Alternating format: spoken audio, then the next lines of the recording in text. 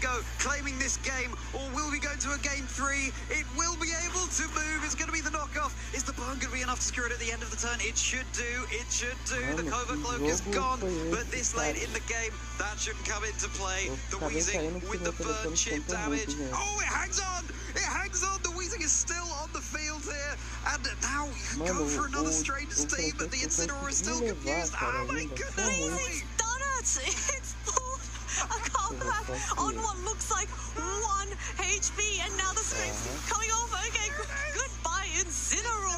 Oh my goodness, right, okay, well, right up to the wire, but it will be Francesco claiming that game.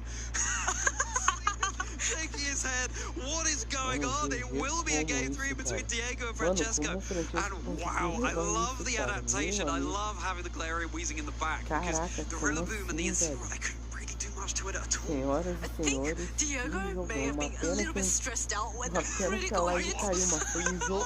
Got back critical onto this Weezing and knocked it out, and didn't knock it out, but did so much damage to it that it was in range of another knockoff, or the ticks of burn from the Will-O-Wisp from the Incineroar earlier was just really making it really fine margins. But the Weezing loves his trainer enough to just hang on with that 1 HP and secure Francesco the win, and we are going to go to a game 3. I can't believe it. It's just like, how did I get away with that one? I love that. He's still shaking his head. Yeah, exactly. But you can do it, Francesco. Focus. Just, we see you, my friend. Just take a deep breath. You're heading into the final game. You can do it. Diego clearly not able to believe it as well, but doing a good job of just staying resolute on this game 3. Right. Okay, Zoe. That was insane. But focusing on this game 3, what adaptations are we seeing? I thought that leaving the Tatsugiri Nondozo on the bench was a good idea for Francesco, or you want to have it in the back, but you certainly don't want to lead it too early. But Galarian Weezing was huge as well. Francesco definitely learned from that game 1 that if you bring out the Dondozo Tatsugiri way too early, well, the Dondozo is stuck on the field once it eats the Tatsugiri, so you can just get intimidated and fake out it, and I'm sure he did not want a repeat of what happened in game 1, so he completely switched up the Pokemon that he had in the back in the game 2, and we saw how well that worked out for him. But then game 3, Diego could read that. It looks like we're going to get started straight into our battle. It's going to be, once again, same leads, Calyrex, Urshifu, and the same leads, once again, Calyrex, Clefairy, and now we've seen so many different iterations of how this can play out in the game 1 and game 2. Clefairy didn't really enjoy taking those Surging Strikes and the Astral Barrage. The Calyrex on Diego's side really like to go for it, and we're going to once again see that turn 1 Terastallization. Nothing says mind games like exactly the same leads in all 3 games, and yeah, exactly, the Terra Darkness worked so well for Diego in game 1, and I mean it put in work in game 2 as well. Gonna be opted for, and a responding Terra Immediate from Francesco too. This is exactly what we saw turn 1 of our second game, the Calyrex going for a Terastallization. Yeah, it seems that both these Calyrex are trained to be as fast as they possibly can be, and speed tying. You don't want an entire game to come down to a speed tie, but we'll have to see. Clefairy this time is going for a Protect here. If that's a close combat going in Calyrex's way, then no, it's going to be the Surging Strikes instead, just in case it didn't Terastallize there. But had it been a close combat, could have been a massive advantage immediately for Francesco. Brought down very low. Is a follow-up Expanding Force going to be enough to claim the knockout? Now resisting that damage is going to be the Expanding Force. Clefairy's taking no damage. Let's see. Is Francesco going to get a hoof in the game this early on in our switch round 10? Connecting into the Calyrex. It hangs on with 32 HP. So low, but Francesco's is so healthy. Clefairy with the Friend Guard was so critical in helping it.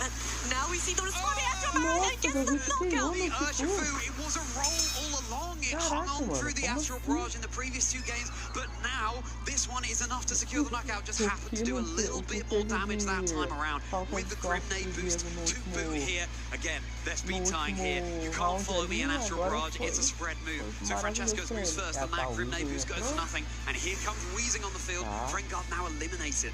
Oh, this is so close now, because we know it's a speed type, and because there's no Friend Guard, the Calyrex on Francesco's side can also knock out this Terra Dark Calyrex on Diego's side. So this turn might really just come down to which Calyrex can get their Astral Barrages off first. This is going to be so close, and I think whoever loses there at Calyrex, well, it's going to be game over. And here we go. We're going to see who's going to... Calyrex will use protect. It could have been a switch out there. You sacrifice the Grim No boost, something that can take an Astral Barrage better. It will be an Astral Barrage from Francesco's side. Clefairy, you can see Diego head in hand. Is it going to be able to hang on through the Astral Barrage? It has 59 HP. What is the Weezing going to be following up with here? Just the poison gas. So Clefairy's on a timer now.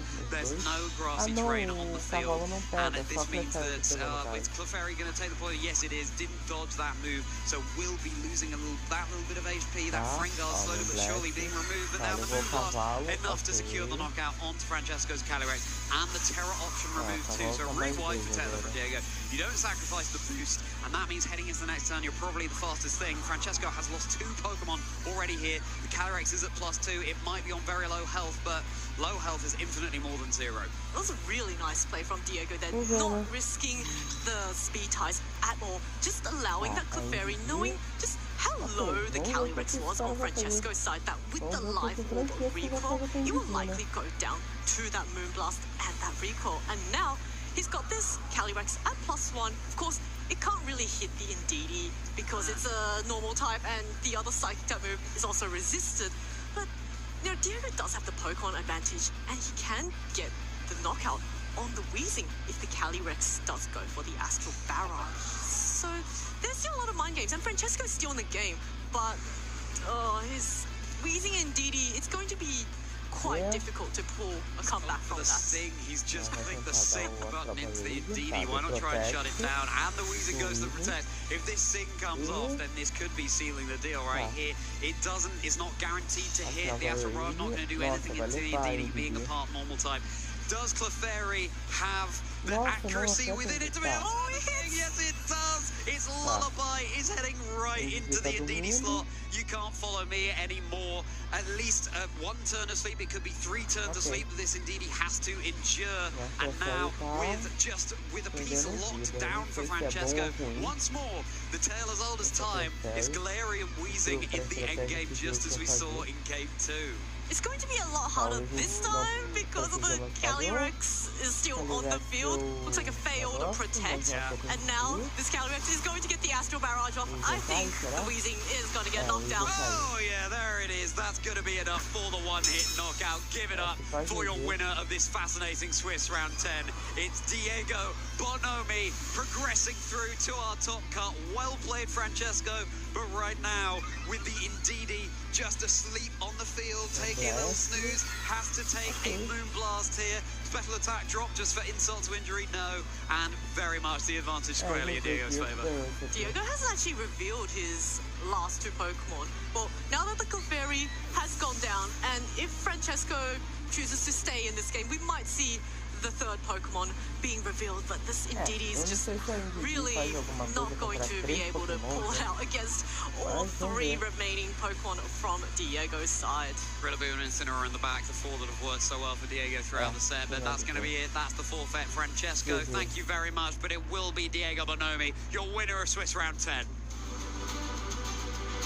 Well done, Diego Bonomi, for advancing to the Swiss round 10 and guarantee himself a spot in the top cut. What a well-played 3 games. Was so close, and we finally saw it was a damage roll all along. The Urshifu was not trained to survive it all the time. É muito da hora quando o pessoal eles fazem How esse different tipo could de it have coisa. been if Eu the acho Urshifu had massa. hung on there? Then you have another crucial piece É if isso, you're voltamos Francesco. aqui, gente. You get Eu another espero surging que não strike into caia Clefairy. mais. Maybe it goes down O sooner, but you telefone do está have the Incineroar and the Rillaboom mega about to counter it quite hiperativo, então convincingly as lembrando, well. gente. Yeah, Se por wow, acaso, maybe in that essa game aqui 3 é a segunda Francesco vez should que have a lent live está sendo into aberta. Dondo's Tatsugiri, but later Se por on in the game, acaso a I'm live not sure, but really cair de fascinating to see the novo, mind game. eu não I vou don't know about abrir you, mais, though. I tá, could have gone gente? to see like a best Porque of meu 5, but telefone there está are so many super different play aquecendo. styles and tactics Como they could meu have gone único for. meio, I would have liked to see that too. meu And meio de I trabalho, think né, in the de game vídeo, 2, we essas saw the coisas, Urshifu survive iria. quite I wouldn't say come coisas, to, but it had more than 1 como é que HP. eu It posso looked like dizer? about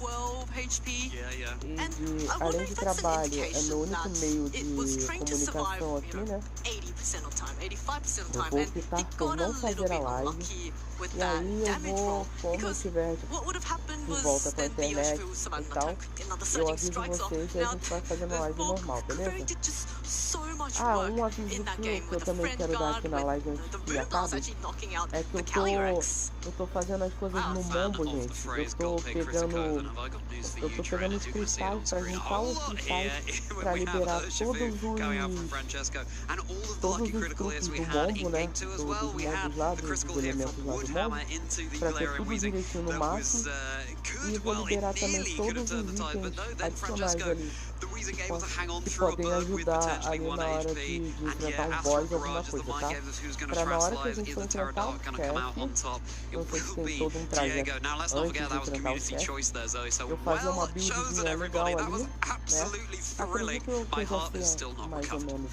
Thank o you que to all tem que fazer the do que, audience mas watching eu at home, com choosing that vocês aí no chat amazing match for pra us. gente I ter uma absolutely noção mais ou loved menos do that que vai game ter, too. né? I Aonde. really thought the Weezing could not do. E I thought, aí, it's against a a very gente healthy finalmente Incineroar, enfrentar o very boss e healthy zerar Rillaboom. oficialmente o Yes, Mobocom, they're beleza? poison, but you've got two Pokemon, you know, they E can. lembrando também, They've assim got que acabar the numbers advantage and the damage a advantage. gameplay But do in the end, Mobocom, eu vou estar jogando even o The though the Legends of Rillaboom got the Tartar, critical hit, que foi that jogo que Weezing também just ficou na votação stubbornly entre o clung Mobocom on e o, with né, 1 e o The HP, Legends of or what looked Tartar. like 1 HP, E and eu vou I estar jogando was, ele em yeah, live, então I was assim, sat down and ready to welcome you acabando back o into Mobocom, eu já vou Castles iniciar outro. Já vou iniciar Hold esse The on, I Legends jump of right back Tartar, on. Okay, beleza? game 3 time. Não Let's sei go, como é que é o traders. jogo, mas parece Well, ser this muito da means horinha. Diego progresses É isso, through vamos to ver como our é que vai top ser. cut single elimination. Will they go even further? Will they go all the way to become our Seville champion? Only a few hours remain Nossa, o before moço we parece find out. You know, it's got to be disappointing não for dormiu Diego's bem, opponent there, ou que tá com o Francesco, olho but machucado. so well played. To make it into day 2 and have such a fantastic record as well, I hope that Francesco is feeling very proud of themselves indeed. oh, he must be indeed. And also, these two, I think they have a very strong, Spanish showing in this game, and I just love the whole Spanish community and how they've just come together to cheer for their local players, and there's just so much, home spirit here. And for all of those of you watching at home, you can participate at a locals. Come to all those regionals, cheer for all of your friends and all of your favorite players, and why don't we get ready and see this little video about locals we made for you and how you can participate.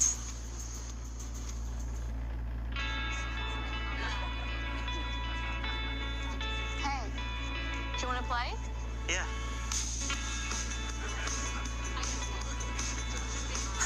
Nice. One shot?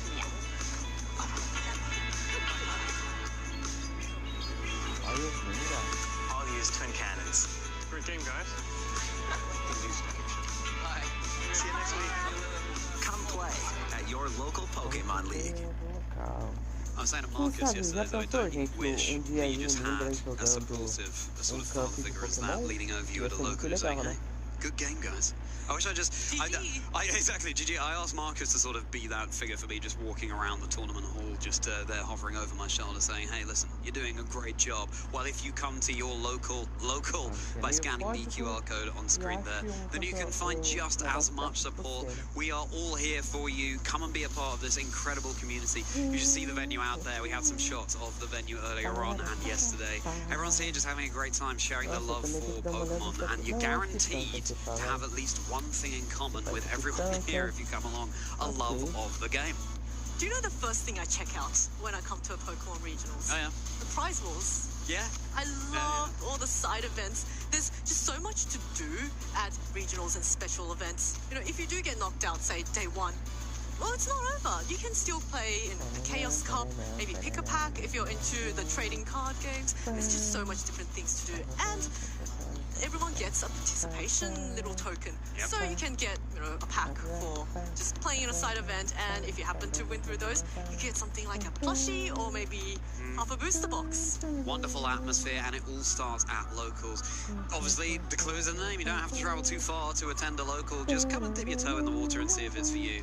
You're bound to come away having made all sorts of new friends to enjoy the game with, and friends are so crucial in this game to be able to team build with, practice with, and if you want to be participating in tournaments of a bigger scale as well, then that's the link that you need. arcane9.gg/events/Pokemon. That means you can compete or just spectate if you want to, dip your toe even more lightly into the water and see if it's for you by not even competing in your first event. You just want to come along, maybe support your friends, see all of the action going on in the venue, see what the prize will have to offer, as Zoe said there, participate in some side events, and you can register as a spectator as well for future tournaments. We look forward to seeing you.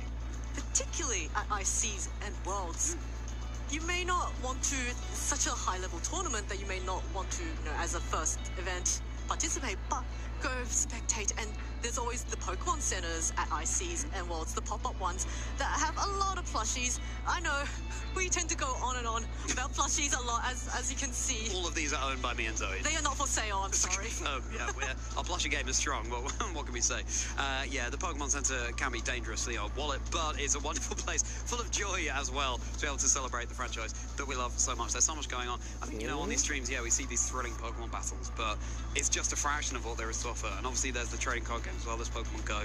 Talking about ICs and Worlds, there's also Pokemon Unite, but then the side events, there's also just hanging out. There are community-organised events often as well going on. I think there's shiny hunts, which I know Shiny hunts, love. yeah, absolutely, yeah. Find those elusive, sparkly, different colour Pokemon like the shiny Giratina on stream yesterday. Beautiful. Oh, shivers down the spine, absolutely. So yeah, looking forward to seeing you there. But Zoe, that's it for our Swiss rounds. We're nearly into our top cut of the Seville Special Championships. I mean, how are you feeling? The competition is really heating up. If you thought the past couple of games weren't tense enough, well, guess what, trainers? We're going to ramp that up even further. Now, it's going to be single elimination. There is no room for mistakes. If you lose a match, you're out of the competition. And all of these players, they have no room for any mistakes. They have to play their absolute best to try and advance all the way to becoming a Seville champion. It's a really good call out, mate, because especially in a restricted format, the margin for error is even slimmer than in something like Regulation Stage. So yeah, they've got to somehow eke out that mental fortitude as the day goes on. But now we're ready to hear from our winner of our previous game. Give it up once more for our winner of Swiss Round 10. Let's get their insight into that incredible match. It's Diego Bononi. Thank you very much, everybody. We are here with our top cut trainer, top player as well, Diego Bonome. Welcome, Diego. Huge congratulations, my friend. You are in top cut after what was such an intense set against Francesco, but you did such a good job. How are you feeling after that intense set? Well, thank you so much. I feel very proud of myself because considering all tournaments or major tournaments I have been, this is the one in which the team I built is the best for your play for style? my play style. Yeah. Because I like to pressure the opponent with fast Pokemon with dealing so many damage, so much damage, and Calyrex Shadow is the best restricted for that. Yeah, especially when you've got a different accompanying Pokemon like Incineroar, Rillaboom, Ogerpon, Yeah, that support is very important for. Because it sort of like allows a lot more synergy, right? And you saw that really come to the fore during your set versus Francesco. Game 1, you did a really good job in being able to shut down the Dondozo mode that felt like it was lasting forever. Yeah, in that first game, the positioning was the most important because Dondozo is a Pokemon that you can beat it with pressure and pressure, hitting it multiple times. You have to control it with Intimidate, Will-O-Wisp. I knocked that his leftovers. Yes. And yeah, and I was lucky because when I burned Dondozo, he was at 1 HP or 2 HP more or less. Yes. So I was able to beat it with Psychic, and after that I broke Tatsugiri's Sash with U-turn. Yeah. And after that the match finished because I just had to enter with Clefairy, with Redirection and Astral Barrage.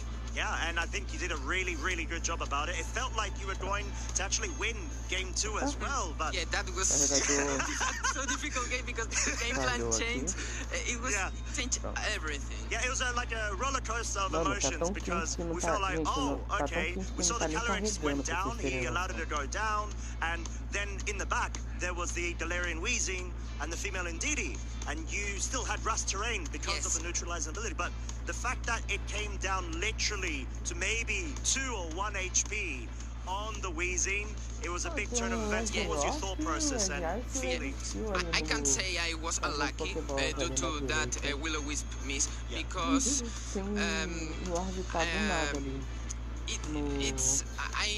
I used so many attacks, and also I crit that Weezing with Wood Hammer. Yes. So that was so much balanced. I can't complain, you know. Yeah, if I had connected that Will-O-Wisp, I would have won because I don't know how many HP Weezing had, but it was at range. It would have been less. Yes, yes. But yeah, a roller coaster of emotions, as you said, because the game starts with a lot of pressure, damage, Pokemon fainted, and after that, at the end, we tried to stall a little more. And yeah, and after that, I was scary. I have to be honest. Yeah, I think it wasn't just you.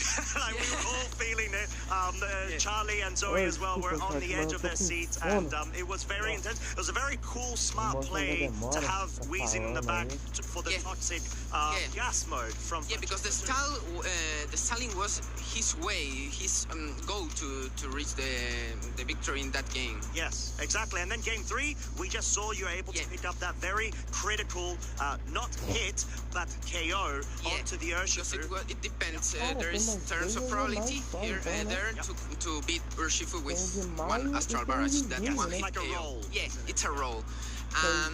I tell you why I was scary for game 3, because in this match I know exactly the picks I have to choose, like the lead and the back.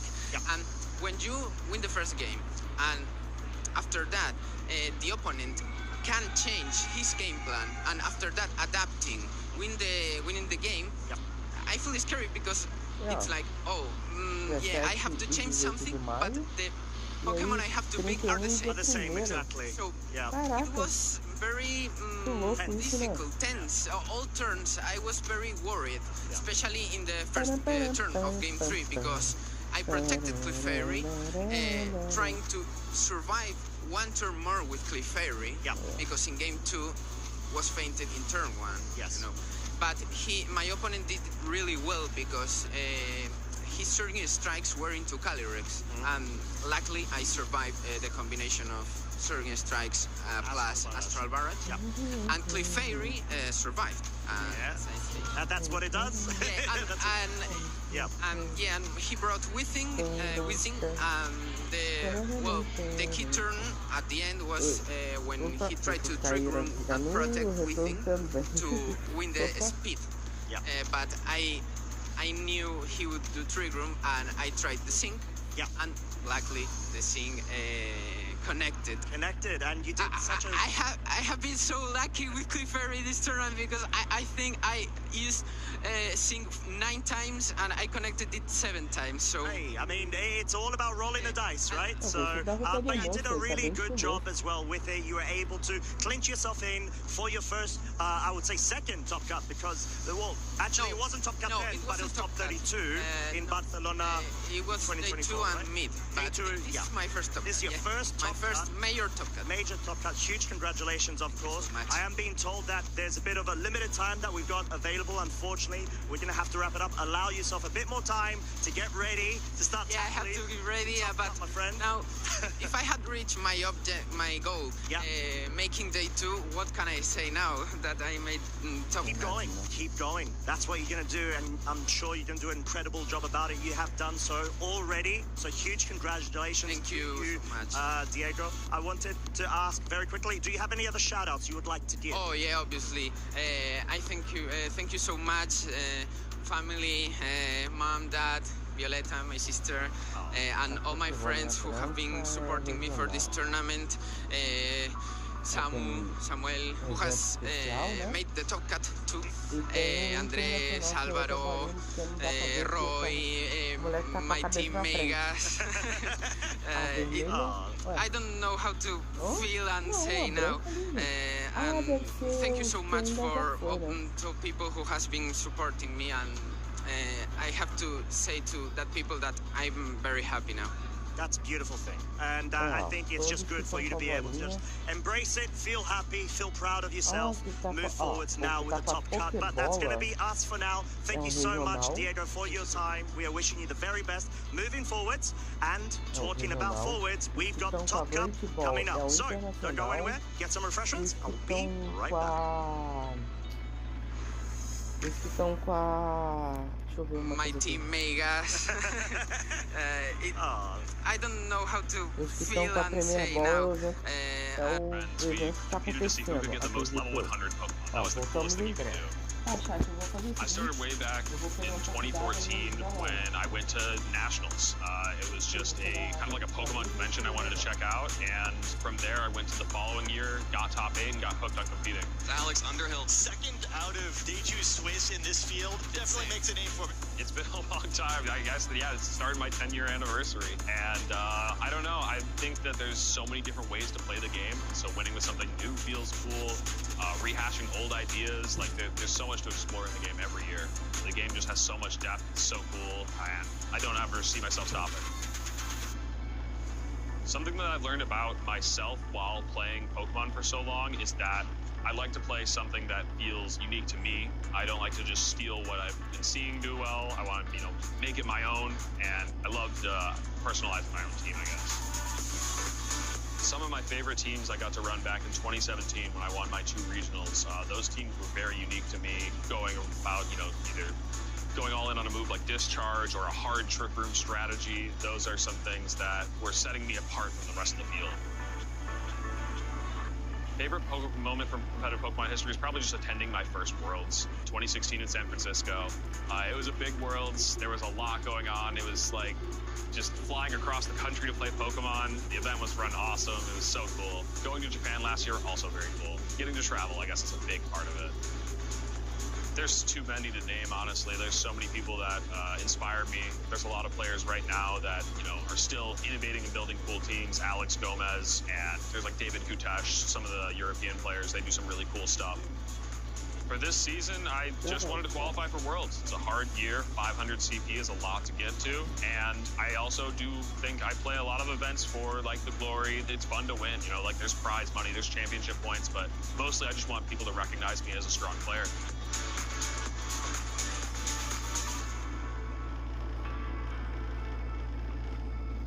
Welcome, Pokemon trainers, to a sparkling edition of our Pokemon Spotlight series, as we focus on the most majestic and radiant restricted Pokemon, Terapagos. This beautiful legendary Pokemon has been cropping up all over the restricted metagame, and it's time to find out why. Renowned for its distinctive abilities and unique presence on the field, Terapagos has utilized terrestrialization in a whole new way to completely shake up the game. First, let's look at how Terapagos' abilities showcase on the field. Depending on how you want to play Terapagos, it potentially can utilize all 3 of its abilities that activate sequentially during battle. The first ability is Terra Shift. Upon entering the battlefield in its normal form, Terapagos' ability transforms it from the adorable little turtle into its iconic terrestrial form, gaining the Terra Shell ability and a new disc-like appearance. The Terra Shell ability reduces damage from attacks when Terapagos is at full health, resulting in a resisted hit. This not only enhances Terapagos' impressive bulk, but gives it the defensive relief required to enable a potential setup move to be performed, such as Calm Mind or Substitute. After the Terra Shell has been broken though, Terrapagos is a little more vulnerable to super effective hits from fighting type Pokemon like Urshifu or Iron Hands, which might encourage trainers to click that terrestrialization button and unlock Terrapagos' full potential. When Terrapagos terrestrializes into its stellar form, it acquires the ability Terraform Zero, which clears any active weather or terrain effects from the field, disrupting opponents' strategies reliant on those conditions. This is a good way to set your opponents back a step, as it can remove potential photosynthesis or quark drive boosts on the field. Additionally, once Terrapagos is in its stellar form, it not only gets a boost to its HP stat to improve its bulk, but it also enhances its signature Terra Starstorm attack. Let's dive into that more as we explore the offensive capabilities of Terrapagos in battle. Terra Starstorm starts off as a single target, normal type attack that can deal a huge amount of damage to a chosen opponent. However, upon terrestrializing and adopting its stellar form, Terrapagos gives Terra Starstorm an upgrade. It becomes a stellar type move and targets both the opposing Pokemon in double battles, providing unresisted spread damage. Its move pool is completed by both defensive support moves and a setup option. Protect and Substitute both help Terrapagos avoid potential damage.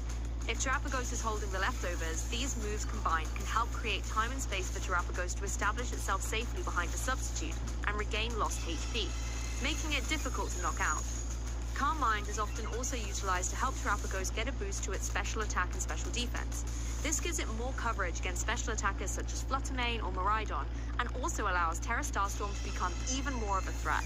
In order to fully facilitate the strategy, you often see Terrapagos paired up with fellow competitive titans Incineroar and Rillaboom.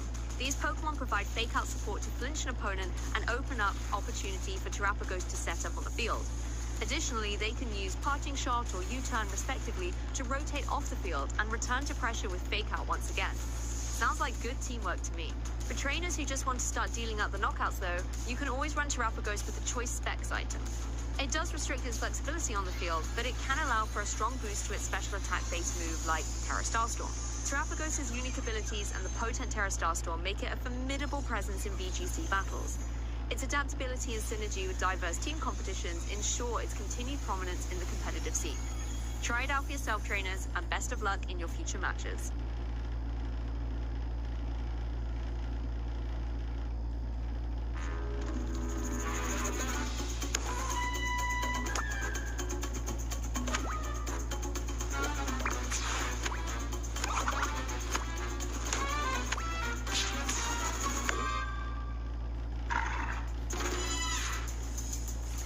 Welcome back, Pokemon trainers. After that absolutely incredible game we had, I am even more pumped to watch the Swiss rounds. I'm Zoe Liu. I'm joined by the incredible Charlie Merriman.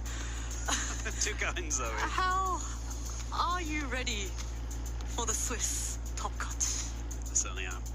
Zoe, you're equally incredible. It's a pleasure and an honor to be on the desk with you today. I would argue that not only the last round that we saw, but the round before that too, Miraidon versus Terrapagos, absolutely thrilling games. You're going to want to go back and check them out. I think just the level of quality in the play that we've seen so far today has been phenomenal, and it's only up from here. We're now into our single elimination top cut. So more on the line, more pressure on the trainers. Let's see how they're able to handle it, and let's see, I have no doubt they're going to be able to provide us with equally thrilling and top quality competitive games. Wow. I'm not surprised by the quality of games that we've had. This is day 2, and the Spanish player base is typically a very, very strong community. Yep. And we are here in Spain. There's a huge home crowd. I just absolutely love wandering around backstage, and you can hear the cheers of the friends of the players as they watch their friends up on the big stage, getting those really critical turns correct. And it's just absolutely heartwarming to hear all that happiness and all that encouragement in the crowd. Yeah, I think another really interesting storyline here is, will it actually be a Spanish player who goes all the way and wins the championships? They certainly, in terms of the numbers, have the highest likelihood of being able to do so, but got plenty of other trainers, certainly who made day 2, but we'll have to see how the top cut is going to be shaping up, whether they will be in contention for the championship title today. Going to be really interesting to see, and how many players have made that top cut, of course, with our new asymmetrical top cut system. So every trainer who equals the trainer who has the minimum number of points will now be progressing, rather than just having a solid hard cutoff point of top 8 or top 16 or what may have you. I really like this new format, because then that allows a more, even, or it's more, I would say, balanced on the top players, because sometimes in a tournament you may get a little bit unlucky with the RNG. You might have a bad matchup, or just in game you may have getting un golpe critico a few times. Muchos golpe críticos. I don't know what that means. Lots of them. Oh, I see. And when that happens, that can immediately knock you up. But in this asymmetrical top cut with the top 32, not only are the championship points system distribution slightly more adjusted, it also means that you get to, you can play more rounds of Swiss to make sure that you can even out a little bit more of that RNG. Yeah, and I think over the course of 2 long days of competition, it's going to be the case that, a move that you miss here is going to be a move that lands there, or, a move from your opponent that misses here is going to be one that lands in another situation. So, yeah, overall, we hope that those luck-based elements will be balanced out, but, that's what makes part of this game so thrilling, like in that previous one, which I still haven't recovered from, with a number of critical hits, as well as, oh my goodness, the wheezing that we all thought was going to go down to its will-o-wisp burn, and it didn't. And the Urshifu, of course, as well. Sometimes it's not even critical hits that come into contention, it's just the roll-on damage that the move naturally has. Sometimes Pokemon are trained to be able to take a hit most of the time, but most is not all, and yeah, that certainly came into play in the previous game as well. So good, so good. And I wonder what restrictors that we'll have in our top cut today as well. See how that matches up. As you said, Eternatus was in the top 8 restricted Pokemon graphic. So is there going to be an Eternatus in top cut? Could Eternatus go all the way in our final event, the final day of Regulation ZG? We'll have to see. It could be. We don't know. We'll have to. It's all going to come down to the players and how well they pilot these games. And one thing I do want to call out, that even though there is RNG in the game, the best players will find ways to minimize that luck. And we actually saw yesterday on stream Victor Medina versus Javier Senorita. He missed that high horsepower turn 1, and that is a 5% chance to miss. Also largely in his favor, but he missed and he was able to persevere. And then in the game 3, he missed a Draco Meteor, which is 90% accurate. That's fairly accurate. And he was somehow still able to pull that comeback. It was completely unfazed, and it was just so incredible. It just goes to show why he is a top player. Just had a sneak peek of the match that we're going to be featuring next, and it's going to be amazing. I don't want to miss it. I'm so excited. Well, I don't want to spoil it just yet, but stick around for that, trainers. Exactly. I love that you called it out, that it's not all... Of course, it's not coming all down to luck, because if it did, then we wouldn't see the same names time and time again doing so well in these competitions. Mitigating those luck-based elements is always there, so there's nothing you can do about it. They're going to be there. But making sure that you're playing as well as you can around those luck-based elements, so that at the end of the day, you can say, I played as best I could, but it was factors out of my control that decided the game. That's what we're all aiming for. And Victor Medina, who's a trainer who, don't know if Victor's made top cut yet, but if he's here, then hasn't won, hasn't had that big major win yet, and Seville, home turf, could be the place for it. And what a special storyline that would be. But again, we don't know. We don't know. We don't know yet. We don't know who's in top cut. Whoever goes all the way and wins is going to have an incredible storyline behind them. We cannot wait to feature them, and it's our honor to do so. There are a lot of really skilled players here that are all in contention to win and all have a really good chance. If you ask me which one I think would win, it's so hard to pinpoint, because all of them are so skilled and so talented at the game. At the same time, we've had so many regionals where someone turns up and it's literally their first regional and they win the whole thing. We've had the story many times before, so I also would not be surprised if it was someone that we've not heard of before suddenly get that big win and put their name onto the spotlight in the community. If it's going to happen anywhere, it could well be here, where we don't have so many of those names that we're familiar with here in Seville this weekend. Zoe.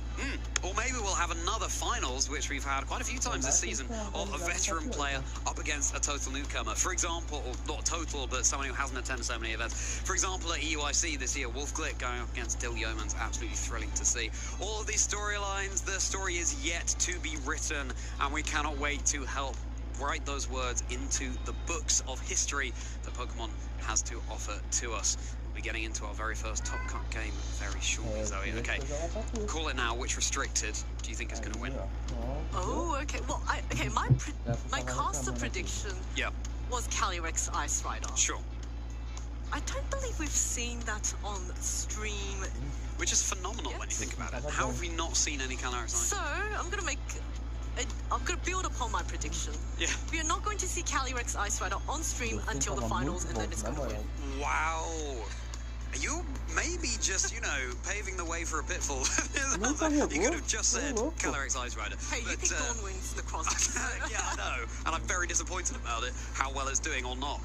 This is what we've got cooking up for you, everybody. Look at that. Eternatus has made Top Cut, Master Top 32, Andre Marquez with the Roaring Moon and Volcarona, Urshifu, Rillaboom, Incineroar as well, versus Ryan Guezi with an equally cool team. It's Kyogre and this Ursaluna, Chien-Pao, Tornadus, Triggeroff, and Amoonguss.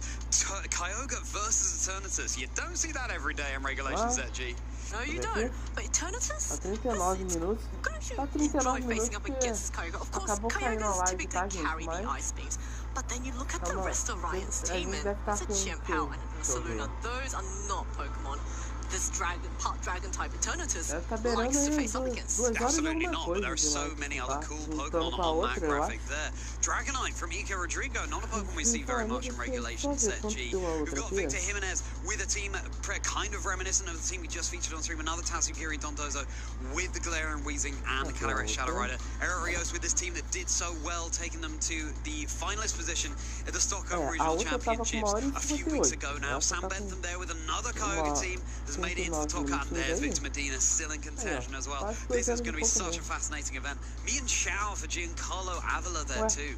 There's so many cool teams out there. I do want to go two Victors on stream. I always like to play around their name. Go Victor the Victor. Exactly. It could happen. Victor Medina could finally be the victor here in Seville this weekend. But for now, yeah, it's Eternatus. I'm so excited, Zoe. We know there was another Giratina out there as well. Maybe it made Top Cut, I don't know. Maybe we'd have heard I would love to see that. Yeah. A shiny one. The one that we featured on stream yesterday, run by Juan Borguero, unfortunately did not make it into day 2, but Eternatus certainly did. And is it going to progress beyond Top 32? Or is it going to be Ryan Guezi's Kyogre team? An equally cool achievement. Would that be going further as well? They're on the stage, they're ready to go. We are just as ready as well. Let's take a look at these achievements. Well, Brian Guezi, a trainer who's very accomplished in the game, with a lot of very recent achievements. Stuttgart Regionals top 8, Lille Regionals top 32, Utrecht Special Championships top 8, and Liverpool Regionals top 16. His opponent, on the other hand, Andre, not quite as accomplished, with a bit of an older achievement, a Bilbao Special Championships top 32, but that is still goes to show that this is a player who has been around the scene for several years, and is quite, you know, can get those big results, and who knows, this might be the crowning glory of the achievement. Is it going to be beyond top 32 there? It's going to be Andre running the Eternatus as well. Huge congratulations to them as a relative newcomer, not going with the tried and tested, forging their own path with a restricted Pokemon we don't see so commonly. First of all, let's take a look at Ryan's fantastic team. Choice Scarf Kyogre as well. You'll love to see it. Maximizing the offense. Of course, Water Spout gets less powerful the less HP Kyogre has, so with the Choice Scarf and with Tailwind, the idea is that you just sweep through before your opponent can move, and it gives room for Thunder on the Kyogre there as well. Not something we often see, but really great coverage. It's such a well-balanced team because Choice Scarf Kyogre, with those Water Spouts, hits really fast, boosted by that Terra Water. And if your opponent tries to go for any priority, say Grassy Glides or Thunderclaps, well, there's a Farigiraf on the field that can shut it down. And then if your opponent has, say, a Whimsicott to try and get the Tailwind advantage, well, there's a Tornadus with a priority Tailwind as well. So can see Ryan is really prioritizing getting the Kyogre's maximizing the use of that Choice Scarf, and also protected by an Amoonguss. And you can also see on the field Chien-Pao with the Icicle Crash, Sucker Punch, and Sacred Sword. So a bit more, you know, it's more like enabling the Ursaluna, which is a different mode, the Trick Room mode that Ryan is also carrying. And with Terra Stellar on the Chien-Pao there, really leaning in the offense, giving a one-time boost to each individual type of move. So once to Ice, once to Dark, and once to Fighting in this case. A hyper offense team coming out from Ryan, even under Trick Room with the Ursaluna and the Flame Orb. Let's see how it fares up against Andre Marquez's Eternatus team. The trainers exchanging their team sheets, good luck, have fun. We're nearly getting into the game. Everything on the line, we're in Top Cut. It's single elimination here.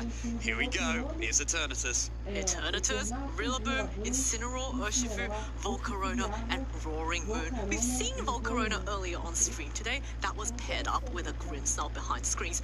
There is no screens on this team. There is the Incineroar with the Intimidates and the parting shots, which can help with the Volcarona, but we can also see this Volcarona is not a setup type. It is a support. It's got Rage Powder, it's got Will-O-Wisp, it's got Struggle Bug. This Volcarona's sole purpose is to help out its teammates, draw away those attacks, maybe bait some physical attacks, and get a burn with the Flame Body. And it's a more offensive Eternatus too, with the Power Herb and Meteor Beam combination. Of course, you go for that move, and it's going to be boosting the special attack, and then Dynamax Cannon and Sludge Bomb as well. All right then, Zoe, really interesting to see this matchup between the trainers. You're kind of disincentivized from bringing the Incineroar and Volcarona, given that the Kyogre's on the other side of the field. But is it going to go Ryan's way? Is it going to go Andre's way? Is it going to be Kyogre or Eternatus progressing past this top 32? Let's get into our game and find out. Oh, double dragon off the bat immediately. Eternatus and Roaring Moon up against this Chien-Pao and Tornadus. Chien-Pao in a very comfortable spot here. Its ice type moves, Icicle Crash, can deal super effective damage to both the Eternatus and the Roaring Moon. And then you've got that Tornadus on the other side with the priority Tailwind. So even though that Roaring Moon with the booster energy gets the speed boost, it's not going to be outspeeding this Prankster Tailwind, and it's going to allow this Chien-Pao to get an attack off even before the other Pokemon moves on the other side. So there's so much offensive pressure coming off immediately, and Andre has to be really careful with this Chien-Pao. Terra Water on the Eternatus too, so it can get around that and resist a hit that would have been super effective. Roaring Moon going to sacrifice his booster energy boost there. Switching for Incineroar to come in, intimidating the Chien-Pao. Not going to be hitting as hard. Responding Terastallization as well, we certainly do. Let's see what the target's going to be here, trainers. Sparkle time for the Eternatus, embracing, taking a dip into the pool, making a splash here at the Seville Special Championships, keeping itself safer from an Icicle Crash, all the more so with an Intimidate drop down onto the Chien-Pao. The responding Terra as well. Is it going to be the Tornadus? Is it going to be the Chien-Pao? It's going to be onto the Tornadus with the Terra Steel. So now it's going to be able to take so many more hits, all the better. In fact, 0 damage from poison type moves, of course. A little bit more longevity on the field. Sucker Punch going to Eternatus. There's a lot of damage with the Sword of Ruin, reducing the defenses. Sludge Bomb here into the Chien-Pao. Really good damage, and it breaks Chien-Pao's Focus Sash. Incineroar takes that Bleak Storm, and Eternatus here. Eternatus doesn't have Recover or Black Sludge or leftovers, so that HP bar is staying where it is. It's quite a nice turn for Ryan there. Of course, his Chien-Pao did take that Intimidate drop from the Incineroar, and Chien-Pao, not really enjoying facing up against this Incineroar. It does, however, have Sacred Sword. That is something that some Chien-Paos have dropped in the current format, but this one can burn the Incineroar. Now, the Incineroar, having just switched in, does have access to Fake Out. Of course, the Tornadus is not going to care because it has that Covered Cloak, so it can just keep going for those Blink Storms. It's really safe against this Eternatus here because the Eternatus can't hit it super effectively. Well, seems like Frigoroth is going to be switching in for Ryan here, so even if the Incineroar wanted to go for a Fake Out, it wouldn't work. But has Andre called it in terms of just going for the Protect, as Incineroar, now all the attention moves into what the Fire Cat is going to do after it receives a Bleak Wind Storm. In terms of just stalling out from behind is Protect. Bleak Wind Storm is going to connect onto the Incineroar, not 100% accurate outside of the rain, and it's a really good amount of damage. The speed drop as well. Incineroar, very bulky Pokemon, able to reduce the damage even further of this Tornadus with a parting shot here. So Eternatus once more can take those hits. So we begin to see what Andre's game plan is in our Masters Top 32. Damage mitigation before you step on the gas with this Eternatus. Roaring with the Spacey, that's a really cool mark. I really like how Andre was not baited into going for a Fake Out that turn, knowing that there might be a Frigoroth in the back. And even then, that Chien-Pao on low HP, -1, it's not really the threat.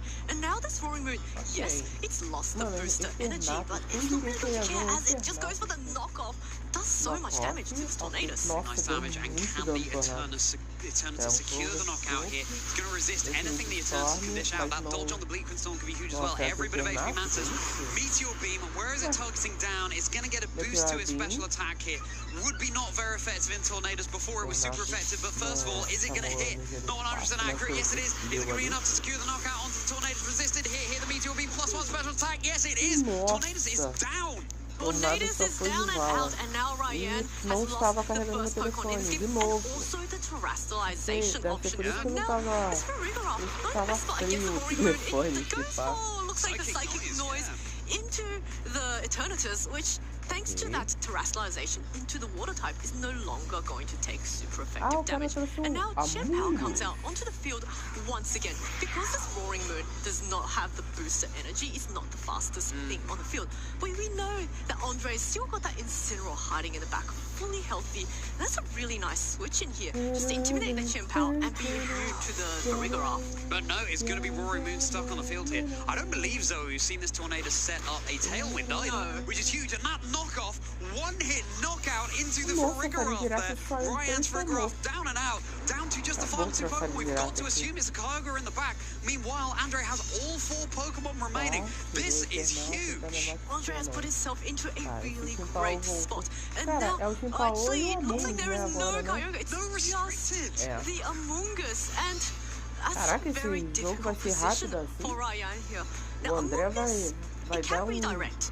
There are no spread moves on Andre's side at the moment. But then you've got this, 21 HP Chien-Pao that's stuck on the field. So the Incineroar can just keep coming in, going out, and coming in and going out, and just neutralize the damage. And once the Chien-Pao's down, then the Amoonguss can't really take on all 4 Pokemon on Andre's side. So Ryan is really got his back up against the wall, and I think Andre is going to be taking this first game. Love to see. It looks like a really teeny tiny Amoonguss on the field there. That's a very small one. Eternus is deciding that's enough. It's going to sacrifice his special attack boost, but in this situation, maybe you don't mind too much exactly what you were saying, Zoe. Going to be the Incineroar rejoining the fray, reducing the physical attack of that Chien-Pao. That is certainly the target that you want to focus down on here, because the Amoonguss, as you say, can put things to sleep, but it's not going to provide the offense that you need to claim the knockouts. Rage Powder, now the Amoonguss will be taking whatever the Roaring Moon can dish out, but it's going to be able to have to take an Ice Cold Crash first, and it does. It hangs on, and no flinch. Really well trained, but actually, Andre is targeting down the Amoonguss there instead of the Chien-Pao. Rocky Helmet Chip will be enough to secure the knockout. Interesting, now the Chien-Pao is still on the field with a threat.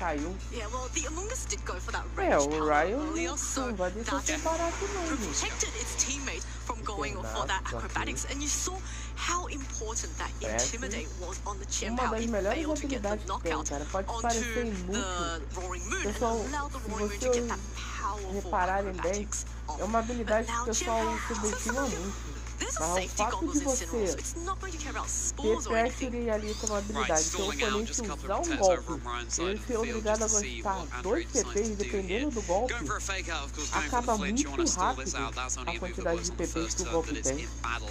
And Eternus attempting a Dynamax Cannon here. What a cool move. What a lovely throwback to Generation 8 as well. So, the momentum's squarely in Andre's favour here, and it really came down to the Tornadoes going down early and what seemed to be a one-hit knockout onto that Rigoroth. Maybe it had a little bit of chip damage there.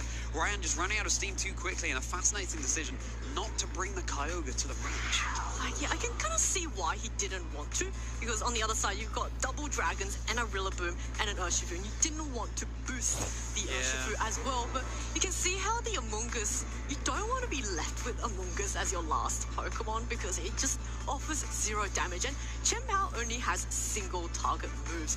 And there are 3 Pokemon left on Andre's side. Now, both of them are kind of chipped, but looks like a failed protect from this Chien-Pao there. Oh no! Yeah, from the Amoonguss, the Sucker Punch will be enough to secure the knockout onto Eternatus. Now, Andre's Incineroar doesn't have access to Fire-type moves, but the Amoonguss is brought pretty low, so a knockoff might be able to seal the deal here and knock that out, and it will be targeted into that slot. Yeah, it is. So the Amoonguss is down. It's just the Chien-Pao. It's going to be Andre down to the final 2 Pokemon, but one is unrevealed and is at full HP still. This is a really safe play from Andre, and now the issue with the Chien-Pao is that it's only got single targeting moves. So even if it can knock out a Pokemon. Well, there's another Pokemon, and that's an Urshifu, and Chien-Pao cannot do this on its own. And Ryan is going to recognize that and lock in the forfeit and rethink about his strategy approaching Game 2. Yeah, Aquajet's so safe to lock into there. If we had seen that turn play out, a priority move, and it would take resistant damage from a sucker punch. Chien-Pao's brought down very low too. So, it's interesting. I know what you mean, Zoe, about the decision not to bring the Koga and why you're disincentivized from doing so, but, you know, in the rain and on a tailwind with a choice scarf, what about, even if it's resisted, it's still doing really big damage. Another thing to consider is that Andre's Eternatus has the Terra Water, and so it's still resisting all type moves, whether it's Terastallized or not. You do have the Ice Beam too that can threaten super effective damage before Terastallization. Maybe Ryan deciding though that they just need a little bit more offense, because I think that's what was lacking in that previous game. I agree. I think the Kyogre would have really enjoyed coming to that battle. Yes, there are a lot of resists on the opponent's side, but that choice Specs Water Spout Scarf with the Terra Water can deal out so much damage, and oftentimes we've seen on stream a live caiu, da outra live caiu porque meu telefone tava o telefone super aqueceu aqui. Than the Among Us, because you can see that Andre's side, once the Roaring Moon lost its speed boost from boosted energy, your Kyogre will be the fastest thing on the field. And we saw the Roaring Moon was able to take an Ice Claw Crash even when it wasn't at full HP, so really well-trained Roaring Moon. We'll see if that comes into contention in this game. If Andre wins this, progressing through the top 16 with Eternatus. If his opponent wins this, if Ryan wins this, then we'll be going to a Game 3 Eternatus. Led immediately, going to be Tornadus and Chien-Pao over Ryan, alongside the Incineroar for Andre. Andre switching it up a little bit with the Incineroar and the Eternatus, whereas Ryan keeping the same lead. Now this Incineroar is a nice lead, because now Chien-Pao is at -1 attack, and the Eternatus isn't quite as potent. Now we did see in Game 1 Tornadus going for that Terra and just making itself very bulky, but didn't quite work out for Ryan there. And Incineroar in a very nice spot to start going for those knockoffs and just start chipping away. He might want to think about breaking that focus sash on the Chien-Pao. Immediate Terastallization, unsurprising to see a lot of pressure on the Eternatus right now, even though it's exerting its own with its ability. Going to be going for a Terra Water here, so now it's resisting those Ice Claw Crashes from Chien-Pao. We had that sneak peek, so Ryan does have Koga in the back this game. Tailwind is probably going to be a priority, even though the Koga has the choice scarf, so interesting speed interactions come into play. Responding Terra Water from Ryan, and it's again going to be the Tornado. So Ryan's saying, I had the right idea initially, but I just needed more resources in the back with that Koga potentially. It's gone for his Terra Steel. Pra tu ter noção, Anônima, ele parecia aquela chama que saía do... Aquele fogo que saía do foguete na hora da subida. Tava nesse nível, tão quente que tava. Só pra tu ter noção, eu não conseguia abrir nenhum aplicativo. O telefone falava, espere o telefone esfriar para que possa acessar esse aplicativo. No telefone não deixava eu mexer em nada, de jeito nenhum. Aí eu falei, bom, aí ele falou, tem opções para o telefone esfriar, né? Eu tive que baixar a luminosidade do telefone. E aí ele adiantou alguma coisa. Ele tá quente, mas nem tanto como tava. Por isso que eu tenho que bater a cota da...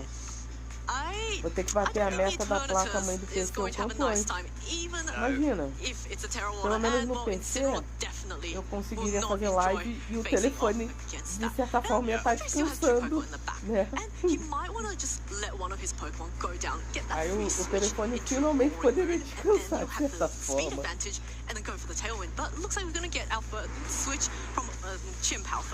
Right, so the Amogus is coming in instead, and now Eternatus wisely going for a protect. I mean, seeing what Koga's looking into, but what about it seeming so safe here? Incineroar very vulnerable, it's grinning bravely in the face of that Koga. Salutes as it takes this big, super effective damage boosted by the rain. Of course, the Terra spent on the Tornadoes.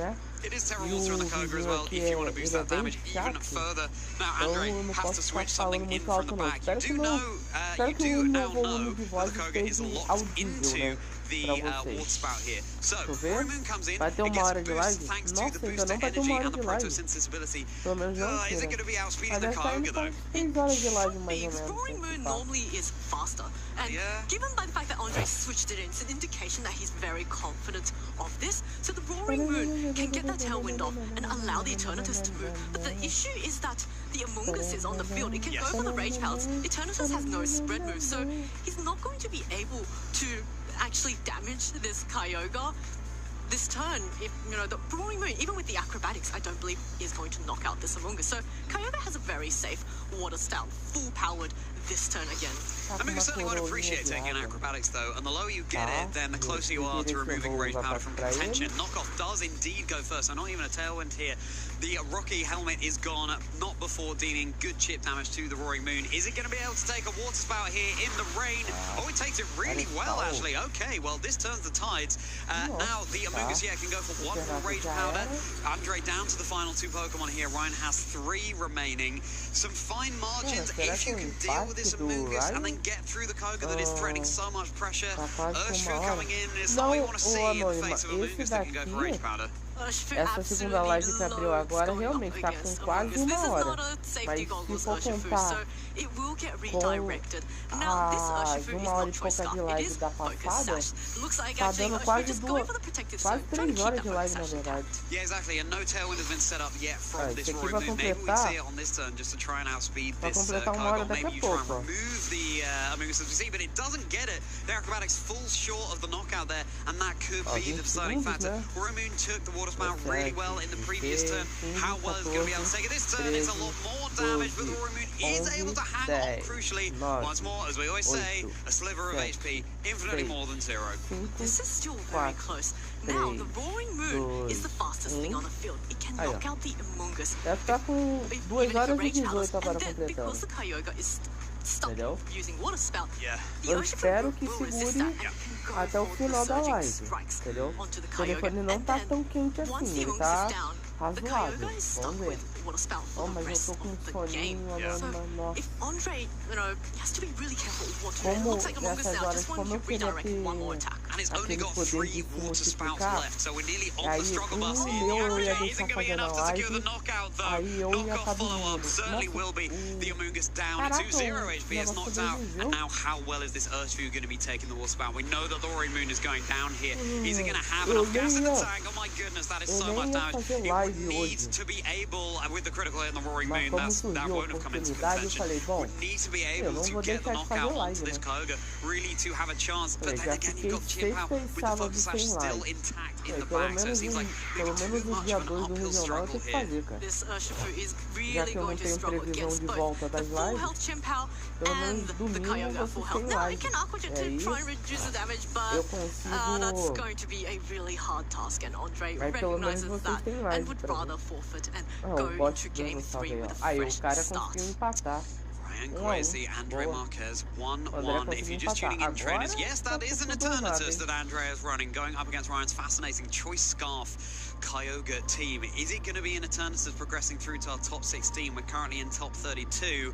Only time will tell as we get into what is essentially now reduced back to a best of 1 between these 2 fantastic trainers. I want to call out, actually, we were talking about it earlier on the couch, the effective pressure from the Eternatus could actually be huge here, because the Kyogre is locked into whatever move it clicks. Pressure increases the PP usage, it doubles it, so you can only go for 4 water spouts if pressure has its full effect, rather than the 8 that Ryan would like to get in there. And then Kyogre would have to use the move Struggle unless it switches out and back in. But certainly bringing the Kyogre like Ryan did there was the necessary adaptation, having left it on the bench in Game 1. It was a fantastic adjustment from Ryan there, and we saw just how effective that Kyogre was.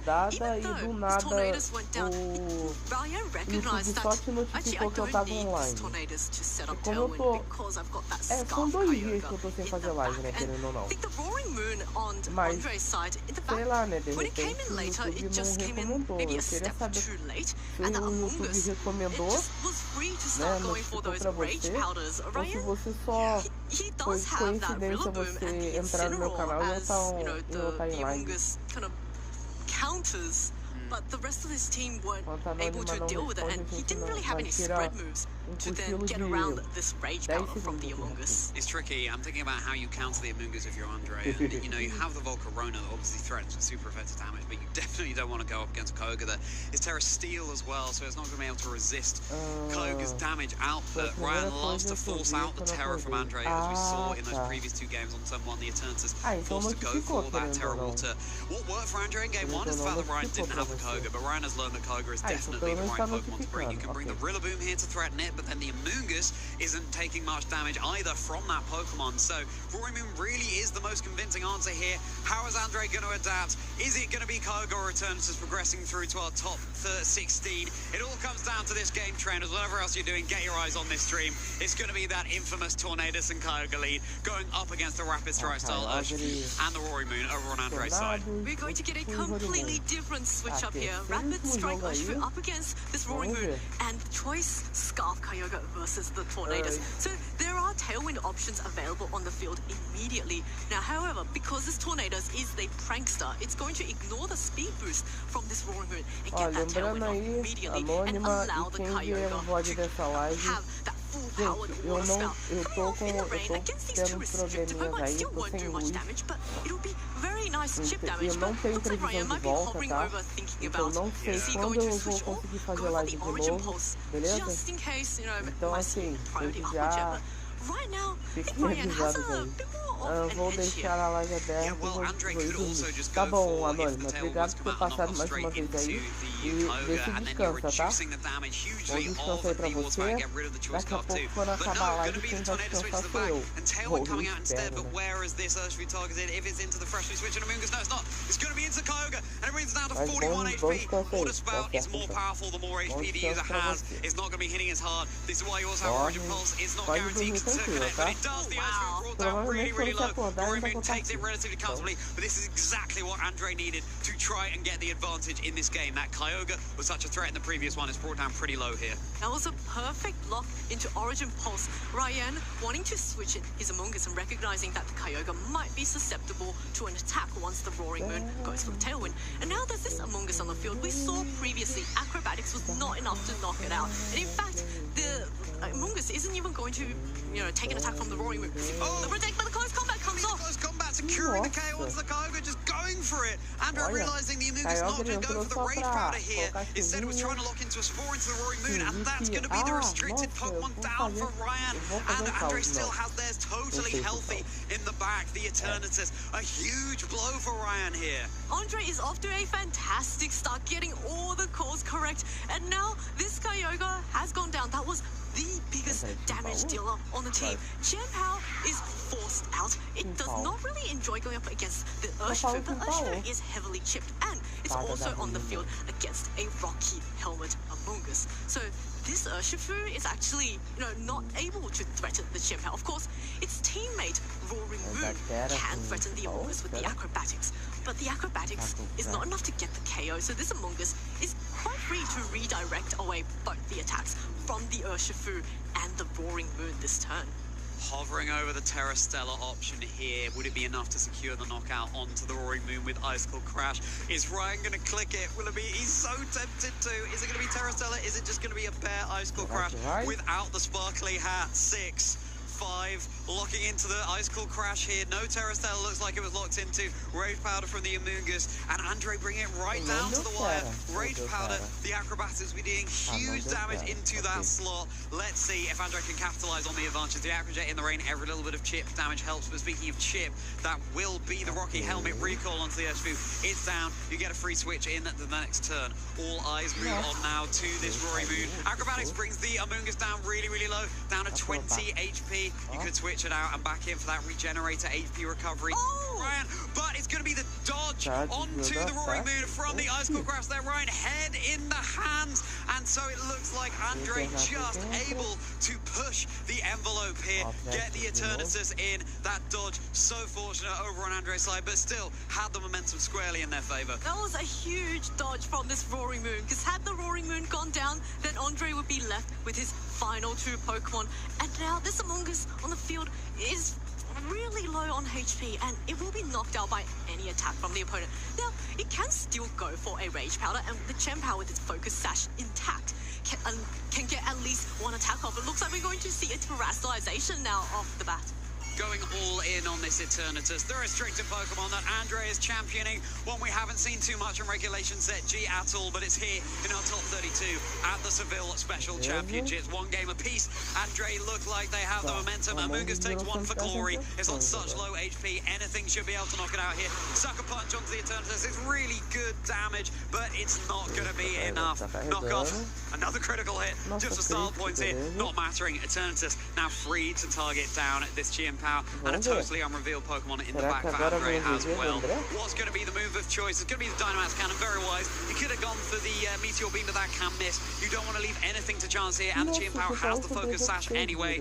Chien-Pao, 6 HP, you've got the Tornadus in the back, at least you can set up a Tailwind, but and you do have the Rain as well, so Bleakwind Storm is hitting both targets. I mean, but with such low HP on the Chien-Pao, dicey, Zoe. Chien-Pao is really not in a good spot, and this is Ryan's final true Pokemon. Andre still has one unrevealed Pokemon in the back. Now, Tornadus can go for a priority Tailwind just to counter this Roaring Moon's Tailwind, but then what's the Tornadus going to do? Yes, it's got 100% accurate Bleakwind Storms, but that's really just chip damage onto this Eternatus, although the combination of Sucker Punch and Bleakwind Storm onto this Eternatus might be enough to knock it out. But then that Chien-Pao is likely to go down if Andre chooses to target it, and I'm not sure this Tornadus can clutch out the game for Ryan, but we've seen players come back from even tighter margins. Bring it right down to the wire. Speaking of tighter margins, there's only 2 seconds left for Ryan to lock in their moves. And tournament life on the line, you've got to take the time you need. Terra Stella on the Chien-Pao this time will be the choice. It's only going to give a one-time boost to every individual type of move. Let's see if it's going to be enough. 6 HP Terra, you don't often see that. Here's a big boosted Sucker Punch. Is it going to be enough to secure the knockoff to Roaring Moon? Oh my goodness, no it's not. Roaring Moon is able to hang on here, following up with the knockoff onto the Tornadus. Brought out so low as well. Covert Cloak gone. Dynamax Cannon focused down into this Tornadus. It's going to be going down as well. Andre is now another critical hit. What is going on, Zoe? 3 Pokemon versus Ryan's 1. That has 6 HP. The rain disappearing. And it seems like Ryan's tournament hopes are disappearing with it. That's going to be it. Ryan locks in the forfeit. Eternatus, and more importantly, Andre Marquez stamps their ticket into our top 16. Congratulations to Andre Marquez for that fantastic win, adjusting so well in that 3rd game, and, you know, just completely targeting this Kyogre and ignoring the fact that the Amoonguss could potentially go for the Rage Powder, because had the Amoonguss gone for that Rage Powder, well, Urshifu's close combat would have gone into it and kept the Kyogre safe for another turn, but just goes to show how well played Andre went through that 3rd game, completely out-predicting his opponent. Yeah, that was huge. The fact that the Kyogre was able to be taken off the field so early on. What is going on, Zoe? All of the games we featured so far have gone to 3 games. They've been absolute thrillers, absolute cinema, you could say. And it's going to be Ryan, unfortunately, leaving the competition at this point. But huge congratulations. And again, a really cool team. Love to see you trying to make the Choice Scarf Kyogre work. I mean, I say trying to make, but you made top cut at the Seville Special Championships. Huge congratulations to you. Hope you're feeling very proud of yourself, but it will be Andre progressing through as well. Could Eternatus go all the way? Could Eternatus totally rewrite the script here? You know the Eternamax Eternatus, that giant hand sword and shield, literally holding that massive pen, rewriting the script here at the Seville Special Championships. Everything's on the line. Zoe, oh, what a privilege to be casting these incredible battles with you. I would love to see Eternatus in the finals against my Calyrex Ice Rider. That would be a show worthy of history. Like, Eternatus is not really a Pokemon that many players really picked up on, and we've seen it on the stream at, which regional was it, where Oliver... I think it was in Birmingham, yeah. Yes. Birmingham. And we saw that it had a great time on stream, and everyone loved Eternatus. It's a great typing, right? Everything. There's so many Terra Fairies nowadays, Terra Fairy, Miraidon, and I think that's the reason why Eternatus is faring quite well in this current metagame. It's fantastic against both the Rider Pokemon. Koraidon typically carries Fire-type moves, and Fighting types, well, guess what? Eternatus resists both. And Miraidon, yes, it does carry Draco Meteor, but they typically tend to be has choice specs, so you can just protect, see what move it locks into. If it locks into electric, stay as a dragon. If it locks into Draco, then terrestrialize. And wow, that Eternatus, going for that Terra Water all 3 games and just putting in so much work. Huge, absolutely massive. You wonder what would happen, what would have happened if Ryan had brought the Koga to the game 1, because it was a fairly clean sweep for Andre in the game 1 with the Koga not there, but here we can see the amount of pressure that the Koga was piling on with those choice scarf rain boosted water spouts. Yeah, that's one, that's another one. Just picking off Andre's Pokemon of Ryan's choosing. But yeah, just having the resolve in that game 3 to be able to target down the Koga in the face of the potential Rage Powder, just calling Ryan. I imagine when you're running a less scene restricted Pokemon like Eternatus, you do have to have more of an eye out for the mind games. And that's it. Close combat, securing the KO onto Ryan's Koga there, and that just paved the way for victory.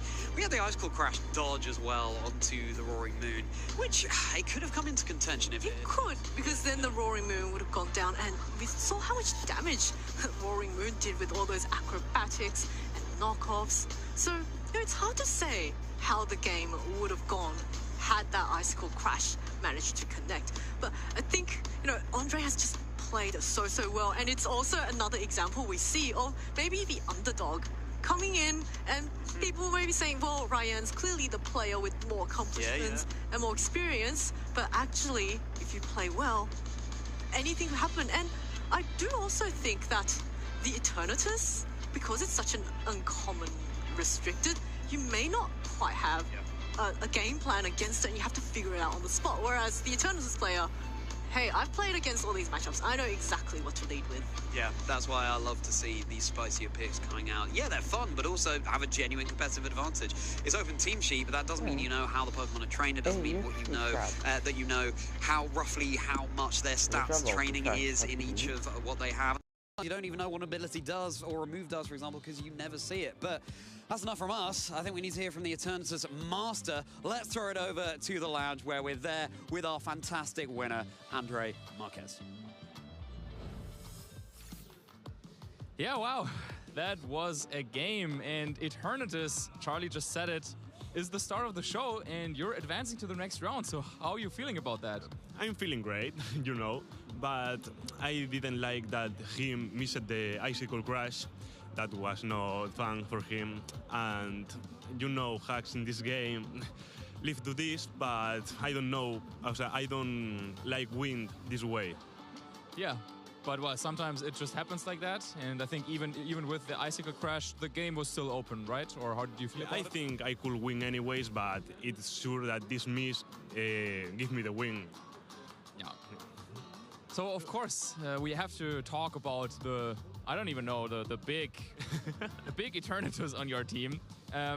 You're one of the only players who are using that Pokemon. So maybe you can tell us and the viewers at home a little bit about why did you choose this Pokemon in the first place for your team? Okay, first of all, I like to play strange Pokemon or teams. I don't like to play, Calyrex Shadow or balanced teams. I like to play another things that people don't usually explore that much. And I think Eternatus is a very great option because I know a lot of people use Eternatus as a defensive Pokemon with, Cosmic Power, Toxic, Recover, etc. But I like Eternatus as an offensive Pokemon, because it has a very high special attack, and if you combine that with Meteor Beam, that gives you a +1. Rillaboom, etc. Dynamax Cannon hits very well. So I think Eternatus as an offensive Pokemon with Meteor Beam, it's very, very great. Yeah, and it was working really well for you. I thought also against the Kyogre, it seemed like you had a pretty good matchup. Looking on your team, you have 3 Pokemon with Terra Water, which I think Ryan's team struggles with a little bit. So were you confident going into the matchup? I was confident about the Kyogre, because I know my Eternatus, Roaring, resist the Water Spout, so I was not worried about that. The Pokemon that gave me trouble was Chien-Pao. I was scared of Chien-Pao because if he played well Chien-Pao in Tailwind or played well his turns, he could defeat me. You could see this in Game 3 where he positioned really well his Chien-Pao, and it was so close. E a Premier Ball my Rally Moon, é sorry. evento I especial. don't think I could win because I have Rillaboom. Because it was a very close game, and he played very well. Ah, yeah, no Incineroar then for the third game as a switch. The Kyogre in game 2 gave me a lot of trouble, so I think I need. He's not bringing Farigiraf. I need Rillaboom, and at the end I didn't need it. Yeah, it worked out nicely, of course, as you said, like the Qianpao, yeah, it needed to maybe hit the Icicle Crash or do a little bit more damage with the Sucker Punch, but then in the end, Eternatus was able to kind of, clean the game. So now you're in the top 16 with, is that something that, you were expecting with a team like this, or what was your goal going into the tournament? I worked very hard on this team, I have to admit. I spent the last month preparing very well, matchup versus Miraidon, etc., practicing with Eternatus, and I wanted Eternatus to have a good result. Nobody played Eternatus in Regulation G, I think, in a tournament. I don't see them. If anyone play it and I don't see them, sorry. But I wanted to give Eternatus a big tournament. How do you say it? A last dance, Yeah, it's the last tournament in Regulation G, and you thought it was the right time to go with Eternatus. And you might be surprised to hear about this, but actually Eternatus was number 8 on our usage statistic in day 2, because there's 2 more Eternatus in day 2. I didn't know.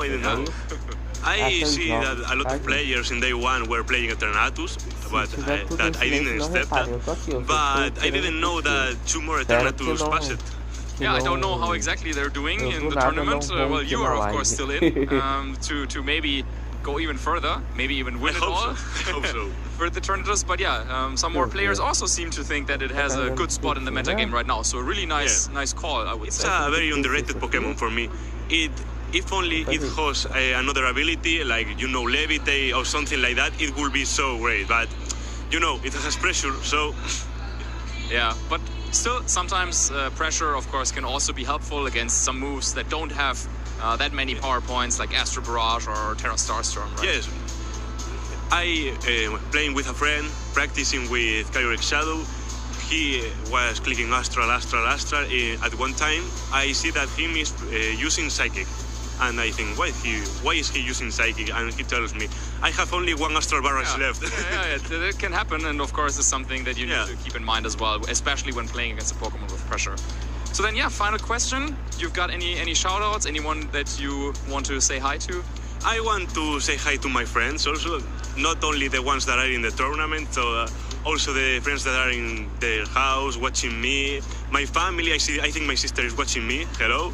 And all the people, the Revival Clan is a group of friends where I am, and I want to give them a special shout out. And to all the people that trust Eternatus, that want to see Eternatus right. Yeah, well, then we heard it here from Andre. Thank you very much for coming out, and good luck to you in the next rounds. Maybe we'll see Eternatus again. Thank you. I hope so. And we will be preparing our next couple of top cut matches. The action will continue here in Sevilla, so don't go anywhere. Só porque eu falei, acabou a entrevista. I am Lorenzo. I am a VGC player from Milan. I compete since 2016. This time I managed to win a regional in Stuttgart, Germany. Grassy glide not enough for the knockout of the rhythm. Here comes a choice band flare blitz. It's enough for the knockout. We have our winner here in the grand finals of Stuttgart. Well played to Nils, but your champion of the Stuttgart Regional Championships is Lorenzo Silvestrini. I faced a lot of different teams. I think that I was not fully prepared for all the teams that I faced. I managed to do 8-1 in day 1. That is a good score if you want to advance to day 2 with a boost, let's say. It was really difficult because Nils was my only loss of the day 2. I lost 2-0 in the Swiss, and I didn't manage a way to beat him. So I tried to figure out another way. I found some little spot in which I can handle the most difficult Pokemons of his team and try to take them out as soon as I can, and then try to reposition myself and play in a confident way.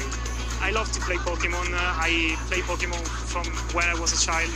I love that much. And when I discovered the VGC, the competitive scenario, I found a lot of friends, and they were all cheering me up during this regional. And yeah, the motivation is just because I travel with my friends, and yeah, it's just amazing.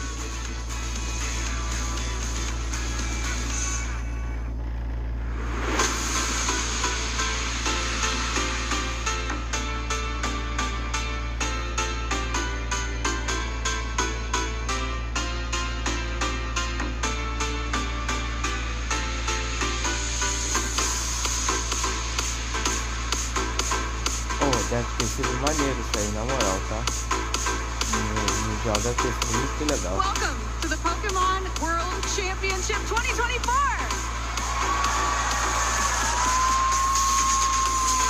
Eu quero ver quando for o próximo Mundial. Se tudo der certo, a gente vai estar acompanhando, tá, gente? Se tudo der certo, eu vou estar... A gente vai estar transmitindo esse Mundial também. Tomara que dê tudo certo e a gente assista, né? Claro que o chat vai estar... Algumas pessoas do chat vão estar torcendo pro Wolf, né? Sem sombra de dúvida. Mas é isso.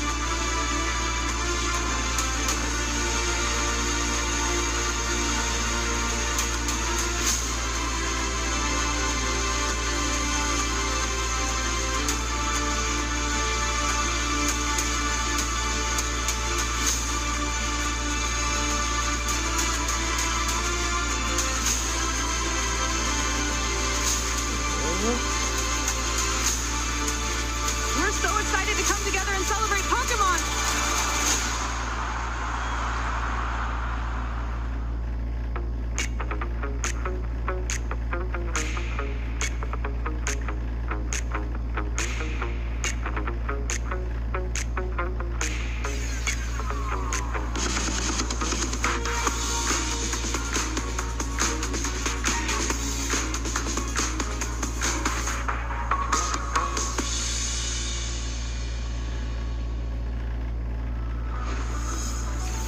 The last weekend of Regulation G, and yeah, only 16 players will remain in this tournament, and I am joined by Costa behind the desk to bring you the action here from the Sevilla Special Championships. Yeah, and what a day it has been, but what fiery matches await in the top 16 now that we will be progressing into. It has been absolute fire.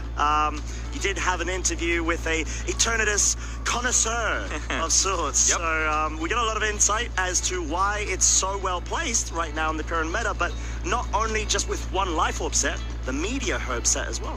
Yeah, the Meteor Beam and the Power Herb, a great combination, of course. We usually see this on Lunala quite a lot. Of course, it's a one-time use, but if you can target it correctly, and if you can not only do you get the boost, but you can also knock out an Incineroar, for example. And even if your opponent switches out and brings in another Pokemon, we've seen this countless of times on Lunala, at least you get the boost, and then you can do something with that later on, use your other moves.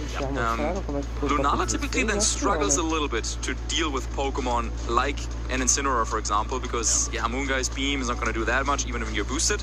Eternatus doesn't seem to have that problem, because yeah, you still have Dynamax Cannon, which is a great attack, great neutral coverage, and great base power as well. So. Absolutely, and it does phenomenally against this Incineroar, Rillaboom, and Urshifu core that we're seeing so much of. And yeah, maybe it is at the right time here in the metagame. And yeah, as I was saying in the interview, it's not the only Eternatus that made it into day 2 of the competition. Yes, and we do have some very interesting statistics. Got a bit of a comparison game we're going to be doing between day 1 into day 2. First one is, of course, day 1, where we did see Calyrex Shadow Rider run dominant at the top first place, followed suit by Miraidon and its other Calyrex form, Ice Rider. Zamazenta being left in the trail in the back. But I am very curious to see how this properly does convert into the day 2. Yeah, I would say this is pretty much what we were expecting going into this tournament, right? Koraidon making an appearance a little bit higher than it was in some of the previous tournaments. And then, yeah, we have the usual suspects, so to say, Calyrex Shadow claiming the throne here in the overall usage on day 1. Yeah, and I mean, Lunala as well, being very respectably in the 5th position. We saw Eric Rios, who is still here and has been competing with the Lunala core in the Calm Mind set. So even if it is a media beam power herb sort of scenario, there's so much more viability when it comes to it. Yeah, but then let's have a look and see how these numbers change as we go into day 2. So pay close attention, trainers, as we will pull up shortly the statistics for day 2. And yep, what is that at the bottom right of my screen? Eternatus makes it onto our graphic here as the 8th most used restricted Pokemon in day 2 in Sevilla. Marcus, I am getting a serious case of flashbacks right now, and nostalgia ever since Stockholm Regionals. We saw 8th place then was Zamazenta, and it was kicked off of this graphic for Eternatus, but this time Zamazenta decided to stay on, but the Eternatus is such a fascinating inclusion for the second EU major event in a row. Conversion-wise, day 1 to day 2. Yeah, it's pretty awesome to see a Pokemon like Eternatus slowly but steadily increasing in its metagame share. And Calyrex Ice Rider, which I don't think we've featured it yet, but claiming the #1 spot at roughly 20%, so that means 1 in 5 trainers here in day 2 was using Calyrex Ice Rider. I mean, I'm a personal fan of that because I've been, running the flag of Calyrex Ice Rider for quite some time now. It's just such a well-rounded Pokemon. Whether you want to go in the hard Trick Room scenario or maybe with the Tailwind, and just generally trainers tend to run Tail Room sort of team compositions with them, which gives you so many answers. Yeah, as for the other restricted Pokemon, not too much movement there, a couple of percentages up or down, but yeah, that's going to be the last day 2 graphic in this regulation. And yeah, compare that, go maybe after the tournament, go back and compare this to the very first tournament we've had in this regulation, and I can assure you it's going to look way different. We've had a lot of metagame progression, and of course not only in the restricted Pokemon, but also in the non-restricted Pokemon. This is what the statistics looked like yesterday for our day 1. Talked about this quite a bit yesterday. Yep.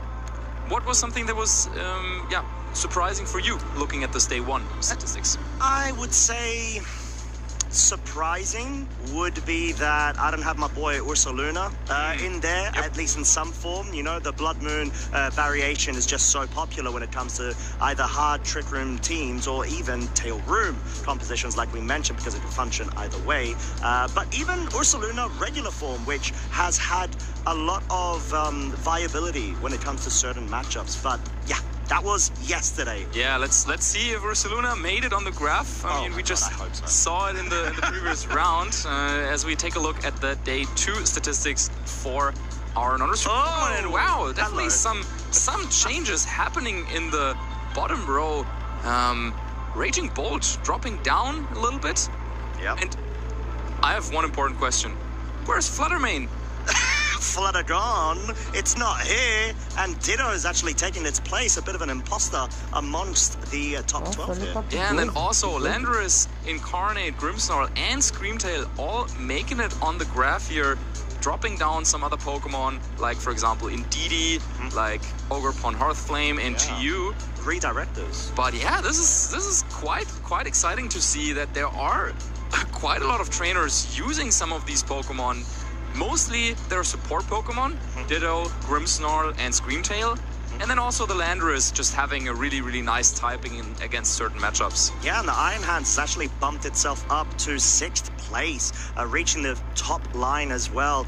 Sort of makes so much sense because it's got nearly everything you want except the redirection. It's got disruption via fake out. It's got the bulk of a restricted, sometimes it feels, when it comes to the assault vest variants, but it's got the damage output in combination with, let's say, Miraidon. It finally enable its port drive ability and just take its already very stable, strong stats through the roof. Yeah, I would say Iron Hands is one of those Pokemon where its usage is typically very much tied to how Miraidon is doing, because Would you ever want to use a Miraidon without an Iron Hands? I don't know. Would you ever want to use Iron Hands without Miraidon? I don't know. You can, right? But it's a choice. Yeah, they just work so well together that usually we would see them together. Exactly that. And I mean, it's just been so fascinating to see how our trainers have molded all of these different usage stats, both conversion from day 1 to day 2. But we have got 16 trainers remaining, and I think it's time to preview who they are. We've got the bracket available, and here we go. We've got Jorge Tabullo, who was one of our undefeated trainers previously, going from day 1 to day 2, and versus Iker Rodrigo, already a spicy set. Oh yeah, certainly. That's going to be a Calyrex Shadow from Jorge against, I think, a Zamazenta from Iker, so that would be a good one. Then a little bit further down, we have Robert Andre making it all the way from Romania, facing off against Victor Medina. Whoa. Dream of finally becoming a champion is still alive for Victor, so that is going to be a Miraidon against Calyrex Ice Rider matchup. And yeah, further down, any other matchups that are sticking out to you? Yeah, I mean, I would probably say Antonio Sanchez versus Pablo Jimenez. We know that Antonio is running the same team as Victor Medina. It's that Miraidon Iron Treads core that Dill did bring to the finals of EUIC. Yep. And versus Pablo Jimenez, which I believe we may have even featured yesterday, although this could be a fake out onto myself because Victor Jimenez is just above there and I may be misremembering. Yeah, well, Antonio Sanchez and Victor Medina, 2 players using that same team on the same side of the bracket, could potentially meet in the semifinals. Of course, I'm sure they would be really happy about that one if that happened. But of course, there's a lot more Pokemon to be played. And then all the way down there at the last set in the row, we have Andre, our Eternatus connoisseur, as you labeled him earlier. Yeah, I wonder, do you, honestly, do you think Eternatus has what it takes to make it even further in the bracket? I do. Yeah. That's the scary part. Like, I actually do think it has a lot going for itself. Oh, by the way, look at those amazing plushies. Oh my lordy, they are fascinating. But sorry, going back to Eternatus, it's just got so much potential. I think we've already covered all of the strengths to this Pokemon, especially in the current meta. However, we have got confirmation on our first top 16 stream match. It is going to be Jorge versus Iker. Yeah, let's go. Let's jump right into the action. Jorge, a player we have seen yesterday, is playing so well against Koraidon in what I thought was gonna be a tough matchup. But yeah, he was playing so well there, taking it, and in fact going undefeated up until the very last round when he didn't really need to play anymore because he was already kind of guaranteed first seed. And then going up against Iker, who has had quite a few great performances as well, and is using a Zamazenta team, as we were talking about. Exactly, and Jorge, no stranger to some high-level competitive play. He's been the top 4 of the seniors division in special of Bilbao back in 2022. Global Challenger, #1, top 32 this current season. So bringing a lot of more fresh energy to the fore in this meta. Versus Iker, who has gotten a lot of solid accolades, I would say, over the past couple of seasons. Most notoriously, the Utrecht special run in the top 8, where they were able to perform to a very high level. But Marcus, I did actually catch Jorge and have a conversation with him prior, and he was sort of trying to evaluate which opponent is going to be progressing, and he's going to be looking out for. And he saw it was Iker at the end. He's like, okay, it's Iker. All right, I've got to like lock in right now because I kind of know what he's going to be doing. And yeah, we're friends and all that stuff, but this is serious. I've got to try to go ahead and make my way through it. Yeah, this is absolutely serious. You can see it on Jorge's face right here as we see their team on the screen one more time. It is going to be that Terra Grass Calyrex Shadow Rider with Giga Drain, potentially boosted up by Grassy Research from Rillaboom as well. And then, yeah, it's rounded out with a lot of common Pokemon that we see so often. And then I think, yeah, the final Pokemon there in the bottom right, that Smeargle, is a pick that we haven't seen so much of, but it is a scary one. Yeah. Fake Out, Follow Me, Wild Guard, Spore. I mean, yeah, those are exactly the moves you would want to put on a Pokemon that can literally learn any move. And hey, its head is worked very well for him so far, and yeah, let's see if it can do well against what Iker is bringing as well. Some would call it the perfect support Pokemon, others would call it a demon of the past, but I am of the first party there, because I absolutely love the chaos that it brings with it, but it will be quite interesting to see how Jorge does bring this about, essentially, to the matchup. We've seen the Firewater Grass Crawl being completely utilized by him yesterday, as we did feature him on the stream match. Maybe a big reliance going into Iker's 6, in all honesty. Yep. And I'm pretty sure at this point both players have a decent idea of what the opponent is bringing, so they are ready to exchange their team sheets and get right into team preview as we get a look at Iker's team. And yeah, he is bringing a Zamazenta composition, another Pokemon that we haven't seen that much of. Is using a White Guard set, so White Guard, Behemoth Bash, and Body Press. Yeah, this has really solidified itself as the standard set for Zamazenta over the course of this format. And the other Pokemon, though, on this team, it's not something that we usually get to see. So typically there would be a lot of special attackers like Chi-Yu and Fluttermane, but instead Iker going for the physical kind of version of that duo in the Chien-Pao and Dragonite. And that actually means that there is not a single special attack on his entire team, which, yeah, is not something that is unheard of, but it is quite unusual, I would say. Especially rocking up at a special championship as well, you know, like right, yeah, really trying to play to the timeline. Even allowed to do that. Anyway, it is going to be Chien-Pao and Zamazenta coming out for Iker against Ogerpon, Hearthflame, and Urshifu. Yeah, so we're already starting things off quite intensely. We've got a couple of key speed benchmarks here to consider. Chien-Pao, typically the fastest thing, especially because there is no choice scuff on that Urshifu. And then we've got the Zama, which usually follows suit, but it will have to depend on the training of both the Zama as well as the Ogerpon.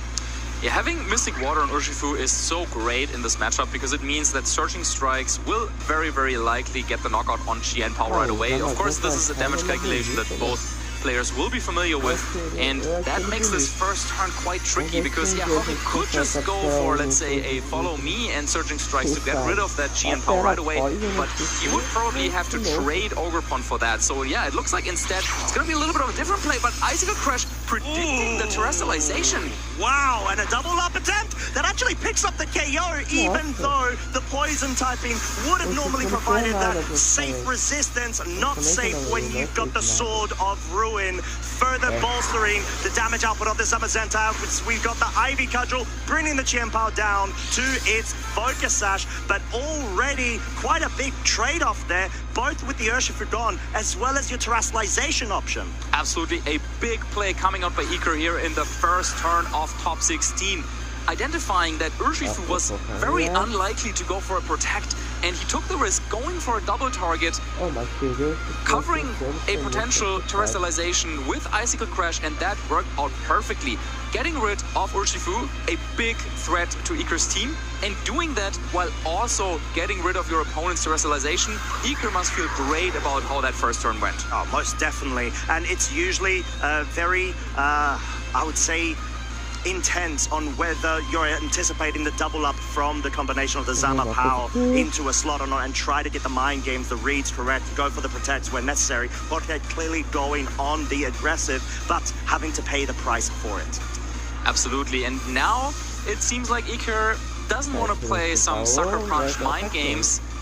Bringing in the Dragonite. Of course, Dragonite in this matchup, very important to try and force a terrestrialization coming out of Calyrex Shadow. Now, this is not going to happen because, yeah, that was already used, but Follow Me and Astral Barrage, quite a safe play for Jorge, doing a ton of damage to both of Iker's Pokemon. Okay, so the Follow Me came out to redirect any sort of Sucker Punches that come out too, but no Wide Guard from the Zamazenta, just opting to go for the Body Press, guaranteeing the two-shot even without the Sword of Ruin in play. And most crucially, the Dragonite actually susceptible to another KO right now, I'd say, from the Astral Barrage if it does come out, but it's going to introduce mind games in regards to whether Wide Guard's going to be utilized here or not. Yeah, Dragonite also has the option to potentially go for a Terra Normal, which would also allow it to withstand an Astral Barrage from this range. So Jorge has to make a decision. Do you want to try and predict your opponent to go for either of these options, do you even maybe want to go for like a Giga Drain to try and catch a Terrestrialization?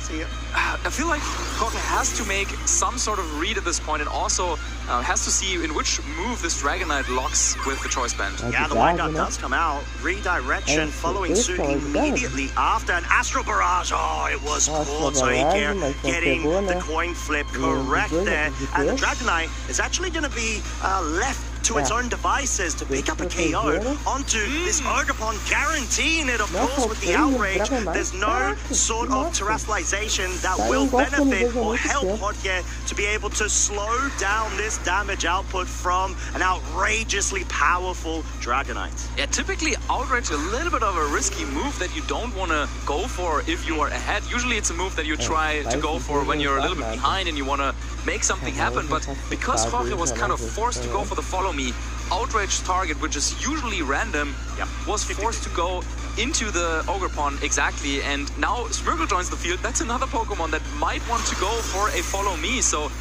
nice move of choice there by Iker. Yes, as the White Guard is out again, Fake Out, hoping to be able to outspeed, but or at least guarantee that the Zama is not going to move, but Astral Barrage will be blocked yet again. This Outrage will be coming out once more, and Dragonite really putting in the work right now, targeting the Smeargle, as you mentioned, Marcus. Random coin flip, essentially. It will be able to bring it down to its Focus Sash, but I feel Iker would have really liked if the Calyrex was the target in that case. I wouldn't even be surprised if there was an outright KO there. And Jorge might be thinking to himself, wow, that's outrageous. How dare you go for another White Guard? So rude. But the threat of Astral Barrage is just so big, and Iker is saying that, you know what, like, what else are you going to do? You can go for like a Giga Drain, that's not going to hurt me. Of course, Spore from Smeargle would have been the one move to punish White Guard, but that also is just so risky. Instead, another round of White Guard, but this time Spore comes out. It is into Zamazenta though. Yes, and it's actually faster than the Dragonite, so Smeargles tend to be trained maximum speed when it comes to these cores. Outrage will be targeting the Calyrex, and it does pick up the KO. It has been felled, leaving Smeargle on its own with a single hit point, and as a reward, I guess, Dragonite's getting confused, like, where are all of my opponent's Pokemon gone? Yeah, well, that Dragonite definitely worked very, very hard in this match, and yeah, with the single Smeargle, it's over in this game for Jorge. Iker just putting the Zamazenta there and saying, like, you know what, I'm just going for White Guard. Like, I will turn this battle essentially in a 1v1, because, yeah, Calyrex couldn't really do that much at that point, and Zamazenta was, forced into this position where it just kept going for White Guards. But, yeah, Jorge might... What is he doing with his information going into Game 2? Because, yeah, of course, he could have spent those turns in a different way. He could have tried to set up a nasty plot. He could have tried, instead of going for Follow Me, to maybe go for a Spore, maybe into the Dragonite first of all, or then into the Zamazenta to stop any more of those White Guards coming out. But no, instead, Jorge was trying to predict Iker not going for the White Guard, which never ended up happening. Yeah, he was, like you said, trying to catch him out, essentially, and make the read, and just Iker's sort of stubbornness and saying, no, this is always my most optimal play, and I sort of forced you to try to focus down into maybe trying to pick up a KO, but like you said, the type resistances and the bulk of both the Zamazenta and the Dragonite, it's just too much for Jorge to be able to overcome with the pieces that were at play on the board at the time. But going into Game 2, if you're Jorge right now, Marcus, what's going through your mind? So I think Jorge had a pretty good game plan in going into this. He had a pretty good idea of what he wanted to do. He probably wanted to taking a couple of KOs, maybe trade the Qianpao for Urshifu, getting rid of that threat immediately, and then focus on Calyrex in the late game. Now, because Iker made that great play turn 1 with Icicle Crash and Body Press doubling up into Urshifu that was terrestrializing, this never came to plan. We never got to see how that game could have worked out, because, yeah, Iker was playing from ahead for most of the game, just based off of that turn 1. So I think it's going to be a big mind game. Like, I don't think that Iker, and we see it here, there's no reason for Iker to really switch things up in a major way. Now he's going for the Qianpao and Zamazenta again. The question that I would have is, do you maybe just try to go for Follow Me right away, protect the Urshifu, let the Urshifu get a couple of hits in and then bring out the Calyrex. Yeah, I think that could be a very good shout, especially because with Mystic Water boosting its damage output, it might even be able to pick up the Chien Pao in this case too, but we do have a terrestrialization first. It is going to be the Zamazenta, the ghost typing, rather than sometimes the typical typing of Dragon. It's going to be able to ignore any fake outs targeted into the slot, which is exactly what Iker has predicted. Well played. Throat chop into the Smeagol, bring it down to the focus sash. Right now, it's more so about targeting down the Smeagol, not wanting to make sure any shenanigans are available in these subsequent turns, but really good adaptive play. However, it allows this Chien Pao to be opened up to a potential KO. It looks very marginal at that case. I think it just may be able to survive unless it's a very high roll. Oh, it has. Yeah, typically, if you're using the Mystic Water, you want to invest as enough in attack that you get this KO, because this is such a important knockout that in this interaction happens so often. So yeah, not surprised to see the Chien Pao go down, but let's talk about, I think Jorge kind of got out there and he, like, this could have been really, really bad. If there was, once again, this double up, Icicle Crash and Body Press into the Urshifu, the game might have been over right there and then. But fortunately for Jorge, Iker maybe predicting some sort of protect and spore play, or wanting to cover for that, takes out the Smeagol, which means that, well, this fake out didn't do anything, but at the same time, it was still a trade. You traded Smeagol for the Chien Pao, and Iker has invested terrestrialization to get there. So at the end of the day, I'm not even sure if it was that terrible for Jorge. Yeah, I think that's a really good point, especially because it felt like a bit of a middle play from Iker's side. Like you said, it's either going to be Spore, maybe a fake out, and the Ghost Terror trying to be able to circumnavigate around that as the wide guard will come out. Is Jorge going to lock in with Astral Barrage? He's not. He's going for the nasty. I think it's going to be Outrage again. I think you might be right, my friend. But before then, we're going to go and see the Surging Strikes. It will be dealing just above, I would say, half of Zamazenta's health. There is not any sort of ruin ability in play, and there it is. Outrage, it's gone for the Calyrex. It's just picked up the raw KO. One hit knockout by Dragonite, and Iker finding the perfect positioning with that Zamazenta and Dragonite once again, and it just seems like Jorge doesn't have the tools to answer this Dragonite when it is protected by White Guard. That's so incredible. Iker looking as cool and calm as a cucumber, just going ahead, so confident in his plays. Urshifu going on the defensive, wanting to be able to protect, followed suit by a slower Ogerpon, and Jorge really has to dig deep to be able to find a way out of this precarious situation. Yeah, just with the Eternatus, we were talking about how Dragon types are matched up so nicely into Fire, Water, Grass cores. And yeah, we're seeing this on your screen right here. Urshifu and Ogerpon, all of their moves are not very effective into this Dragonite. So what are you even supposed to do in this position? Jorge knows he has to make something work. Both his Pokemon will outspeed the Dragonite, so that's at least something. So if he can maybe get a KO, but no, Iker doesn't let it happen, wants to swap Dragonite out, save it for later so he can use Extreme Speed instead, potentially. And that's a really cool interaction that the Dragonite wasn't locked in just yet because the attack didn't connect via the spiky shield that we saw from the Ogerpon.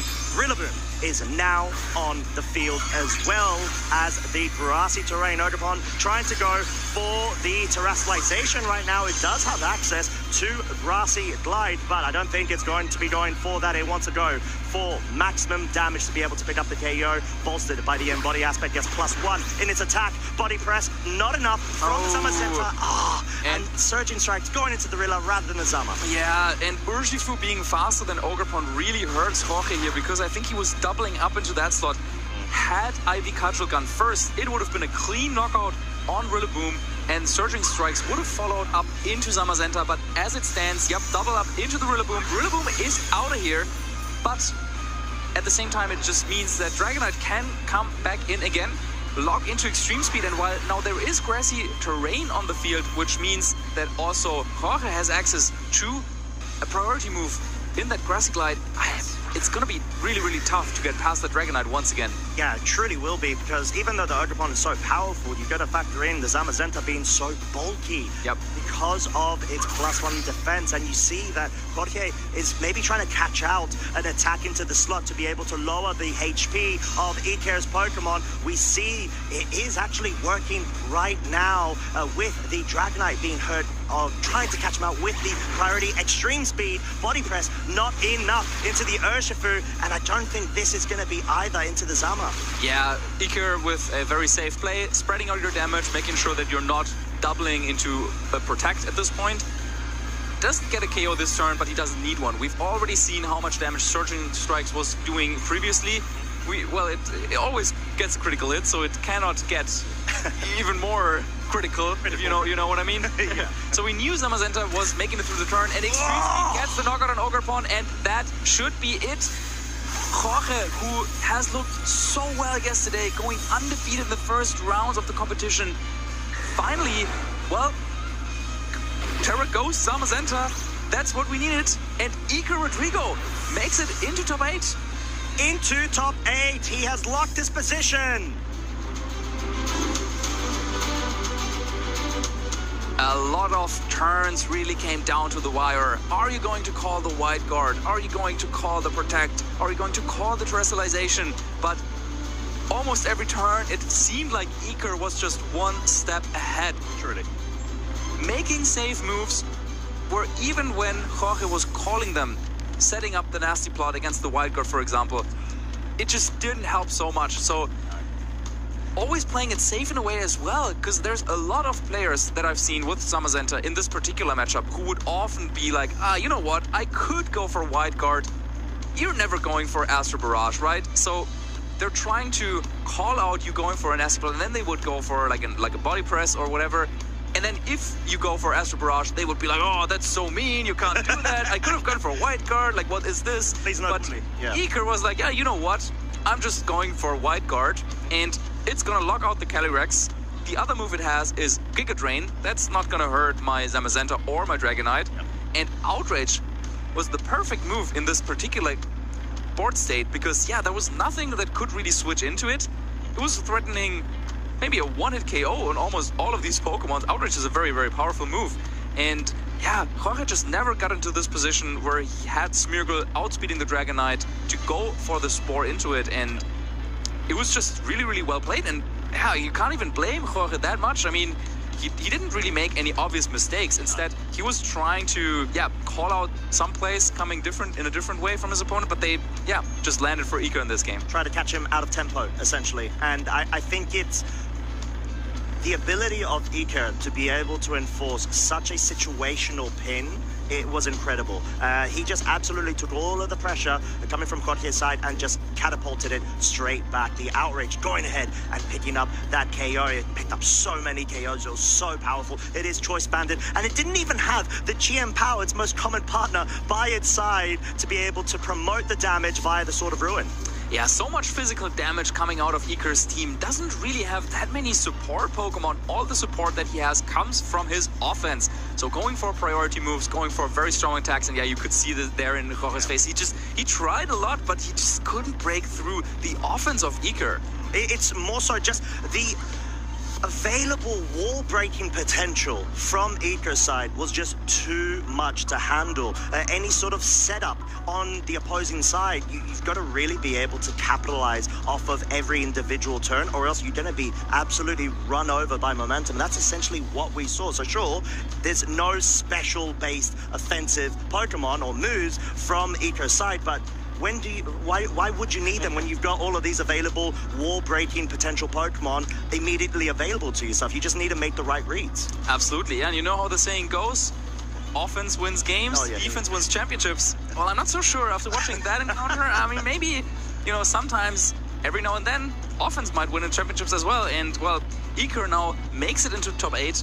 still has a couple more games to be played, but he was looking really, really strong in that set. Extremely. Like, I was intimidated because I was just like, oh my God, Ika, we need to discuss, please give me your team. But then it's the final regulations at G event. But regardless, I mean, yeah, he's looking to be such a strong favorite, and he's just got another 7 players, or I would say 2 more players to go through to be able to get that title. Yeah, talking about intimidate, one thing to point out about Iker's team is the fact that typically with 6 special attackers, or with 6 physical attackers, you might struggle against intimidate, but with body press that is using the defense stat, with surging strikes that ignores any attack drops, and then also with inner focus on the Dragon Knight, yeah, it looks like he doesn't care that much about intimidate at all. But yeah, I want to hear from the man himself. Iker's ready on the couch. Let's hear what he has to say.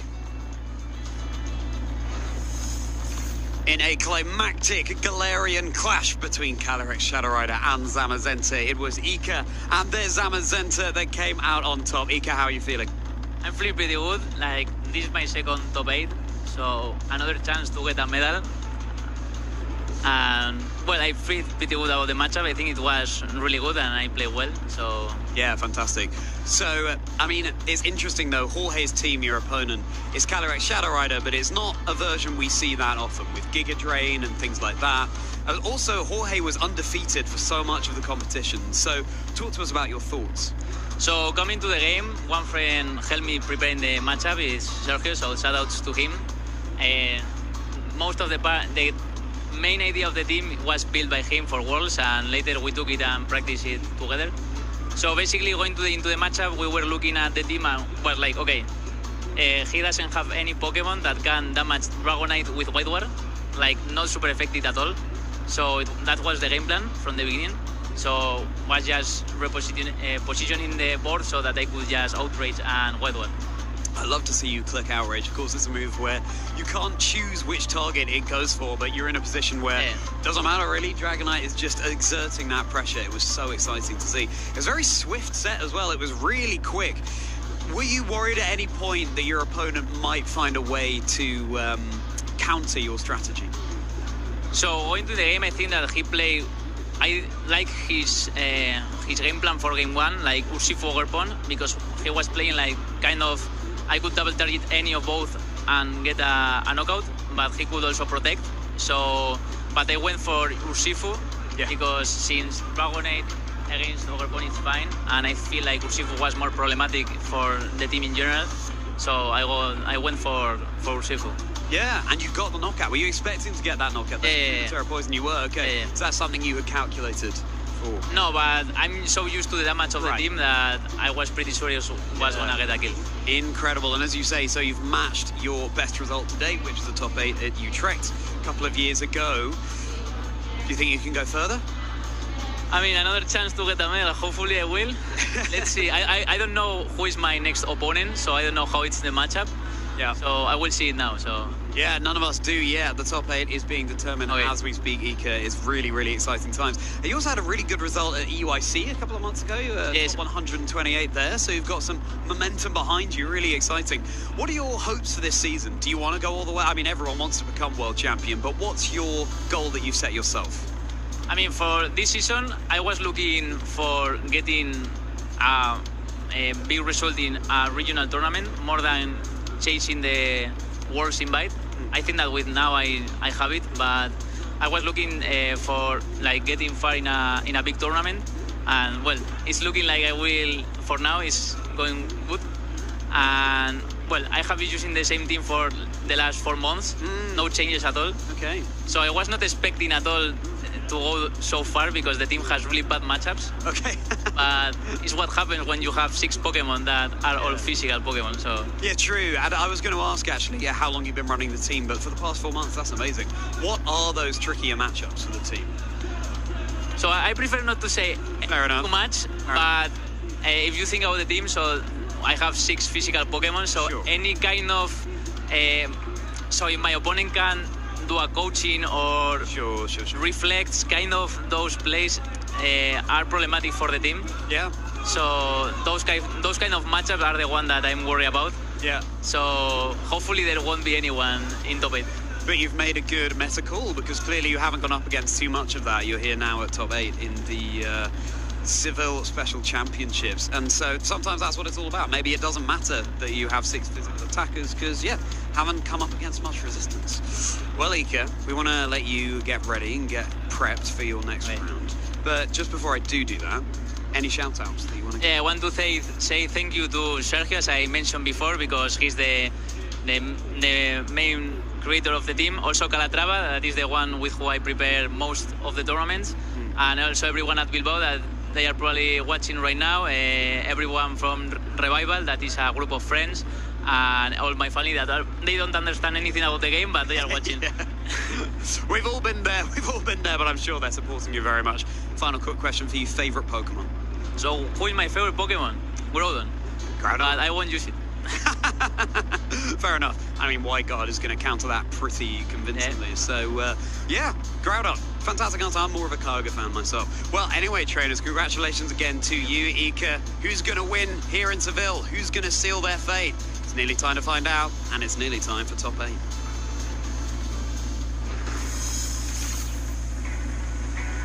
I started playing Pokemon back in 2015. I had just moved to Los Angeles, and I was kind of looking for a way to make friends. And I figured, well, I like playing Pokemon. Maybe this would be a good way for me to meet people because I'm a little bit shy. So, yeah, I've been playing ever since. My favorite Pokemon, without a doubt, is Dragonite. It is a Pokemon that's been with me ever since the original Red, Blue, and Yellow. And because it made one of the craziest comebacks in VGC history with Dragonite. So, yeah, I really love that Pokemon. Right now, one of my daily goals is to study Japanese. I'm moving to Japan in December, so I want to make sure that once I'm there, I know the language a good amount so that I can, be able to communicate with people.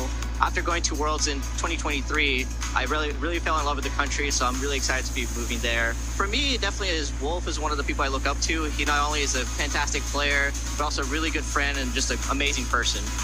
He's someone that, he has all the accolades in the world, but it doesn't really get to his head. And I think it's really cool to have someone like that in the community that is a good player, but also humble about it. And I look up to that. My goal to playing Pokemon, it varies by the season, but most of the time is always to try and win Worlds. I did Top Cut Worlds in 2016 when I had just started playing. And ever since then, I kind of been failing to reach that same height. So the goal is to always win Worlds, but every year it gets more and more difficult. The players these days are insanely good. So it makes the competition, that much more fierce, but also makes your wins feel much more deserved. My favorite meal during events is always breakfast. Breakfast is just my favorite meal because I really like having coffee. And for some reason, coffee always tastes better in the morning than it does later in the day. I don't know why. I don't know the science, but it's just the way it works. Probably New York style cheesecake.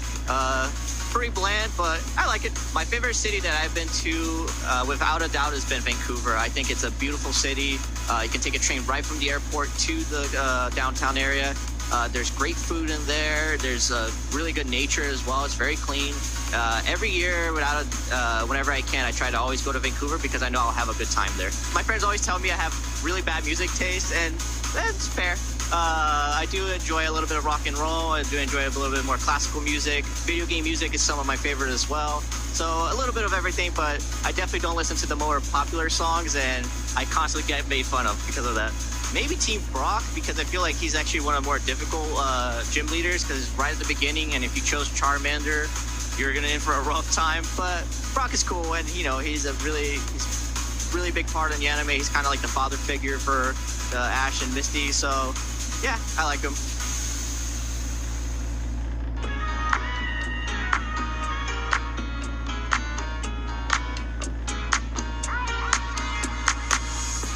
Eu acho que para mim as principais ferramentas para você melhorar como um treinador seria ter vários amigos para jogar, pesquisar bastante, entrar em grupos e treinar principalmente. Quais ferramentas que eu acho que um jogador competitivo tem que ter? Primeiro é paciência, porque você tem que repetir várias vezes, várias coisas. Então, primeiro é paciência. E a segunda de tudo é anotar as coisas. Anota bastante porque você vai anotando e vai gravando mais fácil. Então, é persistir e paciência. Eu acho que a gente tem ferramenta até de sobra, porque é uma comunidade muito grande, a gente consegue compartilhar a experiência um com o outro e ver onde cada um consegue melhorar se ajudando. Bueno, mira, lo más importante en este juego es caminar y atrapar. Todo el tiempo estar atrapando y siempre revisando en las mismas páginas de Play Pokémon cuáles son los Pokémon que están destacados y buscar de esos Pokémon los mejores IVs para poder dar el mayor rendimiento en las batallas. Primero que nada es ver el meta, qué Pokémon son los mejores, un poco más avanzado, aprender a contar los básicos. I think the players need to always look at meta, check the meta. I think this is really important because on Pokemon the game is always changed. The first thing I always gravitate towards too is recording my matches and then looking at it afterwards. Not only just looking at it myself, but also like with friends from feedback. Just like really dissecting, like, you know, what am I thinking through this turn? Like, did I make the correct play? Am I thinking about the high-level game plan correctly? Am I accounting for potential risks depending on what my opponent is doing? I think it's really hard to get stuck in the moment when you're actually playing, so looking at afterwards has been like really helpful for me. In the game, you don't have a lot of time to think. You just do the best you can in the moment, but afterwards, when you can actually pause and slow down, you can analyze what is actually going on in the game. La mejor oportunidad que tienen es ver las transmisiones de los campeonatos regionales, internacionales y del Mundial de Pokémon. A pesar de que el meta puede llegar a cambiar mucho, no significa que no puedas ver cómo juegan otros entrenadores, qué es lo que están pensando, qué es lo que dicen en las entrevistas, ver cuál mindset tiene. Entonces, ve lo que piensan, ve cómo juegan, imítalos y supéralos.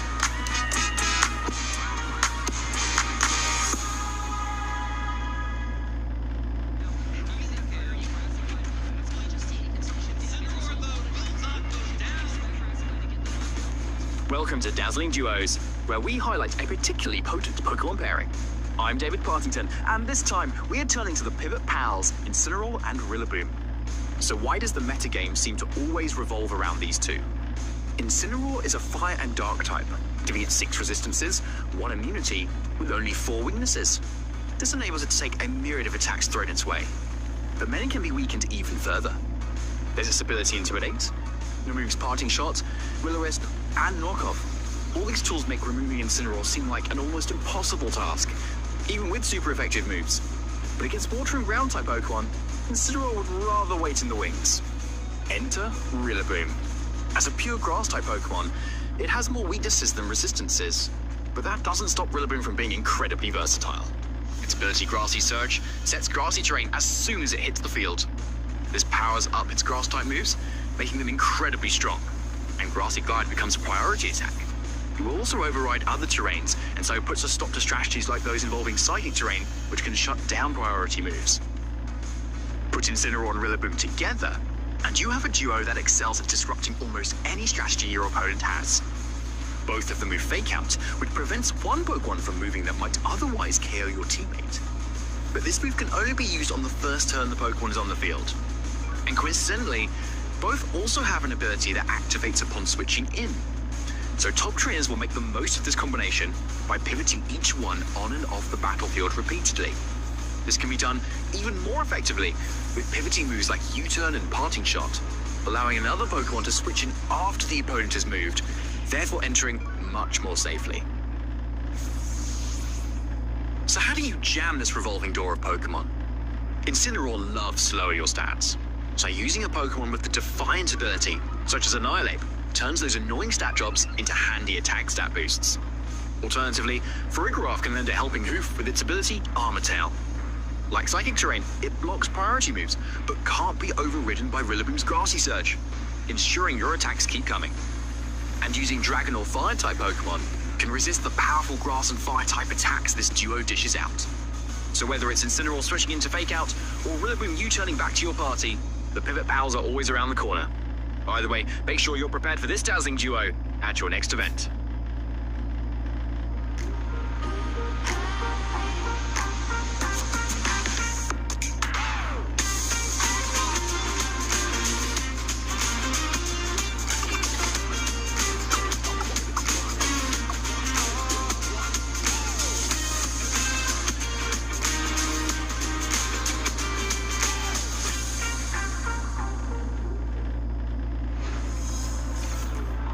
Top 8 is here. We've been waiting all weekend long, and we have had so much action, top-notch level from all of our trainers, but 8 remain now. I am Costa, this is Marcus, and we are going to be walking you through the first stream match for it. So, it's all just come down to this. We've got a beautiful little collection of 8 restricteds that do remain. Yep. And the most popular right now seems to be the Calyrex Shadow Rider. And that's the only multiple variant restricted. Everything else are different restricteds. Well, I'm not gonna say who has Calyrex Shadow Rider on their caster prediction. But okay, all right. It might be me. Is it? Are you sure? Well, we need to check the feed. We gotta see. I mean, we gotta see how things are playing out, of course. Yes. True. But at the moment, probability-wise, it is the most likely. We're gonna have to see how that does translate. But we've got Zamazenta, we've got Miraidon, we've got Lunala, Terapagos, and Eternatus!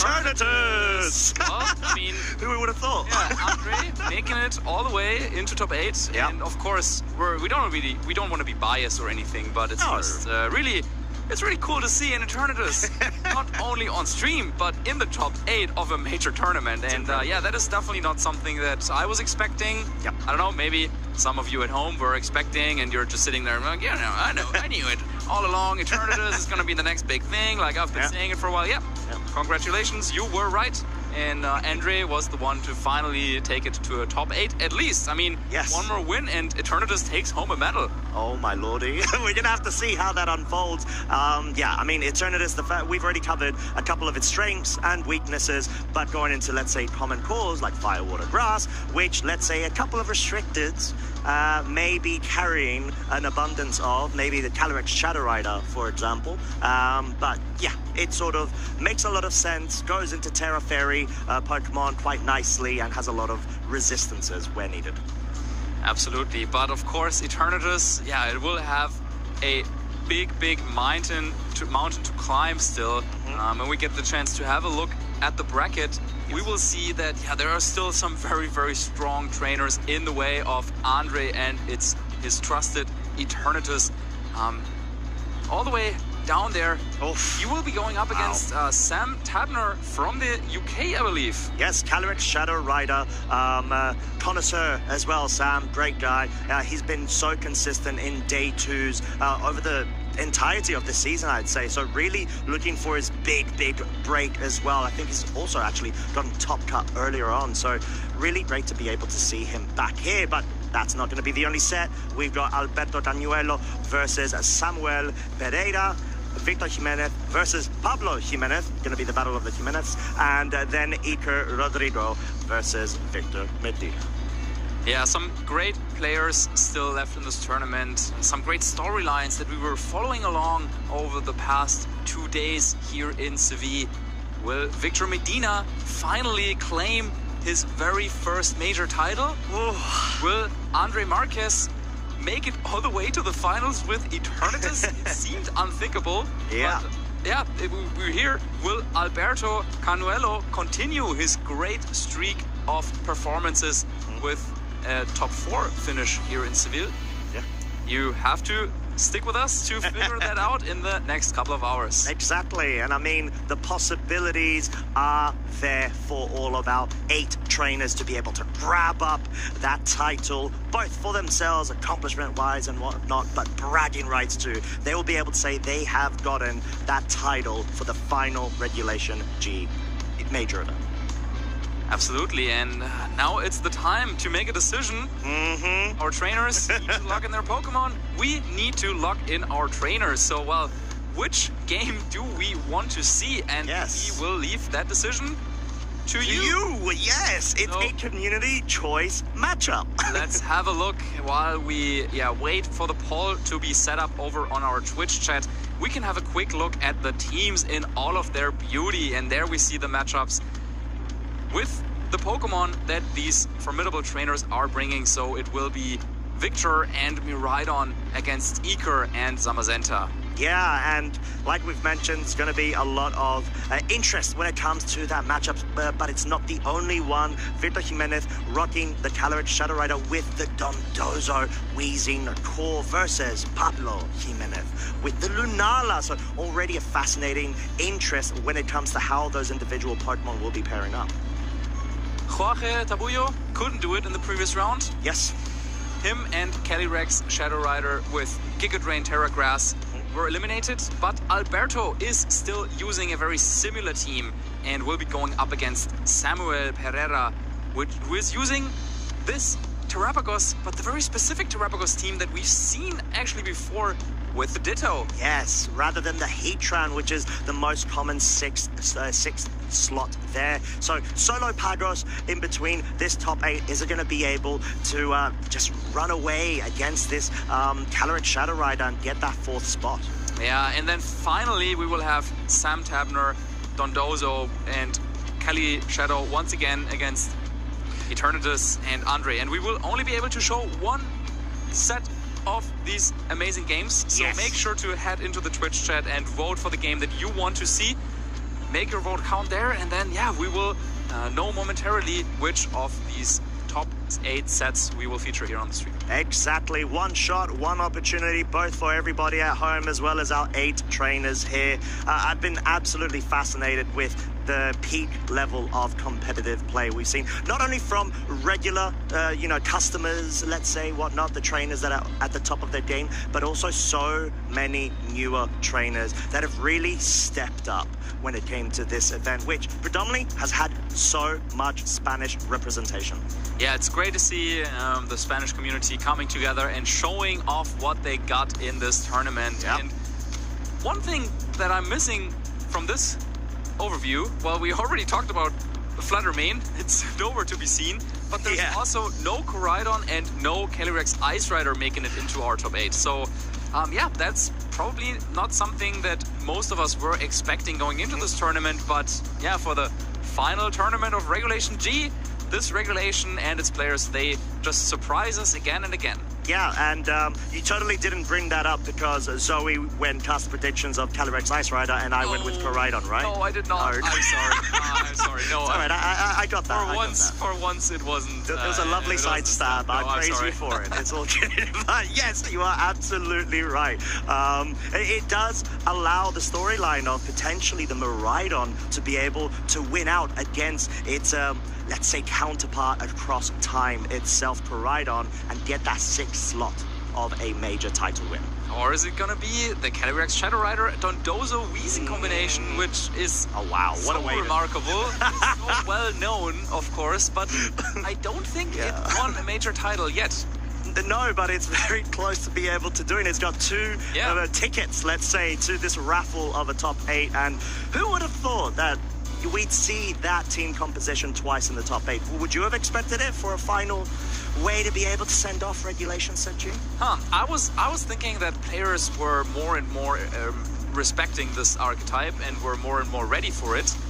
I think, though, there were some pretty cool adaptations and new things coming out, like, for example, Terra Blast being used on Calyrex Shadow. That is not something that we've seen in the very early iterations of this team, and maybe it's something that really makes it even more dangerous. Oh, 100%, and seems like our trainers have been able to figure out the mystic secret sauce, but we have got the results that are in, thanks to you lovely folks at home, which are going to be the match of the day. For right now, it's going to be Alberto Cañuelo versus Samuel Pereira. We're going to have Calyrex Shadow Rider versus Terrapagos.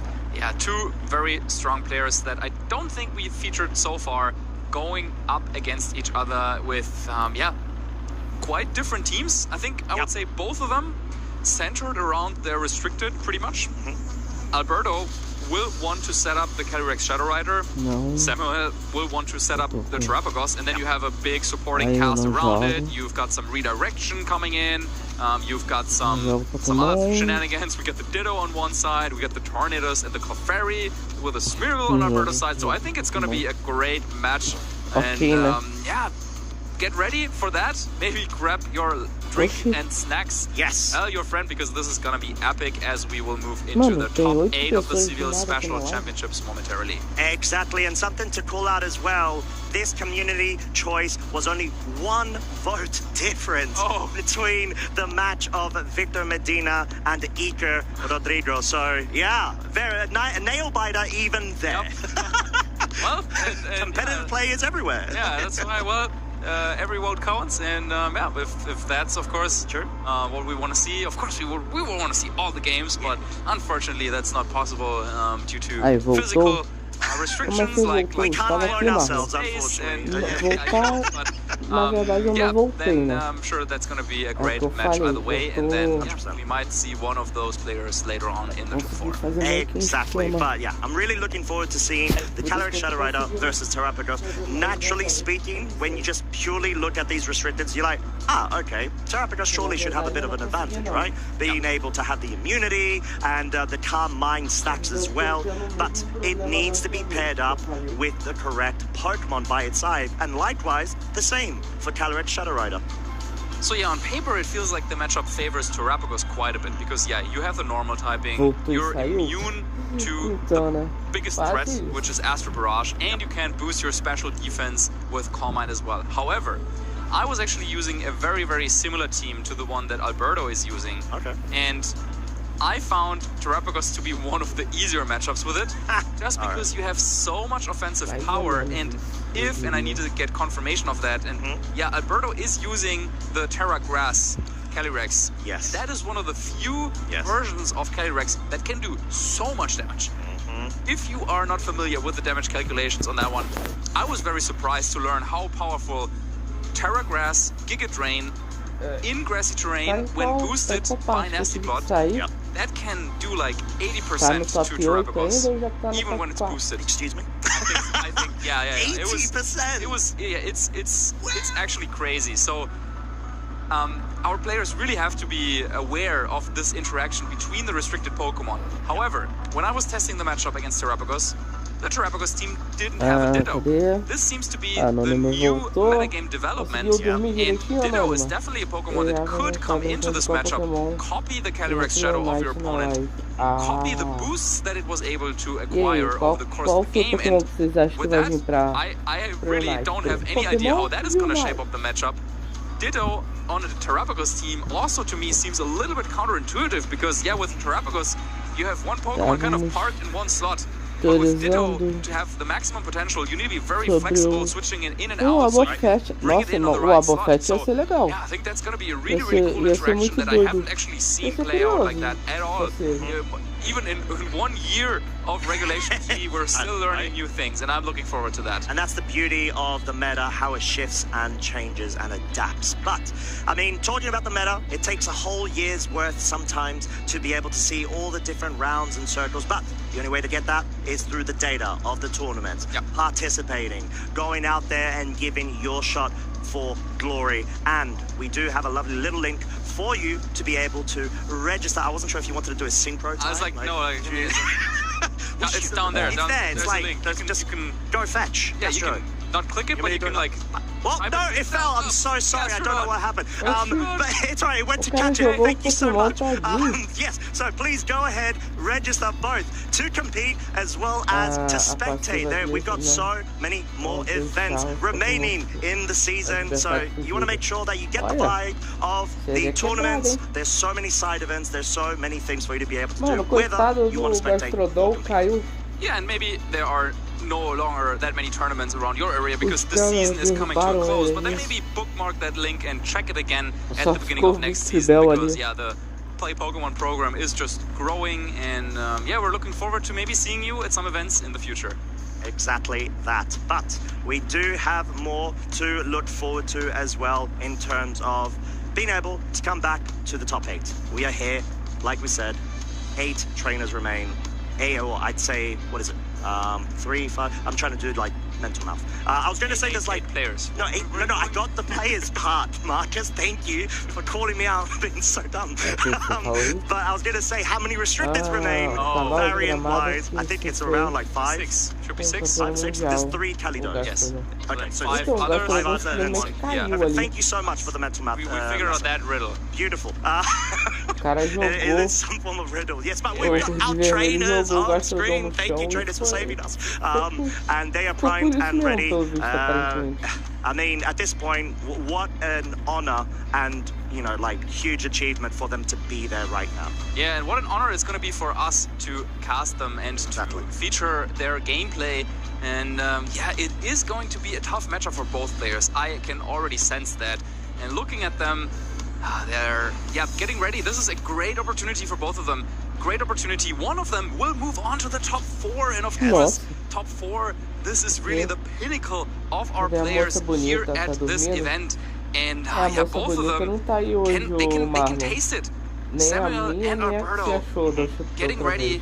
Games are getting set up, and yeah, I feel like it's going to be a great one. It truly will be. Honestly, this is the one shot to be able to progress and get your first title right now. We got Alberto on the left-hand side, Samuel on the right. And Alberto, we've seen him actually perform quite consistently over the past season as well as the current one. Got a couple of top cuts actually, so really looking to try to make that breakthrough into top 4, which he has not yet been able to achieve. However, he's gotten a top 64 at Worlds 2024, has gotten top 8 at Birmingham just several months ago, and followed by a top 16 in Stockholm a couple of weeks ago, I'd say. So, like, very impressive form of run.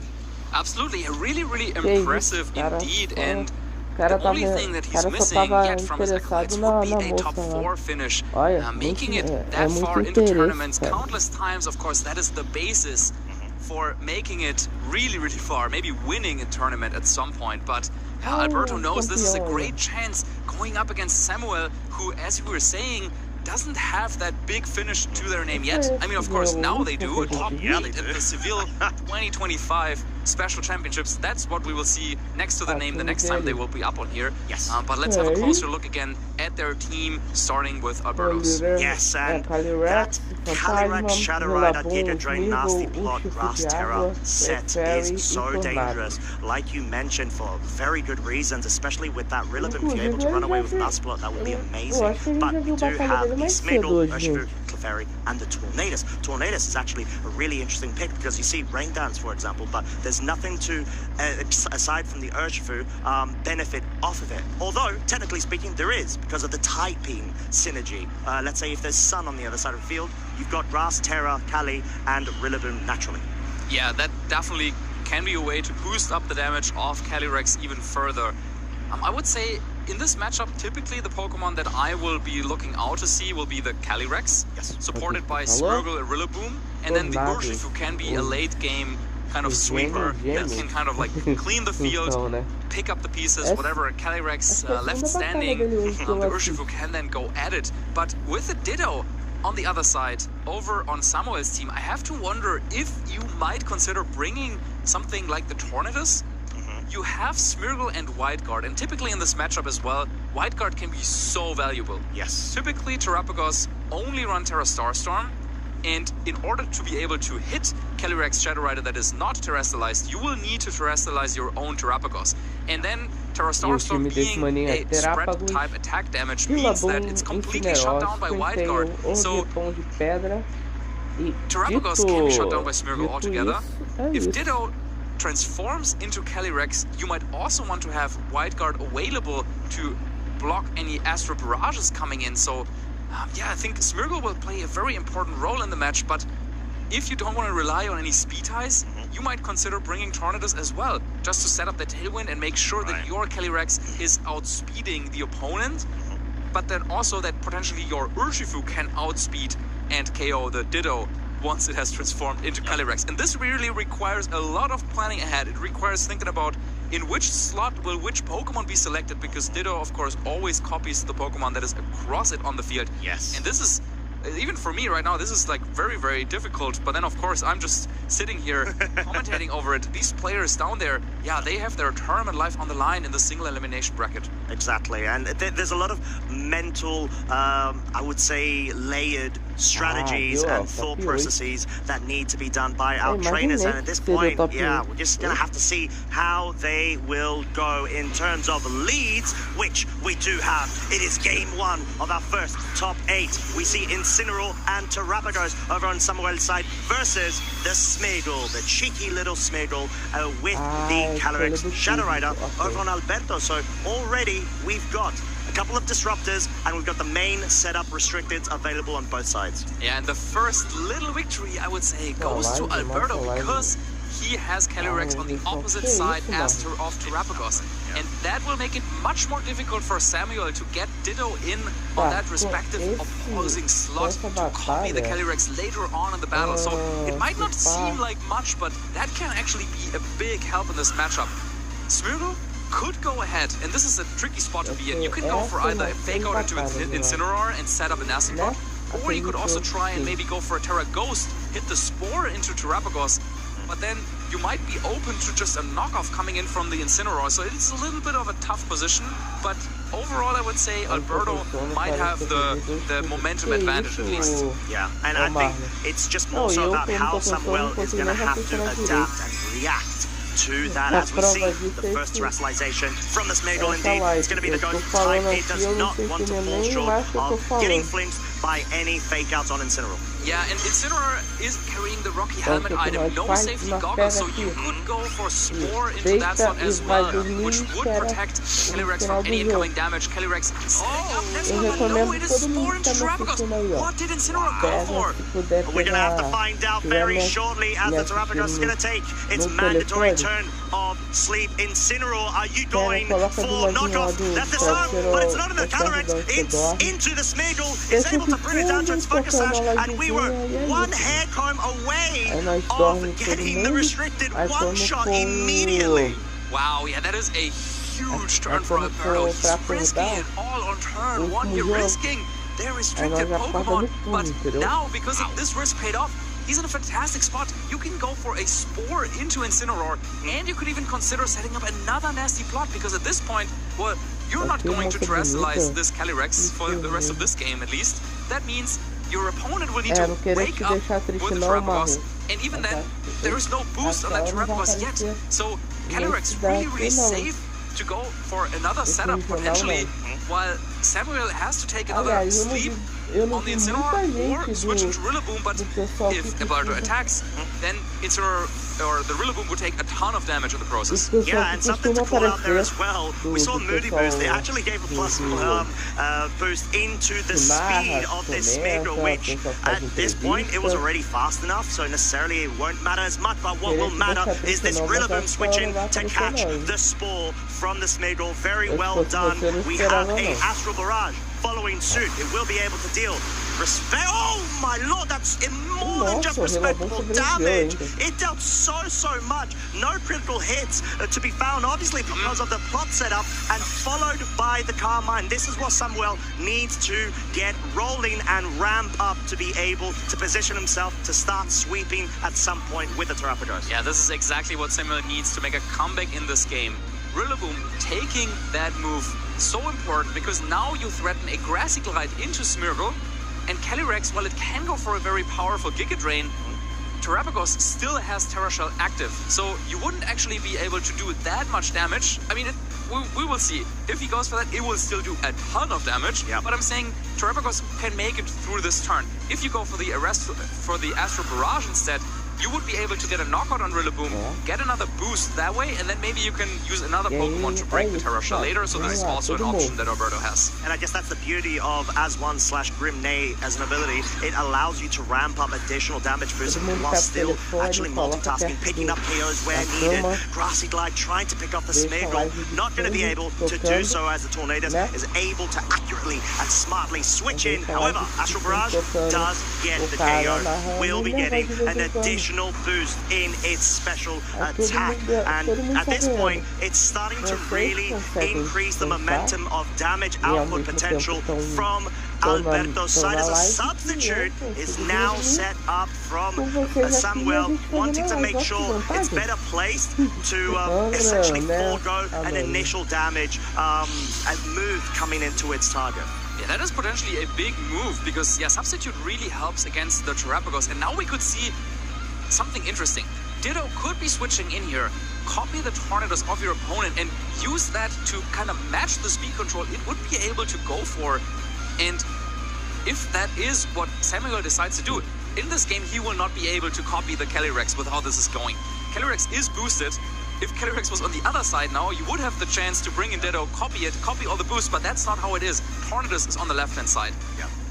Samuel definitely doesn't want to swap out the boosted Terrapagos behind a substitute, and I like this play a lot. Ditto comes in and will copy the Tornadus. Let's not forget, there's no mental herb on either of these Tornadoes. They do know the move Taunt, and Ditto has the Focus Sash. So, in a vacuum, I would say you could try and go for Tailwind, but yeah, there could be a Taunt coming in. It's a speed tie between both the Tornadoes, so maybe you want to go for like a Bleak Windstorm instead, but then that could also be risking a speed tie. That's a tough call to make. Yeah, I think it's quite literally going to be a coin flip scenario. The question is, are any of our trainers willing to make the flip or go for the safer play? This is always such a high intense situation when you've got speed ties available on both sides, and yeah, we're going to have to try to figure this out.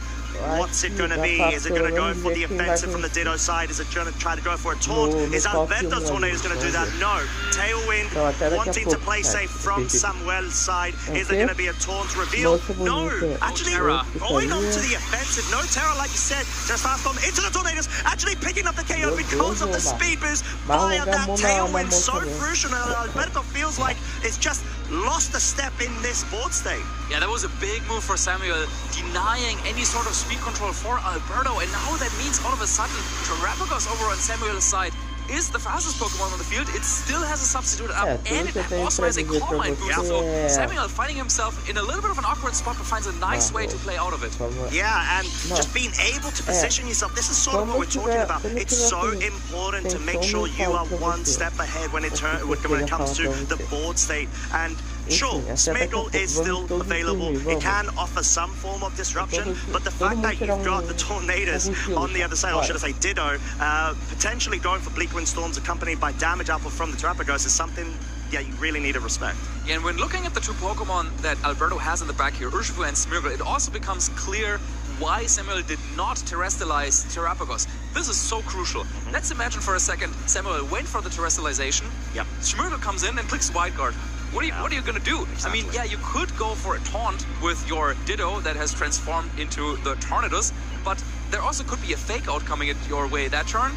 And the only other offensive move that this Tornadoes has is Bleak Windstorm, which of course also is blocked by Wide Guard. So I really like the idea that Terrapagos did not terrestrialize yet.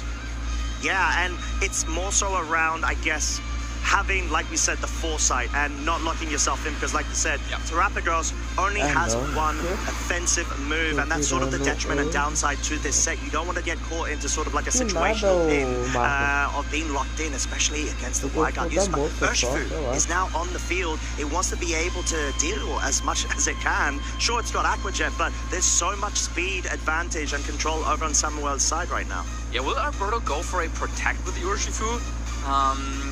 Because yeah, you're risking a potential Terra Starstorm just to come out and potentially take the KO.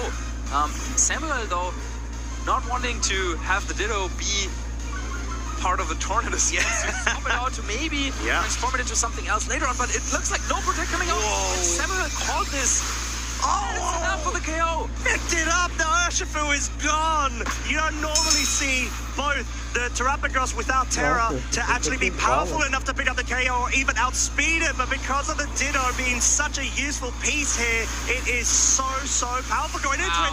Oh my lordy, sorry. Own Golden Critico coming to flash it back to us. I mean, this Calyrex Shadow Rider was already at, if I'm not mistaken, +3 of its special attack, now at +4.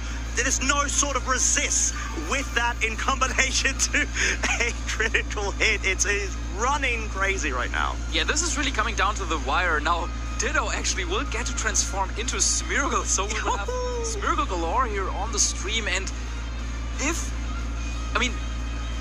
Terrapagos cannot really touch the Calyrex in this spot, because if you just use Terra Starstorm, well, there are two ghost types in your face that won't do anything. So you need a Terra, but then of course you're blocked by Wide Guard.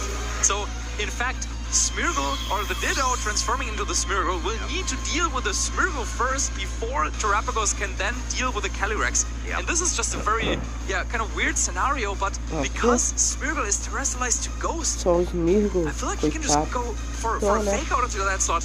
get rid of the Smeargle, but then if Terrapagos terrestrializes this turn, it will be able to knock out the Smeargle and then potentially also deal with the Calyrex. Yeah, and I think Samuel is pinned in to not opting to go for the Terra Ghost on the Smeargle side because you need to be able to hit the Calyrex, and you need to be able to preserve the terrestrialization only for the Terrapagos. So it sort of feels like a bit of a pin here in terms of what Samuel's options are and availabilities going into this. Yeah, on Samuel's side, the Ditto also has Terra Ghost available, but yeah, as you were saying, I don't think you can afford to go for it, so let's see terrestrialization coming out finally from Samuel. What? It's going for the Ditto. I think he's maybe trying to target a struggle affair. Maybe a longer game. We're gonna have to find out. There's no direct way to be able to deal damage. Yeah, you want to spore the Calyrex this turn? Surely. I see that, but what's the end game here? How do you deal damage with the Terrapagos? I mean, you can set up combines and maybe stall it out like that, but eventually, eventually I feel like Alberto will be able to take a KO on the Smeargle, and on the other side, Samuel is completely locked out of any sort of damage whatsoever. Yeah, judging by the reaction from Samuel, I think they just opted to go for the struggle scene. So, ladies and gents and all lovely folks at home, I think we might be here for a bit of a while. But we're going to have to see how this pans out, really, because the Terrapagos it can't deal any damage onto either the Smeargle on Alberto's side or the Calyrex. And yeah, we've got a Moody Boost on one side and then another on this side. And I'm just absolutely baffled, if I'm completely honest, and shocked. And I don't know genuinely how this is going to unfold. I think it's got to be a struggle. Well, I mean, you got the Giga Drain on the Calyrex, and as soon as Calyrex wakes up, it will be able to deal with the Smeargle, and then it will be able to deal with the Terrapagos as well. While there is no way whatsoever that Samuel deals any damage to this Calyrex, and I feel, looking at Samuel's face, he also understands the gravity of the situation that he's put himself in. Maybe he was expecting some sort of different move, or maybe he thought that he could deal with the Calyrex later, but yeah, with the way he did, he cannot switch out the Smeargle anymore, or the Ditto rather. There's no way for him to get any damaging move on the board against Calyrex. Yeah, I'm not even sure if this is a misclick or what. No, it doesn't seem to be, because Samuel's not looking into the forfeit. He is going for it, going and targeting the opposing Smeargle now with the Spore. Will be moving first. Tailwind is still in effect, and we got yet another calm mind on the field, just wanting to absolutely stall / bolt out this affair from the looks of it. Yeah, but even then, as soon as Calyrex wakes up, and whatever it does, Giga Drain into Ditto means that now it's a 2v1 situation. Samuel can no longer deal any damage to those two ghost types over on Alberto's side, and with that, Alberto will be the one that can stall out the Terrapagos actually at this point. And yeah, even if this game goes to a timer, Alberto has 2 Pokemon left, and that would be enough for the win. Yeah, exactly that. So kind of a very risky strategy there. Maybe just sort of gives a bit of an illustration over Samuel's thought process and feeling so intensely pressured in that scenario where he realized he was pinned in to having to most likely commit the Terrapagos terrestrialization, but maybe just feeling like there's an eventuality that I will never win against this Calyrex, and I might as well go for the stall affair, because at least I have, I don't know, like a 1% chance to be able to come back, just showing his determination going into this. Yeah, but Alberto understands the situation perfectly, knowing that, yeah, he can let the time run out a little bit, and now Samuel locks in the forfeit, and game 1 after, yeah, really nail-biting turn of events will go to Alberto. Yeah, and just, yeah, I'm still shocked. I'm going to be honest with you. I didn't expect the commit to the Terra Smeargle, but, you know, there's a reason why our trainers are there, and we are over here right now. They are in the top 8, and they are doing such an incredible job. But Alberto absolutely pulling through with the 2-2 mode of the Calyrex Shadow Rider Smeargle, as well as the Urshifu Tornadoes, clearly paying fruition. You've got the speed control, you've got the disruption, the fake out available, and you've got your main 2 damage dealers, the Calyrex Shadow as well as the Urshifu. So if you're Samuel, Marcus, what are you thinking right now? How can you try to bring this back? So if I was Samuel, I would try and convince myself that the game was lost either way and that it didn't really matter what we're trying to do, and then I would try to analyze it afterwards. Yes.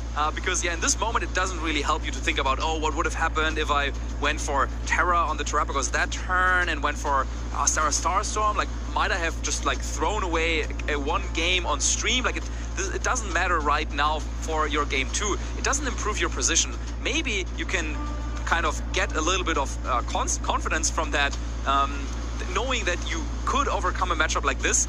But other than that, it's not really going to help you. So instead, I think the Pokemon that he brought, they were correct. I like the Ditto being included there. And I want to see whether either trainer switches up the order. This is something that you can do, and it looks like that is what Alberto tried to do, bringing out the Calyrex on the left side this time around, but Samuel sticking to the order he chose for game 1, and this favors Samuel now with a Ditto. Yeah, I mean, it's amazing the additional layer of mind games that's added if there's a Ditto in the midst of the confrontation of both teams. So yeah, like you mentioned, there's a bit more of an advantage right now in terms of being able to bring the Ditto in safely and not get locked in, because it could have been a case where the Terrapagos would have been forced to switch out in order in favor of the Ditto. But different scenario right now. We've got Fake Out available on both sides. Are we going to see a commitment to the Terra Ghost yet again from Alberto's Smeagol? Yeah, let's not forget, in game 1, Samuel had a golden opportunity to just end the game on turn 1 with a big knockoff into Calyrex.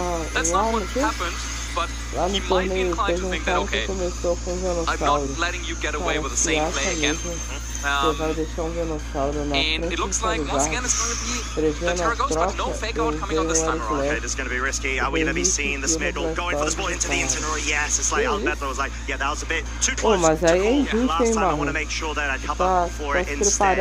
If someone has a change of heart, we got substitute. The Incineroar, this is sort of the cost of not going for Spore into the Terrapagos, and something that Alberto was factoring in clearly with that very, very gutsy game 1 read, and just allowing the Calyrex to be susceptible to a KO.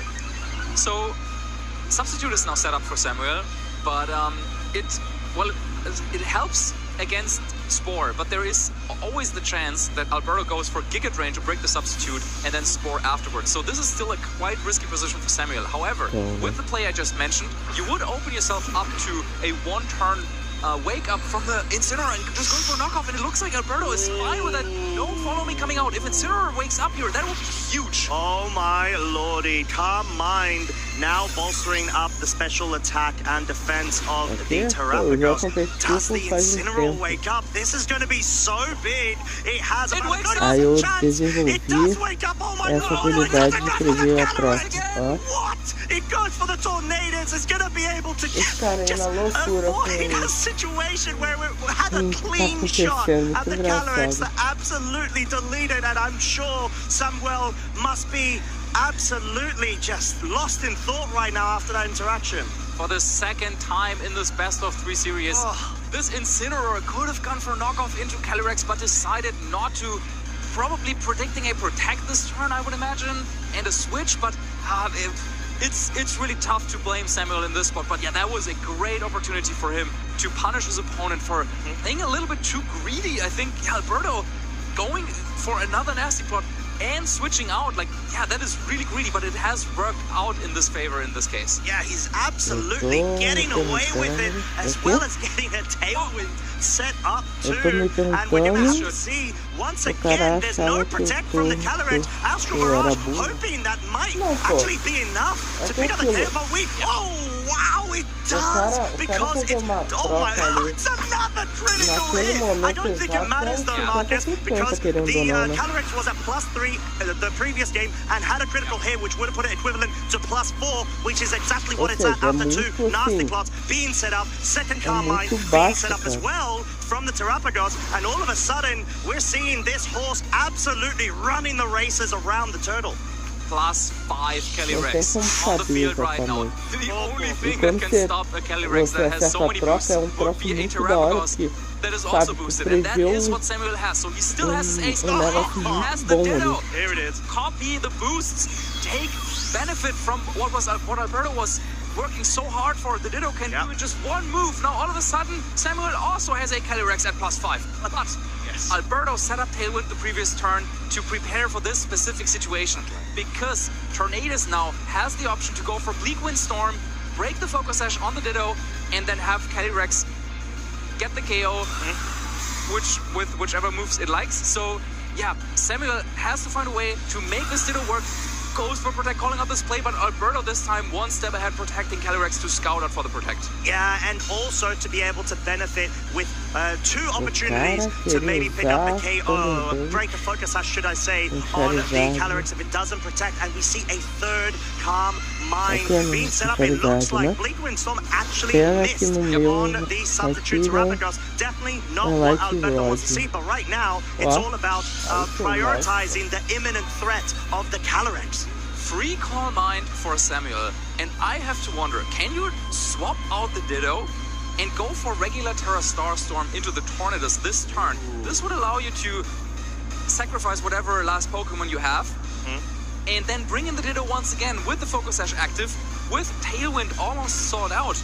I feel like that might be a way for Samuel to make use of the Ditto in this particular spot, and it only works out because Calyrex is on the other side and not opposing the Terrapagos right now. Let's see though, no switch coming out, instead Terrestrialization from Samuel. Yeah, and it looks like it's just going to be a roll of the dice from Samuel's side, saying, right, I am banking on the Bleak Windstorm missing on my Calyrex, and Terrapagos absolutely going on the offensive. Or he's saying, Terra Starstorm at this rate will KO the Calyrex, and now is the turn where there's no Smeargle on the field, no White Guard. So if this is enough to get the knockout, Samuel will take the game. Here we go, yet another critical hit, which in this case does not matter. What matters is whether we are going to see the weather connect, and it does. The Calyrex is down for the count, or should I say the Ditto, apologies, leaving Samuel down to his final 2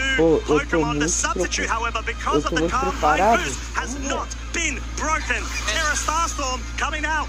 This damage range might decide the game. How much will it do to Calyrex Shadow Rider? 1 HP, I can't believe it. Tornadus goes down, but Calyrex is still in there. +5, still active for Alberto. 1 HP, 1 dream. Alberto is still hanging in there right now. 3-2 deficit that Samuel is having to try to climb. Smeargle, already terrestrialized, has the ghost typing at the moment, has the immediate fake out priority in terms of speed against the Rillaboom that's just now switched in. So, Smeargle can go for a fake out, but it also kind of has to go for a White Guard, right? Because there's still this Terrapagos. However, the problem with this position is Alberto doesn't even care about Calyrex at this point. He can go for fake out into the Rillaboom, knock out Rillaboom with Calyrex, let his own Calyrex go down, and then Smeargle will make it for a turn on 1 HP because of the Focus Sash, and then you have an endgame with Smeargle and Urshifu. Just go for White Guard and just power through that Terrapagos. I think Alberto figured it out. Yeah, I think he may have, and if you thought an Assault Vest is going to save your Rillaboom, you are mistaken. Versus a +5 in special attack, now maxed out +6 Calyrex Shadow Rider, and it does go down for its troubles because of the Life Orb recoil, but this will allow the Urshifu safe passage in the subsequent turn. But before then, we got the Terra Starstorm will be bringing this Smeargle down to its Focus Sash, and like you mentioned, Marcus, we've got the scenario that this Terrapagos really needs to be able to push through, make the hard choices. Does it not terrestrialize, or does it terrestrialize? You've got the options of the single target versus the double target versus the potential of the Wide Guard. Yeah, and in this case, Smeargle is still around, and this is the position that you can never allow as a Terrapagos player. Being down to your very last Pokemon, it can only go for spread type attack moves. That means Wide Guard will completely block any damage once again in a similar fashion like in the previous game. Samuel still has a Terrapagos. It is behind a substitute, but it just cannot do any damage. It cannot do any damage, but it's absolutely read the scenario. Hasn't gone for the terrestrialization, which, apologies, it of course has. Like we said, it was sort of pinned in to the point where the Urshifu, even though it's dropping its defenses, there's no way for the Terrapagos to be able to break through it, and this feels like an absolute pinned-in scenario. Yeah, you could have tried and go for maybe a couple of substitutes, but yeah, there's just no damage available for Samuel whatsoever. You cannot stall out an Urshifu. I mean, even if close combat cannot be used anymore, you can still have surging strikes, you can hit for protect. There's just nothing Samuel can do at this point for the second game in a row. Terrapagos is boosted, it's ready to do damage, but it just can't. No different reasons in both games as well. But what it also can't do is pick up an outright KO just yet. This turn, it's going to have to wait for the following one. You can see Samuel feeling a bit deflated after what has been such an intense set, even if it has just been the 2 games rather than the 3rd. But we're building up, Marcus. It's looking like Alberto Cañuelo is going to be progressing into the semi-finals. Yeah, and for Alberto, of course, this is a huge win in a matchup that I'm pretty sure he was very scared of facing, with a Ditto coming in at the right time in game 2, but he found a way to overcome it. Wide guard, show it to us one more time, and in the end, it will be Alberto's first time making it to the top 4 at a major tournament. There we go, Alberto sealing his spot in the top 4. And you gotta feel with Samuel in this moment as both trainers take a moment to discuss what could have happened in the first game. I'm pretty sure that that's what they're talking about right now. And Alberto is trying to explain, yeah, you know what, even if you don't terrestrialize the Smeargle, I think that I still have a way. And yeah, I really want to hear about that if we're having an interview with one of them to try and see if that's what was going on between the two. Because yeah, that game also maybe could have gone in a different way, but once again, wow, that was really such an incredible set. I must say, I had high hopes for this matchup because I know just how explosive it can be with all the boosts that can happen with Wide Guard playing such an important role, and then you throw in a Ditto in the mix as well, and things can go crazy. Like we saw, Samuel had to really adapt on the fly, but I think he made some good decisions in that second game, using Ditto to copy Calyrex, putting on so much pressure, and then also in the other game, copying the Tornadoes to try and get speed control up. Some really nice usage of Ditto, very creative, but in the end, not quite enough to overpower that Calyrex team. I think it's sort of just the fact that it had been set up so much, so quickly, it just snowballs, and that's essentially what you need to do if you are a Calyrex Shadow Rider trainer versus the Terrapagos, especially with these team compositions. You did sort of detail the viability and the great usage of this set in combination with Rillaboom and whatnot, but we didn't even see Rillaboom come to this. It was just a Smeargle Calido affair with the Tornadoes and Urshifu, the dual modes available, disruption, speed control. In that game, pretty much had everything except for Trick Room. It was amazing. Yeah, I think it was the right choice for Alberto to not bring their own Rillaboom. If anything, Rillaboom on the other side of the field could set up grassy terrain, which also Alberto's team likes to enjoy. But Tornadoes was important to get Tailwind up and to have speed control in your field. But yeah, this is really a typical setup. This is what you can imagine when you're talking about restricted Pokemon being the centerpiece of their team. I don't know exactly how many KOs were taken by each of the restricted Pokemon, but it must have been a lot because, yeah, there was a lot of support going on. But you have to feel also with this Incineroar, 2 times you had the chance to go for a knockoff into Calyrex, and both times it used knockoff, but in the other slot. And yeah, Samuel, I gotta feel with him. This definitely could have been also a set that he could win, but yeah, Alberto just playing it really well. Yeah.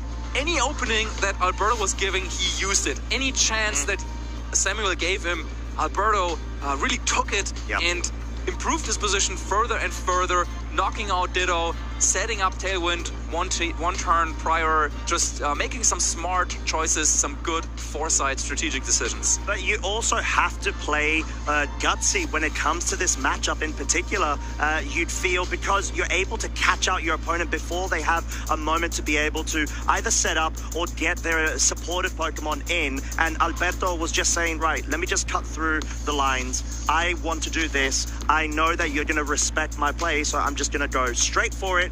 If you get it, you get it. Okay, GG's for you. I'll try to find another way with the Urshifu in the back and Tornadoes, but that wasn't the case. And absolutely took advantage of it. Maybe sort of studied Samuel's playstyle in that game one and said, okay, you sort of let me get away with it the first time. Maybe you won't think I'm going to try to push my luck. And that's exactly what he took advantage of in that game too. 2 times in a row. 2 times in a row. Crazy. So good. And while we're seeing some of those replays, now I want to take a minute, or maybe it will take a little bit longer. Let's see how much time we have, but to try and figure out the situation in the first game. Because, as I said, in the moment, it didn't really matter for the players who could have won maybe that first game, and if it was maybe a bad decision to terrestrialize the Smeargle. Because I think if you terrestrialize the Smeargle, I don't think you're winning the match. Because, yeah, you're locking yourself out of the game in a way. You're throwing away, in a way, your chance to deal with ghost types. So, was there another line that Samuel could have gone for to win the game potentially? I think what he probably needed to do was you terrestrialize Terrapagos that turn because you need to go for Terra Starstorm to knock out Smeargle. Yeah. And then at the same time, though, what is Ditto that was copying Smeargle doing that turn? Because it was at 1 HP. Fake Out is probably landing into it. Maybe you at home can also try and think about this. Please do, because there's so many different scenarios that we need to try to factor in, especially when trying to flowchart it, essentially. So, why don't we talk about something else? And yes, I was going to say, we're going to come back. Mark's just going to take a very short break. But no, I think what we're going to discuss is the importance of locals. And what I mean by that, we've just seen 2 fantastic Spanish players going head-to-head against each other. It's really at the point where it feels like a sort of Spanish Nats vibe. There's so many Spanish players in the house and have been throughout the tournament, and it's just been such an amazing thing to be able to see everyone come together, be so lovely and accommodating and, you know, passionate in the game that we all share. So locals. That is a great way for everybody to be able to get involved when it comes to wanting to try to experience the meta itself, what all of these events have to offer, whether it's these events or it's the smaller ones. Being able to meet like-minded people is one of the beautiful things about this game that I personally very much enjoy, and you're able to sort of share the passion and love with one another. Yeah, thanks a lot for that. So then why don't we have a quick look at a video that captures all of what you were talking about? I thought you were about to say you figured out the answer. No, I'm still thinking. Let's have a look at locals.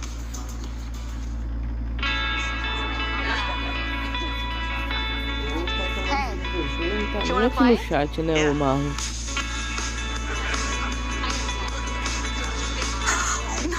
Mano, não tá carregando. Por que que não tá carregando? I'll use twin cannons. Great game, guys. Bye. See you next week. Come play at your local Pokemon League. Oh, hello. Sorry, we're still trying to strategize the outs between our players, especially with Samuel in that case. But as you saw, our lovely video is able to go ahead and just essentially display the opportunity for everyone to get involved. If you think you love the action, you've really, warmed to the sort of high competitive level, don't worry. I know it's a bit daunting sometimes. You can start small. Go to a local event, check it out, see if you could meet anybody like-minded, which I'm pretty sure you will be able to. And we've got a lovely QR code for you to be able to scan and find events near you.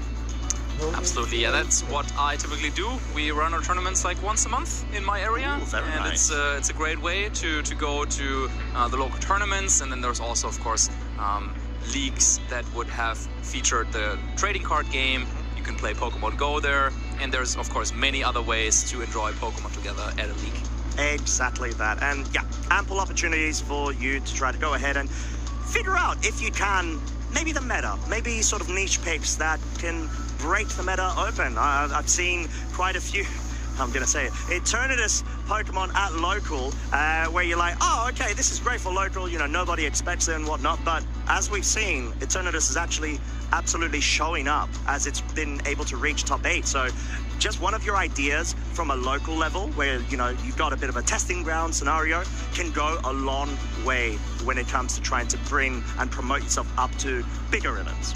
Yeah, so I'm still thinking about the situation. I think you should have terrestrialized the Terrapagos and gone for Terra Starstorm that turn, because yeah, Fake Out had to go into the Ditto, because I think Tailwind was still up that time, so you could have sport the Calyrex.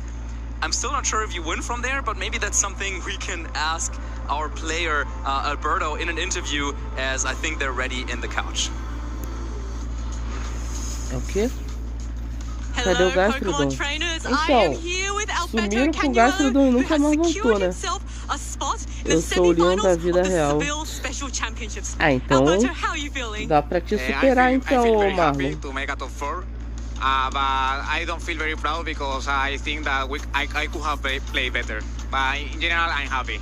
Oh, that's all right. Well, you know, everyone makes mistakes every now and then. But just want to go through your approach to this matchup against the Terrapagos team. Yeah, so like the original team is without Tito. So without Tito is like the left and then save the Smirgel. Ah, tá. Ih, cortaram no... Somos irmãos de Charizard. Ah, tá. É, deixa os Urlins saber disso, Marlon. You played that so masterfully. I must say, that was probably my favorite game today. And I wanted to go through both games. Your game 1 and game 2 were both so hype. But in game 1, you left your Calyrex just on the field against an Incineroar without terrestrializing. Yeah, I know. Like, the thing is, like, we played yesterday. Sam won me. So in one game he make a Fake Out and Terra. I like looks automatically, so I didn't want that to happen. And then in this game one, I predict him to switch the Infi for the Rila, because I usually do sport to the Infi. So I say, okay, he's going to switch to the Rila, and I do sport to the Pagos. But he didn't switch, but the knockoff went to the Miracle, so fine. Ah, so it's more like a best of 6 rather than a best of 3. It's a best of 6, yeah, you really got the best of your opponent. And I wanted to say, there was that moment in game 1, towards the end, when your opponent went for the Terra Ghost on their Ditto, and then the Terrapagos could no longer hit you. Did you know you had won by then? Yeah, I know that. Like, at the beginning I was thinking, I said, okay, I have to do Fake Out Giga Drain, and I think the Kalido win the 1 versus 1 versus Pagos, because I was like plus 4 plus 5. So then with Hadran I recover, and I think I can last 1, so I will win. To lose, but then I say, okay, he cannot hit me, and he tried to go to timer, but I think even if I split the 3 turns, I will win. So it was like kind of mistake, but I think that game I will have won anyways. Salve, mano Dragas, tudo bom? Como é que você tá, cara? Marlon, me ajuda com uma coisa? Aí, ó. Porque estão cortando a transmissão? Também não sei, Marlon. Não tô entendendo. Olha lá. Eles estão silenciando do lado, cara. Usually they were sprays like ball and with a lot of defense, so it don't hit very much. But I was like, okay, maybe I can survive. It's my only chance, so I have to go for it. So that's what I do. Then I want to see that chip, the one chip, I say, okay, fine, I win. Yeah, wow, that was so thrilling. We all heard the crowd just go absolutely wild when they watched that. And man, that honestly, I'm just so stunned by how incredible that game was. So I want to zoom out a little bit. Talk about your plans for the rest of the season. Okay, so like I don't have any plans for the rest of the season, because like I am already classified. I think I already like the top 75, so I don't know, but I think I am classified already. So my plan is don't play any more tournaments until Worlds. So my next tournament is Worlds. Oh wow, well best of luck at Worlds there. So did you want to give any shout outs to any of your friends or family who are watching from home? Eu também não tô entendendo. Sei lá, esse pessoal é meio doido. Gente, 5 pessoas e apenas 2 likes. Cadê o like, chat? Cadê o like, hein? Aí não, hein? Pô. That's all. Any more shoutouts? Well, also to my opponent, I think we both made mistakes. Maybe this is not a top 8 level. I make 1 or 2 mistakes. He make maybe a little bit. We talk about after the match, so we know we both made mistakes. But shoutouts to him because he started playing like sooner. Like, ok. Não vou deixar um like pra... Que isso? Beleza, mano Dragas. Aí fica sem falar na live, depois fala, ué, Nindras, mas por que a minha... Por que a minha conta eu não consigo falar na live? Beleza. Well, trainers, we're going to let Pode deixar, mano, Dragas. É quando for comentar aí na live eu não consegui comentar. Ué, por que eu não tô conseguindo comentar? Por que será, né, mano, Dragas? Por que será, né? Championships were in Washington D.C. in 2014, so I wasn't competing then. But Deu like, I deu like. participated, and after that, I was talking to also the friends entendi. that I've known online. It was Eu right quero in my só ver, ó. backyard. Tem I took 5 the metro pessoas there. e só 3 likes. I did go to the 2015 Um like é o meu. Championships in O Boston. outro deve ser da Anônima, provavelmente. E agora é o outro é do Mano Dragas. And then I just Tá. remember thinking, like, man, Tá, ó, this tem game's 6 really, pessoas. really Ainda easy. tá It's not that faltando, easy. tá faltando gente aí, hein? Come to find out. Come so close to winning regionals in so many different years. Marlon não deve ter deixado like. E as outras pessoas que estão aí não devem ter deixado like, hein? I've done the most poorly Ai, ai, ai, hein, I've been gente. tepid when I was playing scared. I have never again watched the stream set of my previous finals experience. I started tunnel visioning on the win. I was thinking, I'm so close, Cara, but unfortunately that compromised the quality of deu my like, play. tenho provas. Ah, então beleza. Mas se tu deixou like, então por que só tem 3 likes aqui? Um é meu. Outro é do Mano Dragas ou o outro é teu, então? Beleza. Então cadê as outras 2 pessoas que não deram like, gente?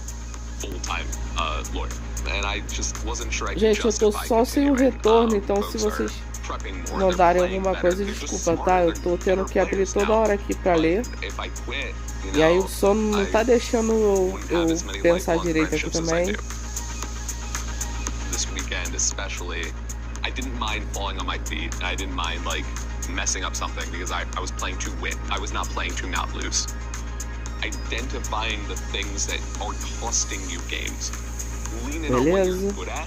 Marlon, aguenta que eu tô chegando. Aí, ó. To the extent that you Os can. caras tão já no Pokémon já. For a very long time to win a regional championship. I mean, I'm Ó, over the moon. uma coisa que eu posso adiantar, gente, dos campeonatos que eu vou fazer, é que eu acho que eu vou fazer o seguinte. Eu vou estar anunciando pelo menos um mês ou pelo menos alguns dias antes para vocês terem tempo de fazer o time de vocês, beleza? Para não ficar tão em cima.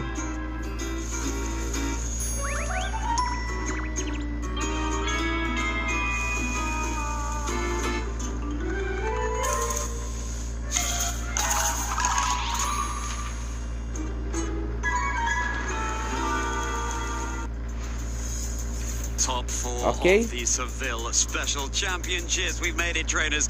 At the end of the next 2 battles, we will know who is progressing through to our grand finals. Well, Zoe, the action has been absolutely phenomenal today throughout the weekend, but I mean, all the battles we've had have had so many hype moments, and I cannot wait to see more and more memories being made here in Seville. And you know how crazy the Spanish community go for a bit of competitive Pokemon. The hype out there, the noise, the energy. So thrilled that you've joined us. I am still speechless from that last game. That Calyrex surviving on 1 HP. I think it could have been a very different result that game if it hadn't, if it had gone down. But it managed to cling on with that invisible focus sash and just allow its trainer, Alberto, to just sweep through the rest of the game. The 1 HP in a dream that we see so commonly in Pokemon Go coming to the fore in Pokemon at VG as well. Wow, very well trained indeed. Who will be featuring in our top 4? We'll surely have the confirmation of who will be featuring next. And it'll be interesting as well to see just how many Spanish players we have in our top 4, because overwhelmingly, of course, it was Spain who turned up in droves to the Seville Special Championships. But you never know, we could have a home turf upset. I think there's going to be at least one. Yeah? In the top 4. You think so? Yeah. Yeah? I think there's a good chance. Well, I think we know that. Yeah, for sure. But we'll have to see who's joining them. And also we'll have to see which restricted. There is an Eternatus out there. I think it might have made it through to top 4. We'll have to see. Certainly did make it through to top 8. But that's already aí sim. something I'm very happy about Mas você sabe, o Mano Draga, que o campeonato vai ser um negócio totalmente diferente, né? Se pá, esse time que você tá fazendo, não sei se você vai usar tão cedo. All eyes right now, for this stream at least, on the Seville Special Championships. To have Eternatus go ahead and win the Special Championships, if it's in that top 4, would be huge. I mean, we had Regulation Set G for about 4 months last year. We've had it for 4 months this year. Miraidon claiming the first championships over there. We have no Miraidon in our top 8 either, and that was the Pokemon that went ahead and won at the Atlanta Regionals a couple of weeks ago. So to have that come through and show that we can completely flip the script and there's so much more experimentation to be done would be huge. But again, we will have to see. The experimentation all our trainers have shown us this weekend has been phenomenal. This regulation just has shown how cyclical all of the archetypes has been. We saw Miraidon, and then we saw the Koraidon, and now in this o Gastrodon voltou aí, ó, Marlon. Surged its way back again. But then there's, that Eternatus, and our next match that we're going to be featuring will be Iker Rodrigo against Victor Jimenez. Players we have seen on stream yesterday and today, and they have given us absolutely thrilling matches. Yeah, Iker is a trainer who claimed a very convincing victory with their Zamazenta team earlier on stream. We'll have to see if that will be the case again. And Victor Jimenez running the Caluret Shadow Rider. Andre Marquez is that Eternatus player, so we do have Eternatus in top 4 and going 2-0 against Sam Tabner as well. Would not be surprised if Sam was not prepared to go up against Eternatus this weekend. This is what we were saying earlier. Sometimes just the surprise factor can be enough to secure your spot. Also, of course, and Andre playing phenomenally. Will it be Eternatus in the grand finals? Will it be going all the way? Of course, going up against Alberto Canuelo, who we just saw on stream. What a phenomenal match. And I do want to call out the Eternatus in that match against Sam Tabner. Now, we know Sam is running that Calyrex Dondozo Weezing team, and I do think the Eternatus had that slight edge because of its poison typing. We all know that the Weezing Dondozo, the Calyrex team, it likes to spread the poison gas, spread the poison on the leads, then get those toxic spikes up, and then slowly just use the Dondozo to whittle through. But the Eternatus is a poison type. It can't be poison. You can switch it in and soak up all those toxic spikes. And then there's not that much, you can't stall it out, essentially, with your team. So Andre probably playing to that advantage, and Sam, of course, playing so well. Sam is a very good friend of mine, and I was a little sad to see that he hadn't advanced to top, but we've got such a wide array of great matches coming up. Yeah, we absolutely do. And you're not going to want to go anywhere, trainers. First top 4 match about to happen. Second top 4 match, and then we're into our finals. Well, so many trainers entered this competition. We're now down to just 4. Hoping to go all the way and make their mark in Regulation Set G just before the end of the format and just before we get into our double restricted format. Regulation Set I. Here we go. Our trainers are on stage. They're getting focused and ready to go. It was such a pleasure to speak to Iker earlier in the interview I did with him. You know what his favorite Pokemon is? Groudon. Oh, nice pick. Decided not to bring it to the tournament today. Could have done. Obvious reasons. Well, he likes clicking Precipice Blades. Yeah. Although, Origin Pulse, the same argument can be made. We did see a couple of Groudon at least in the Birmingham Regional Championships at the, wow, can't believe that was now approaching 4 months ago. Crazy. Where has the time gone? But yeah, will be the Zamazenta that Iker is running. We do have a very cute Mudkip on the stage. No plushie game from the trainers, but that's by the by. They are looking focused. Look, that deep breath of concentration. And you do need all the mental fortitude you can possibly muster at this stage. Tournament life on the line. Both of these trainers wanting to stamp their name. And another fact is that Iker Rodrigo, the recent best achievement was top 8 at the Utrecht Special Championships a couple of years ago. So he's bettered that. This is now Iker's best result. Can they go even further? Look at the achievements of both of our trainers, both very seasoned players and all very recent achievements as well. So it just goes to show how consistent they are in modern day Pokemon. They have the skills to take it consistently into those finishes, into the oficialmente o Mano Draga tem Alakazam e massa, Stockholm Regionals top 64 for Victor. So, this is going to be a very balanced match between our two trainers. But as we cast our eyes down this list, neither of them has that big victory as of yet. So top 64s going all the way up to top 4 and a top 128, as you said there, Zoe.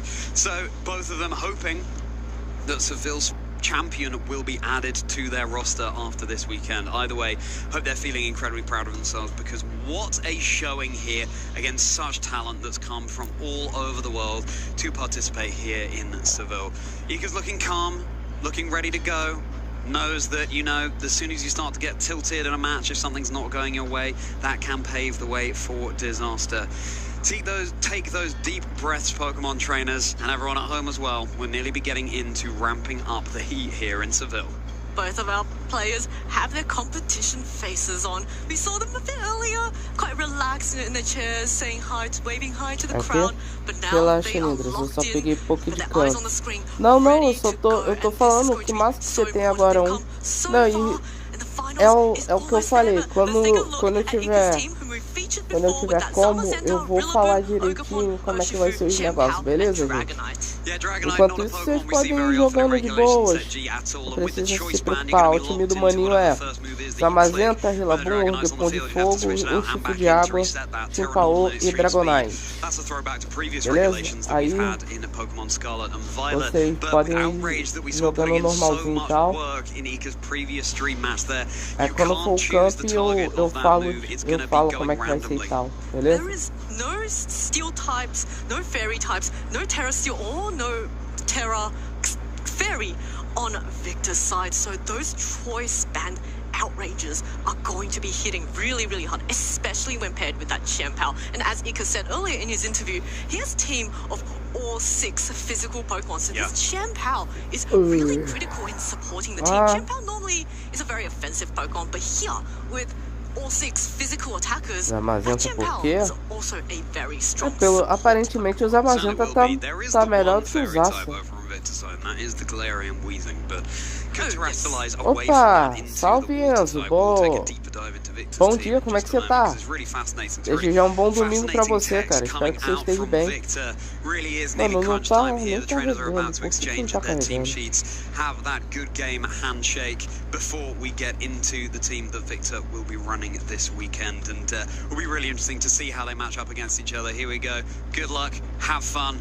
Nearly ready to go between Ika and Victor Jimenez here on the stage. And Victor running the Calyrex Shadow Rider and the Galarian Weezing. Something we've seen quite a bit here in Seville this weekend with Indeedee, Roaring Moon, Tatsugiri and Dondozo. Terra fighting with Terra Blast on the Calyrex. O time do outro maninho é Calyrex, Shadow, Weezing, Indeedee, Roaring Moon, Tatsugiri e Dondozo. Gente, esse cara aqui, o time desse cara aqui fez uma partidaça, acho que foi o segundo jogo do dia. Nossa, que jogada que foi, tá?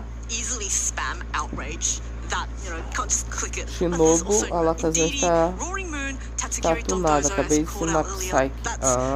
Nice. Chat, cadê o like? Eu tô vendo 6 pessoas na live, mas só 3 likes. Cadê o like, chat? Your answers to this Dondozo Tatsugiri, because if you do not, then you are going to get stored out by Dondozo Tatsugiri. Especially with rest and sleep talk, it's such a cool combination. Rest will put Dondozo to sleep, heal any status conditions, and heal its health all the way back up. But then sleep talk, once you're asleep, it will choose one of its other moves to go for at random and potentially deal the finishing blow to Ika's team. É isso, chat. Dos 2 jogos para ver quem vai ser o finalista. Será quem que vai? Iker ou o outro maninho que eu não consegui ver o nome?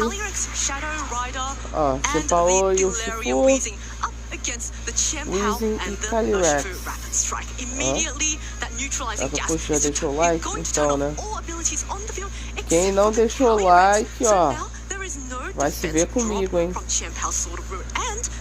Victor can actually protect in front of this Urshifu because Unseen Fist has been turned off. But it's still true, very strong physical attackers, and Calyrex is quite frail. Looks like Calyrex is going to flee. Calyrex is actually more vulnerable in that situation than it might first look, trainers, given vai colocar o Dondozo. Vai tirar o Tatsugiri. Ele vai colocar o Tatsugiri, então, né? That can actually hit it for super effective damage. But Terrestrialization will be going onto the Urshifu on Ika's side. Terra Water immediately stepping on the gas, maximizing the damage output. With the Dondozo just switched in, it will be happy to soak that up. Weezing is going for the protect. Alguém deixou o like? Enzo, você deixou o like? Aqui tá dizendo que só tem 3 likes aí, ó. Quem não deixou o like eu quero saber. Here it is. It's going to be the surging strikes going into the Dondozo. And as you can see, with all of these golpe criticos, the phrase of this weekend, so I've seen them so many times on stream so far. Ó, o Marlon disse que deixou o like. Ah, agora aumentou os likes aqui, hein? Quem será que esqueceu de deixar o like e agora que lembrou de deixar o like? Than it did to the Dondozo, and you can see how useful Rocky Helmet is on this Dondozo against an all-physical team. This is going to be a key Pokemon for Victor to try and secure the victory. And now, Ika's, he's revealed his Urshifu to has gone for the Terastallization, so there is no more Terastallization options left for Ika. But it's still far from over. Não, tu falou que já tinha deixado o like, Marlon. Quero ver quem são essas outras pessoas que não deixaram o like. Ó, porque tem 6 pessoas. Vamos lá. Marlon, Ono Dragas, Enzo. Relying on the other 4 pieces, not something that Ika's going to want to reveal immediately here, keeping Victor guessing as to what the 4th Pokemon might be. Faltam 2 pessoas que não deixaram like, hein? Icicle Crash is going to find its target on the Weezing. It's not going to get a flinch. Poison Gas connecting into Ika's team. Crucially, vou só falar os nomes dos meus Pokémons e vocês tentam adivinhar meu time. De novo, Pelé, Big Mom, Athena, Rengoku e Magneto. Tá, de novo é a Alakazam, Pelé. Não lembro, Big Mom eu acho que é o Blastoise, né? Athena, não sei. Rengoku e Magneto, também não sei. Como é que tu faz pra fazer vídeo ao vivo? Como é que faz pra fazer vídeo ao vivo? Enzo, no caso você tem que ter, se você tá fazendo no teu canal, você precisa ter 50 inscritos. E aí eles liberam a ferramenta de ao vivo. Aí você tem algumas opções. Ah, o Dragonite. Ah, tem o Dragonite. Pode ser. Aí, ô Enzo, é o seguinte, você pode optar no próprio YouTube.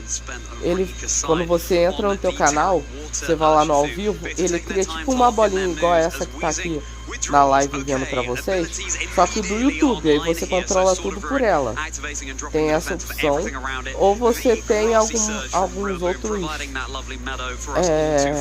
outros aplicativos que fazem live, como eu tenho o Prisma, que você consegue tá logando com a tua conta no YouTube dentro dela, e através dele você vai fazendo live também, entendeu?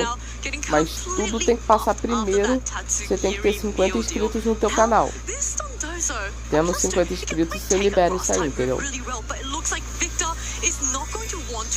Marlon acertou e Negra acertou de novo. Cara, Magneto parece até um Magneton, se pá. Eu não aguento mais. Por que, Enzo? O que houve? Icicle Crash fishing for a flinch here, yeah, and it does get the flinch. Woodhammer connecting, it's no longer super effective, but it's got the grassy terrain, but Dondozo has all those boosts, and the Dondozo brought down to about a third of its HP here. Once you're sleeping, you cannot go for another rest, so maybe Victor's thinking, I might have clicked that rest button a little bit too early. Oh, it could be, but now Dondozo, it's still in a Quem falou Magneto?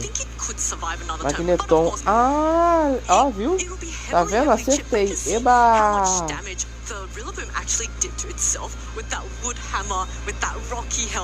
Eu fui na sequência, eu falei Magneto, Magnemite, Magneton, se pá. Do we have another flinch here? Yeah, it's going to be sleeping, but is it going to be going for the sleep talk and being able to move? Yes, it is, but if it goes for an earthquake, that's going to be mitigated by the grassy terrain on the field. But actually, no, it's going to fail, potentially going for another rest there instead. That is the danger, and the Woodhammer is going to be enough to secure the knockout onto this Terra Electric Dondozo. And all of a sudden, it seems like maybe that Terra Electric was spent a little bit too early. Yes, you didn't have any super effective damage coming from Ika's side of the field, but whether it's super effective or not, damage is damage. Dondozo is down. Ika has so much strong physical presence that the Dondozo, even with the +2 defense, even with the high natural defense, wasn't able to stand up to the barrage of attacks. You had that Chen Pao Sword Rune, you had the Rillaboom with the Wood Hammer, a base 120 attack, boosted by the grassy terrain, and the same type attack bonus. So Ika was willing to take all of that recoil onto his Rillaboom just to get rid of this Dondozo.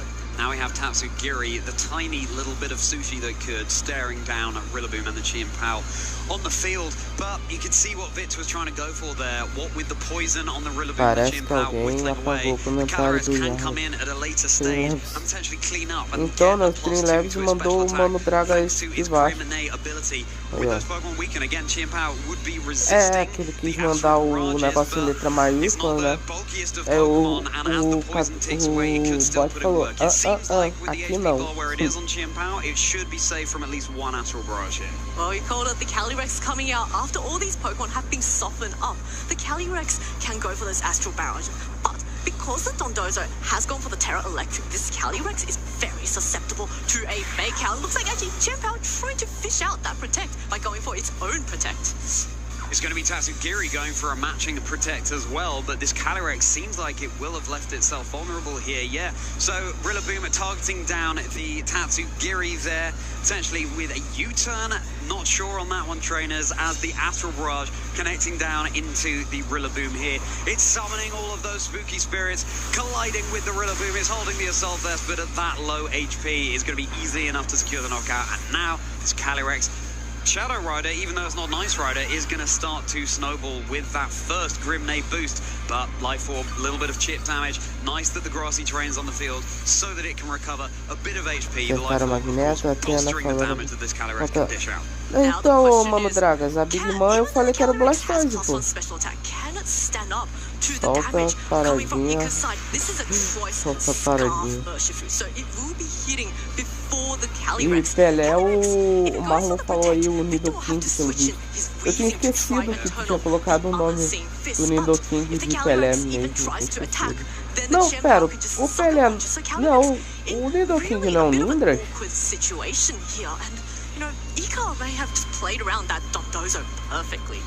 Duvido acertarem o Rengoku.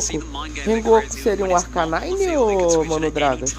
And neutralize the threat of, here we go, yes, that Unseen Fist ability so that Urshifu can't hit through Protect. Galarian Weezing is going to waft back onto the field now and shut off these abilities now. Arcanine ou ele é um Magma? Ou Flareon também, né? Zero Arcanines aqui, ô louco, pô. Lindas, você já tá jogando. Lindas, você tá jogando por qual aparelho? O Pokémon eu tô jogando pelo meu telefone, ô Enzo. É o único que eu tenho.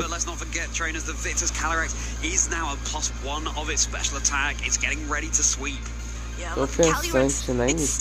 Yes, it went for that Protect last turn, dodged around the Sucker Punch, but eu pensei Lindas acertou. Qual é? Eu não vou falar. Pera, é um Flareon? O Rengoku é um Flareon? Ou é um Magma? É porque eu falei esses dois, né? Eu falei o Magma e o Flareon. Eu não consigo. Ah, mas o jogo dá pra jogar tanto pelo PC quanto pelo telefone, o Enzo.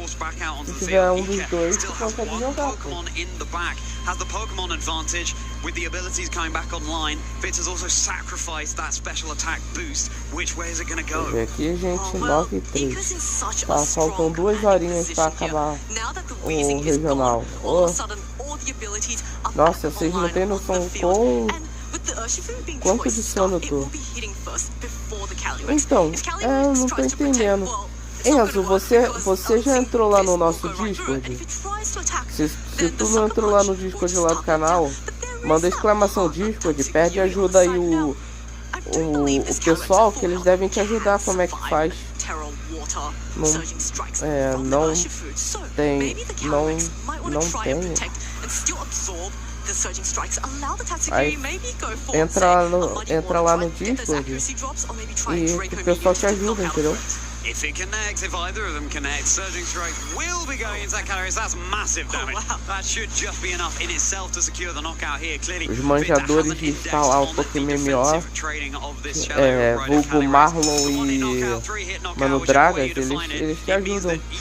Has a massive advantage. Looks like they're going to be claiming this first game in our first top 4 match here at the Seville Special Championships. Tatsugiri does take the Icicle Crash, hangs on with a Focus Sash. Will there now be a flinch to add insult to injury? No, it will be going for the Draco Meteor, connects into the Urshifu, does not miss, and now Victor has the really useful information as to what the final Pokemon Ika brought is. Great for when you're heading into game 2.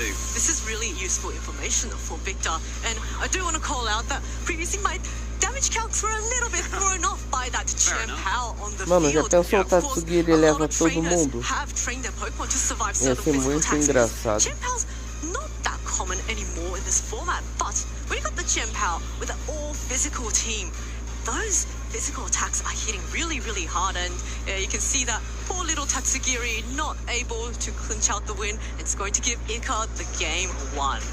Ika Rodrigo goes up a game in our first top 4 here at the Seville Special Championships. A estratégia do Dondoso com Tatsugiri não deu certo. Heading into our game 2 in this best of 3 set. If Ika claims this next Vou game, abrir, é o Flareon? Ah, viu? Sabia. Oh, chat, deixa eu falar um negócio pra vocês. Ontem, infelizmente, eu não consegui fazer a live do dia 1. Mas aí eu tava vendo um resuminho, né? De como foi o dia 1 do regional aqui, né?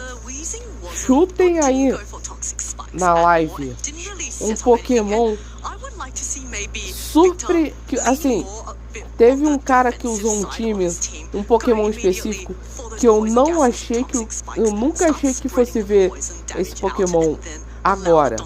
Chuta qual era o Pokémon que o cara trouxe, gente. Eu acho que ninguém vai acertar.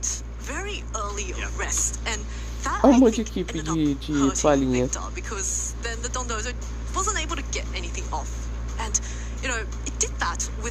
Solgalho? Não. Wailord? Não. Cara, é um Pokémon que vocês falam, como assim? Infelizmente eu acho que ele não passou pro dia 2. Mas só o fato dele ter trago esse Pokémon, eu fiquei, gente, como é que isso aqui vai funcionar? Eu acho que ninguém tem ideia. Coraidon? Não. Charizard, Swampert? Não. É um Pokémon Patiriço? Não. É um Pokémon que não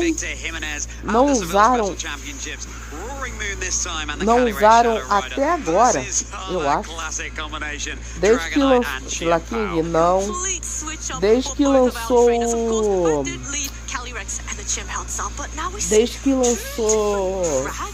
Scarlet Violet, eu nunca na minha cabeça pensaria nesse Pokémon.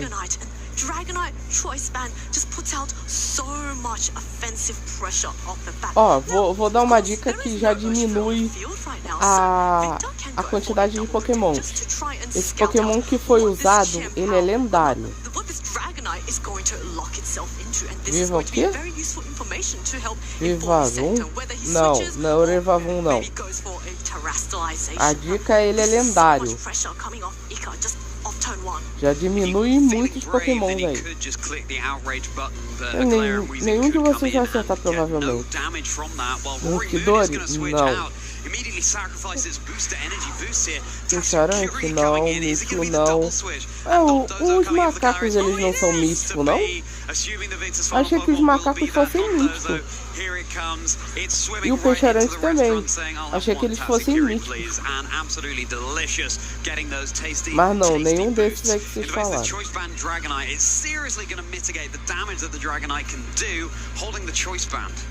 Macacos são lendários? Eu não sabia. Achei que eles fossem míticos, mas não é, nenhum deles é que vocês falaram. Vocês não vão acertar. Multidor? Não é. Eu acho que vocês não vão acertar nunca, se pá. Acho que nem passaria na cabeça de vocês. Poder do Overleve, o Digimon, Solano Giovanni. Articuno? Não. Cara, vocês não vão acertar não, gente. Não vai nem de longe pra passar na cabeça de vocês. Lembra de esquecer meu amigo? Oxi, ô Enzo, mas nós aqui na live não é teu amigo não, pô? Aqui todo mundo é amigo, pô. Oh, não.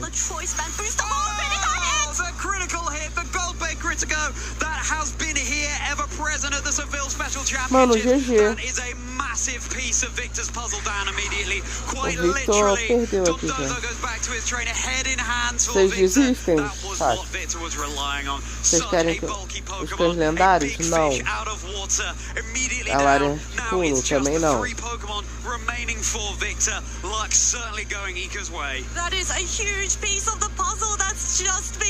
Ó, uma outra dica que vai facilitar. Ele faz parte de um quarteto. Ele faz parte de um quarteto. Astral barrages are not going to be hitting very hard, if at all, onto this Dragonite. And Calirex's other move is expanding force, and that is not going to KO the Dragonite. Tatsugiri on the other side, no. It doesn't even have helping hand, so it can't even boost up the damage of its partner. And yeah, Victor's not in a great spot. Not in a great spot, but at least your Calyrex does have the Terra Fighting and Terra Blast, so you will be threatening super effective damage onto both the Dragonite and the Chien Pao here, whilst resisting the Sucker Punch, and that's exactly what Victor's going for. We don't often see a big knuckle sandwich atop Calyrex's crown. That's certainly what we have here, trying to claw their way back into this top four.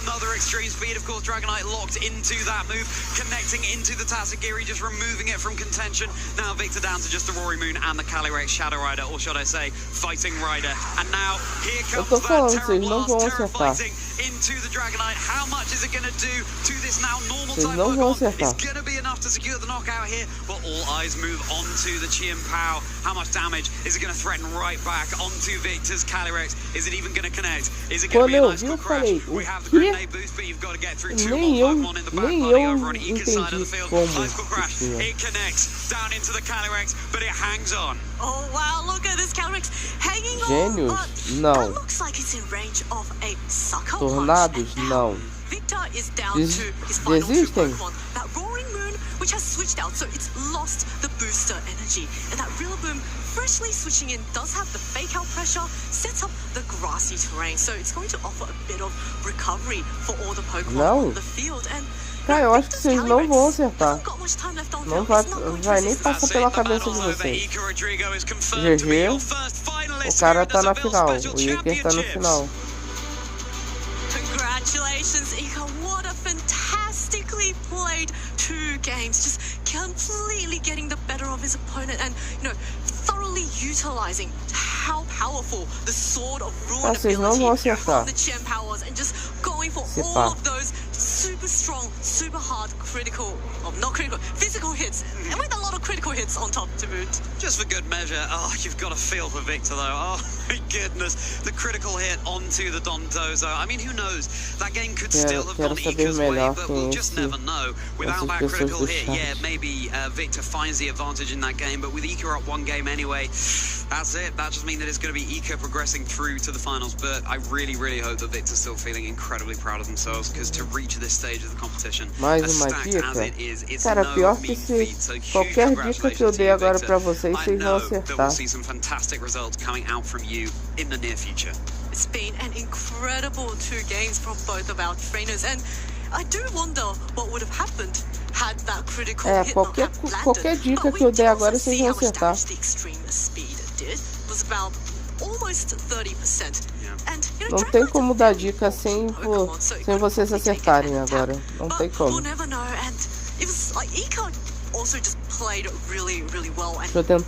Deixa eu tentar formular uma dica.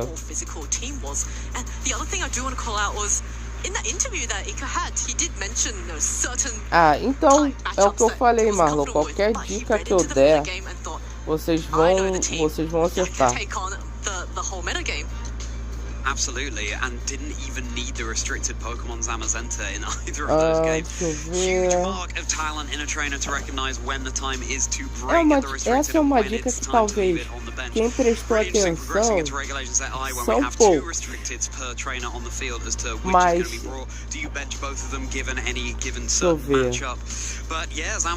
já teve um filme com esse Pokémon.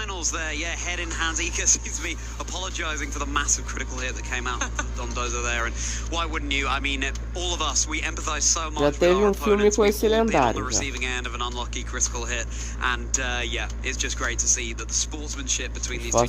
Caudel? Não, esforço de lá. Não, ele é lendário, Marlon.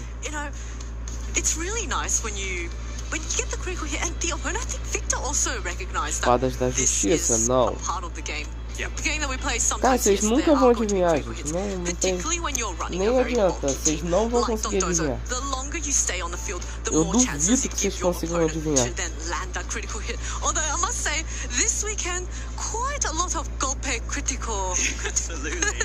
Opa, salve o bom dia, como é que você tá, Lu? Sarude? Não. We'd have expected. It'd be fascinating to go back through the data and see just how many critical hits total over the course of the entire weekend and see if if it's more than we would expect, given that the otherwise relatively low chance of that to happen. But is it going to play a part in the final? That would be the storyline, wouldn't it? If a critical hit, it all came down to that. Maybe Urshifu's been coaching all these Pokemon to get these critical hits. I suspect that's what's been happening, Urshifu making sandwiches, handing it out to everyone. Tempo indeterminado, cara. Eu tô sem luz por tempo indeterminado. It means that in our next match we will be featuring Eternatus in our top 4. Is it going to be Zamazenta versus Eternatus? Existe aí o Marlon e o Mano Dragas. And it's not something that anyone would have expected. We had Koraidon, Ô Enzo, só escrever salve. Aí ele te dá um salve. With Iron Crown, and no, Enzo, se você escrever salve, o bot te manda salve. Here at the Seville Special Championships or Calyrex Ice Riders. So yeah, Seville's been cooking, and let me tell you, it's tasting good. It's not just cooking. I think our trainers have just transcended all time and space and just, absorbed the energy of the universe to come up with these awesome teams. They've used Meteor Beam there, overflowing with space power, and now we're going to torrential rain right over to our interview with your fantastic winner, our first finalist here in Seville. Let's hear from Ika Rodrigo. Thank you very much, Zoe and Charlie. We have got our first finalist of this weekend, Mr. Ike Rodrigo. Da série do Unbound. Agora só editar boa.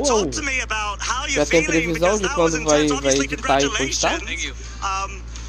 Talk me through everything, because that game one, it felt like it was starting to go either way, but it seems like you had a really good lock-in once you got rid of the Dondozo. To be honest, before going to the game, I thought the Dondozo was the body press set, Caraca, so I was da Sabrina like, tem recover infinito. I Então, told se him, não... I cannot win. Os Pokémon da Sabrina é aquilo, se você não derrotar rápido, é um saco de enfrentar. But later I saw the list because I didn't have time before the game, and I saw 1 second. This is not body press. So I said, okay, I might have a chance. So I went for the usual game plan, which is Urshifu plus Chien-Pao. Normally, if they have within Calyrex, it's like kind of 50-50 situation, because I can swing strikes, Sucker Punch Calyrex, or go for eu não posso falar, ô Marlon. O Mano Dragas não desistiu, não. That situation, and ele quer tentar adivinhar ainda. Well that turn, but later I was a bit lucky with the Dondozo, so... Enders, porque você não faz live com sua forma anime?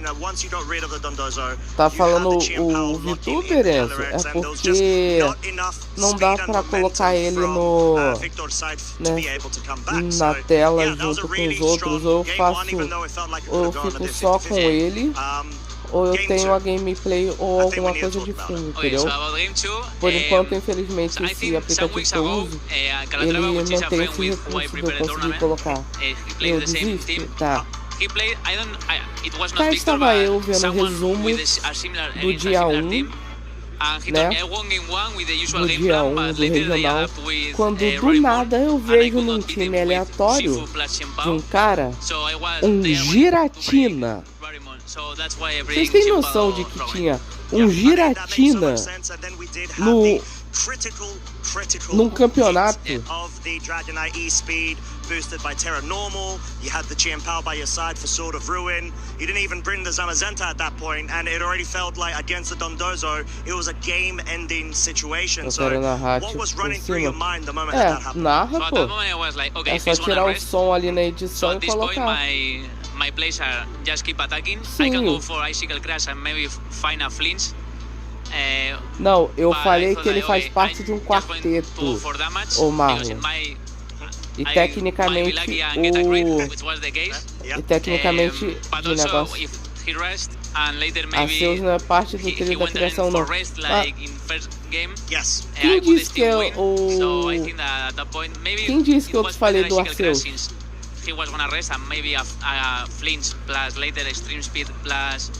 Eu não disse que o Arceus é parte da criação, eu disse que ele faz parte de um quarteto. É a família, uai. Exactly, you put yourself in that position to be able to have that potentially happen, and that's why you are here right now. Ah, para. No começo é assim mesmo. No começo você fica meio assim vergonha, mas depois é normal. Real quick, and I know you probably mentioned before, would you like to give any shout-outs to anybody? So I went again, mas não fazem parte de grupo. Which are the ones with who I prepare the É tournament. o pai e os filhos, pô. Well, maybe not this tournament, Não faz parte do grupo. Peraí que eu já volto, chat, rapidinho. So I want to say thank you everyone who is watching right now. I have my phone full of messages. I could not read all of them, so I will go now through the message and read all of them. So thank you everyone who is watching at home, supporting me, all my friends, family, and now that I'm in final, let's try to win. That's it, Iker, you got a lot of important stuff to do. Put the mobile away, just focus on the final, my friend. But we're going to go ahead and cut to a small moment for you lovely folks at home to get refreshments before we get the second semi-final underway. Welcome to Peculiar Picks, a series where we highlight Pokemon with almost no tournament usage, but one day catches everyone off guard and storms the competition. This time, we're looking at the scaly Pokemon, Komodo, and why more trainers should be preparing for it. Komodo first saw play back in the Sun and Moon era with its signature move, Clangorous Soul Blaze. It hit both opponents and raised all of Komodo's stats. It was so powerful that it won 3 regional level events in 2018 within 7 days of each other. However, the era of Z-moves came to a close a year later, and Komodo's usage with it. Its rare typing, powerful moves, and high stats were not enough to compete with other Dragon or Fighting-type Pokemon that trainers wanted on their team. And having a 4x weakness to Fairy, one of the best types in the game, made things even worse. It was over 3 years, and with the discovery of the Terrestrial phenomenon, that Komodo finally emerged from its slumber. This was the Iron Defense Body Press set. Komodo could boost its already awesome defense stat with Iron Defense to become an unbreakable physical wall. And those boosts also bolstered the power of Body Press, enabling massive amounts of fighting-type damage that couldn't even be stopped with Intimidate. And with the new Terra mechanic, Komodo could patch up that frightening Fairy weakness. So within weeks of this discovery, US player Michael Zhang used this Komodo to win the 2023 Sacramento Regional Championships. It seemed like the old days of the all-seeing, all-boosting Komodo were over, but its Z-move still lives on. Tá em qual parte, mano, Dragas? Clangorous Soul. This move boosts all Tá its na stats parte to a one stage at the cost of a third of its HP. And at the 2024 Latin America International Championships, two-time LAIC winner Ashton Cox realized the immense potential of this strategy. With a well-rounded sporting cast and the Frostbite item to boost special attack even further, Ashton's Komodo became a huge threat. And with Terrify boosted flamethrowers, it could both resist Fairy and take down threats like Golden Go that would otherwise sponge up Dragon-type damage. This strategy's effectiveness was true much for almost all the players to handle. And Ashton finished top 4, almost winning LAIC for the 3rd time. So let this be a lesson to never underestimate Komodo, and know that when you least expect it, this peculiar pig might just be at its most powerful.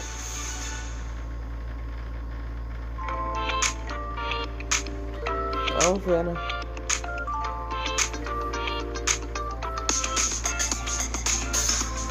Ó, quem vai jogar o campo? Ô Marlon, me responde uma pergunta. por um acaso tem como fazer esse negócio de level cap lá no... Na hora de... Por exemplo, eu quero fazer esse negócio de... Eu quero fazer um torneio lá no Pokémon. Eu consigo travar o level do pessoal, esse negócio tudo direitinho? I'm so excited for this next match between Eternatus Consegue and me Calyrex dizer? Shadow Rider.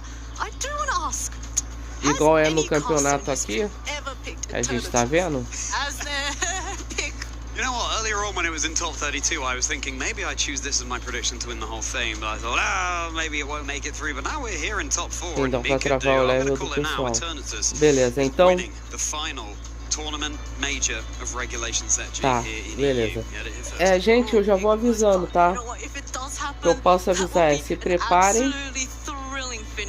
Preparem seus pokés aí pra level 100. Isso apenas Pokémon de canto, tá? Tranquilo na tela. Tá, vão preparando aí seus Pokémons de canto, apenas os de canto.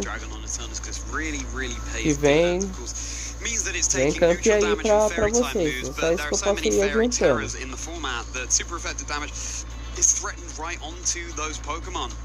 In terms of its matchup into the Calyrex Shadow Rider, well, I mean, it's got the Terra Grass, Alberto's Calyrex Shadow Rider here, so that would take super effective damage from a Sludge Bomb. Apenas poucos de canto. Level 50, por favor, não sei como o tem rápido. Você olhou meu canal? Não cheguei a ver nada não, Enzo. Ô... Mano Dragas, pergunta pro Marlon. Se bem que eu vou travar tudo no 50, eu vou travar tudo no 50, então o U não conta, ele não vai querer participar, ele é um bundão, não vai querer competir com nós, até eu vou tentar, pô. Até eu vou tentar jogar. Não, Dragas, o Pokémon fica automaticamente level 100 na batalha. Olha os vizinhos, que bonitinho, gente. Eu tô apaixonado por esses vizinhos. Other bigger names that we often see at these tournaments. And so what better way to get that experience than by being in the top 4 here at the Seville Special Championship. Ah, na hora de batalhar ali, na hora que tu faz a batalha, beleza, tá. Andrea is just breathing in the moment. You remember it, my friend. It's a special one. Não, olha só. Ó, já que dá pra colocar o level, vamos fazer o seguinte então. Level 50, beleza? Mas tem que treinar os EVs, ok?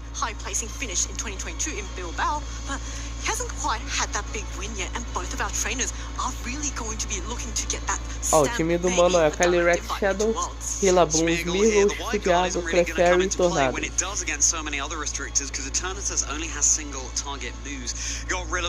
Lembrando, apenas Pokémon de canto, tá, gente?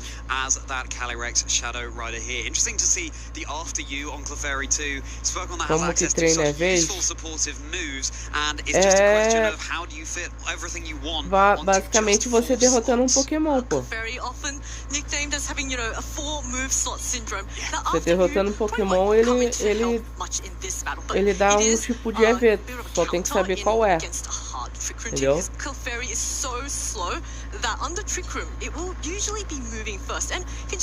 Não me rendo a treinar EV.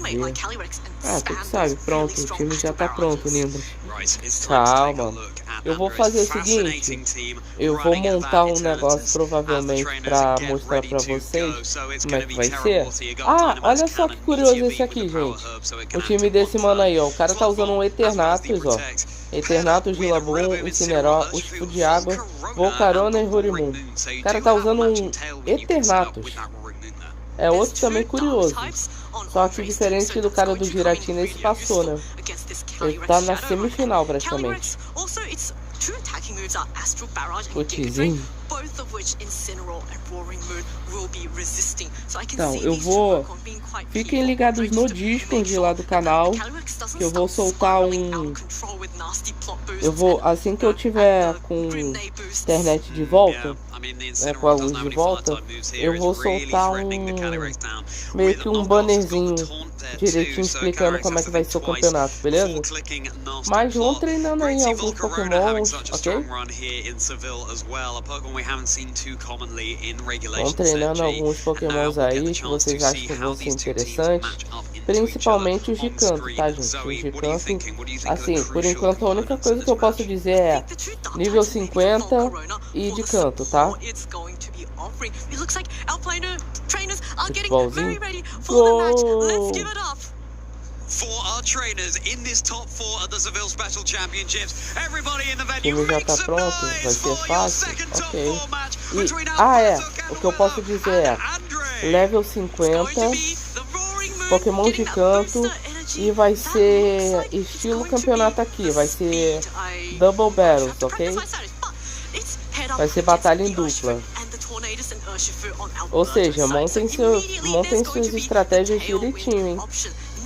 The Tornadus, because of that prankster ability, is going to ignore those speed boosts from the Roaring Moon, can get that immediate tailwind off and allow the Urshifu on Alberto's side to start going for those really strong physical attacks. Roaring Moon threatened down so much by Alberto's Urshifu here. We've got an Urshifu apiece, of course. Once you've broken that focus sash over on Andre's Urshifu, it's going to be so much more vulnerable. A Bleakwind Storm will be doing massive damage to it as well, but it's going to be the Roaring Moon withdrawing here and sacrificing that booster energy boost as Rillaboom joins the fray, setting up its grassy terrain and threatening down Alberto's Rapid Strike style Urshifu massively in return. But if it is a Bleakwind Storm, then both Pokemon on Andre's side are going to be taking massive, super effective damage from that. Demais. Então, por que você não entra no campeonato e tenta derrotar ele? Nossa,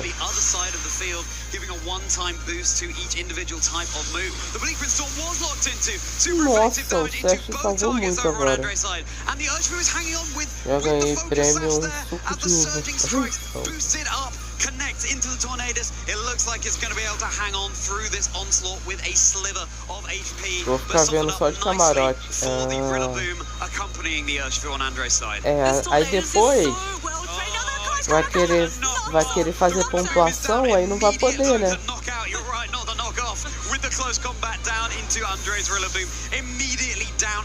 Ô Mano Dragas, pega um Miau e pega o ataque e só derrota os Pokémon, pô. Play there from Alberto, not going for the tailwind, just immediately going for the damage. And now Roaring Moon comes out once again. It's lost its booster energy. The Tornadus, it did not set up the tailwind. So, dependendo, gente, de como for, eu não vou conseguir. Eu não sei se eu vou conseguir participar do primeiro campeonato, tá? Eu quero ver se eu consigo organizar esse campeonato pra maio, tá? Então assim, vocês têm tempo pra fazer o negócio. This Roaring Moon is doing a incredible little dance on the field right now, just switching in and out, shaking it all about. So Alberto is lured into targeting that slot. Time for our terrestrialization trainers.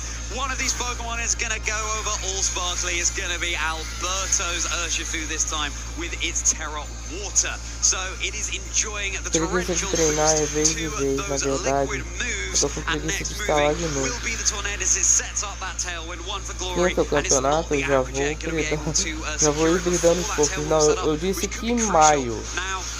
Em maio eu quero ver se eu consigo fazer um campeonato.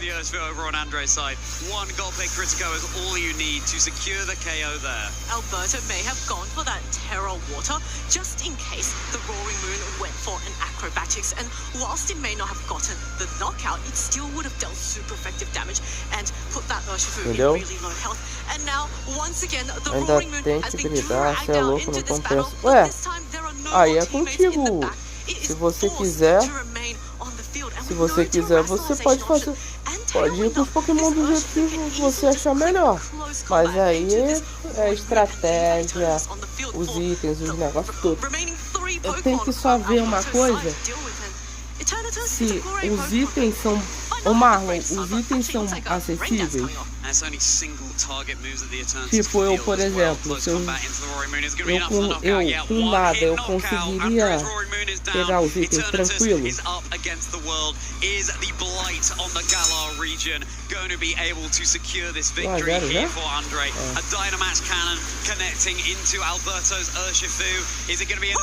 With a critical hit in return, giving the Urshifu a taste of its own medicine here. The critical hits that have been running rampant throughout the Seville Special Championships. Can this Eternatus secure this uphill struggle with the Calyrex and the Clefairy lurking in the back? So many critical hits everywhere, and I'm amazed this Tornadoes is still hanging on the field with that sliver of HP, that 13 HP, anything could have knocked out. But now that it's set up, the Rain Dance, it's got 100% accurate Liquid, and look at this. Então se dá pra pegar os itens tranquilos, acho que dá pra deixar então os itens de boa enough just to claim the knockout in itself with the life orb, followed up by a single target Bleak Storm. Yeah, that is going to be Andre, unfortunately losing this first game. Alberto with a 3 Pokemon advantage there. Now it's back to the drawing board. Congratulations to Alberto, piloting your noble steed so successfully. But heading into game 2, how are we going to be seeing Andre adapt? One thing I'd want to call out is, yeah, it was fun having the Rory Moon switching in and out and becoming a lure, a bit of a bait for Alberto, but it means that you're not attacking, and Andre really needs to get some kind of advantage early on. Eu iria atacar Pokémon aleatório final. Calma, esse primeiro campeonato, ele por mais que pareça que é facilzinho, não é facilzinho não, tá? Você vê que quando os campeonatos começarem, pô, desse jeito o vai morar na rua, motivo disso. Então, né? When you look at Alberto had such a dominant game 1, he didn't even reveal his final Pokemon, and that was a crucial piece of information that he kept from his opponent. And I almost wonder, should Andre Sou preguiçoso mesmo? Então. Wow, well, it's not what the crowd wants to see, but it could be what paves the way for Andre to make it into the finals here. Yeah, the Eternals didn't really achieve much in that game, and the thing is, what's so nice about it is that with the Clefairy there, which can provide the follow me's, you're threatening with big super effective damage with the Sludge Bomb. Alright, trainers, this is it. Let's get into what could be our final game in top 4 in the Seville Special Championships. Make some noise once more. It's going to be Alberto Canuello going up against Andre. Zoe, tell us about these leads. Once again, we got the double dragon lead, but this time the Roaring Moon is in a much happier position against this Calyrex Shadow Rider. Alberto may be thinking that his opponent wants to make some sort of adjustments, then leading with a complete switch up of Calyrex and Smeargle. Smeargle does immediately have a lot of pressure turned on with the fake out, with the spores. There are some grass immunities in the Rillaboom and safety goggles Incineroar on Andre's side, but then he's gonna once again have to switch, and we saw how much momentum he lost in that last game by switching in and out. And oh, actually, it looks like he's still going to go for the switch. Yeah, the switch coming out from Andre, keeping himself safe. Andre has been a master of the bait here. Congratulations to Andre Marquez for piloting this Eternatus so successfully. Let's hope they can keep the momentum going in this game or 2. Now it's going to be the nasty plot coming out from the Calyrex Shadow Rider. That's something we didn't see in the previous game. It's now at +2 of its special attack here. Moody activated from the Smeargle too.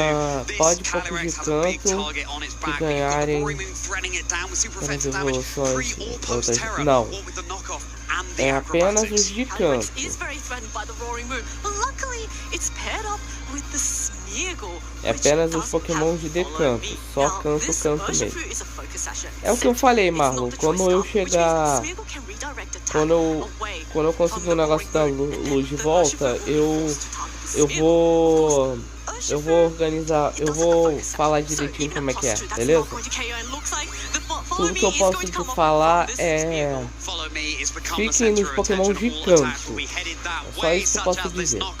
Smeargle is able to hang on with the focus sash. That Smeargle could be down for not much return if Alberto isn't careful. Here's a +2 Astral Barrage into both the targets on Andre's side of the field. Will be the Earth be brought down to his best effort. Roaring Moon, you can see resist that hit, takes it, but it has only about a quarter of its HP remaining.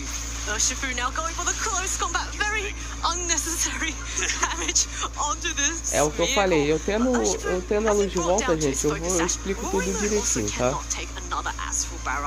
from this +2 Calyrex Shadow Rider. But you know what? There is a Clefairy in the back with, once again, another follow me redirection. And the Roaring Moon just can't get rid of this Clefairy fast enough. And it might just be another follow me Astral Barrage. If you're Andre here, you need to get that Tailwind set up so that the Eternatus lurking in the back can be outspeeding the Calyrex Shadow Rider here. Otherwise, Calyrex can just run rampant all over Andre's team. Let's see how it's going to turn out, trainers. This turn could be absolutely massive here in our second dependendo da top four quantidade at Seville de Special Championships. pessoas que ia participar, ia ser meio que uma tabela, entendeu?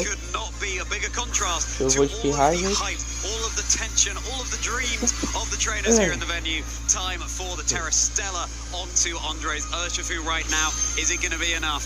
Is it going to be securing the knockouts it needs to? As Clefairy is going to take one for the team. That's the follow me here. Let's see. It's going to be Roaring Moon going for that Tailwind. Good call from Andre here so that Eternatus has a chance against this Calyrex. Yep, Surging Strikes. You need to get through this Clefairy. You cannot touch the Calyrex while the Clefairy is going for those follow me's, as long as you don't have sprint damage, which with the Pokemon Andre's revealed so far, you don't. Yeah, this Clefairy is so bulky that it's able to take this Stellar boosted Surge Strike, and now we're gonna see a very devastating Astral Barrage come off, get the double knockout easily onto this Roaring Moon and this Urshifu. So that is a free nasty plot boost to this Calyrex. It's now at +4. Ainda não acabou. Up against this Eternatus in the back with single target. Well, it's game Ó, só queria falar que a Anônima tá desde o comecinho da live, tá?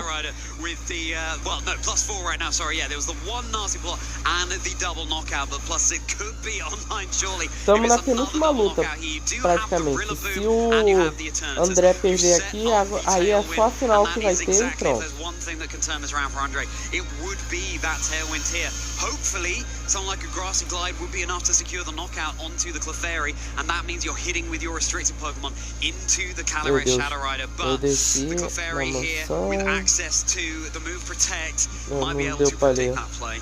This turn, there's just a very easy double protect on both the Calyrex and Clefairy to burn that fake out, get that one turn of grassy terrain recovery, and then the Clefairy can go for that follow me next turn. And with the EV light, it's likely to survive that grassy glide from the desde 3 e pouquinho da manhã que a Anônima tá aqui, tá?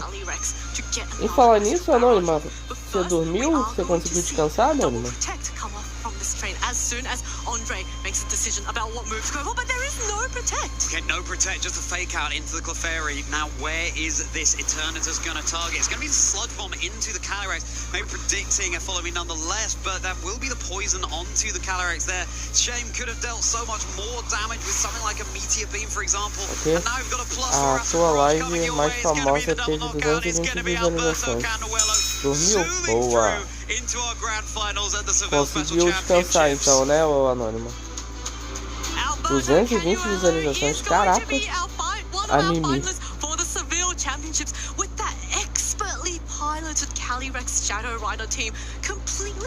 Nossa, o cara é chato, hein?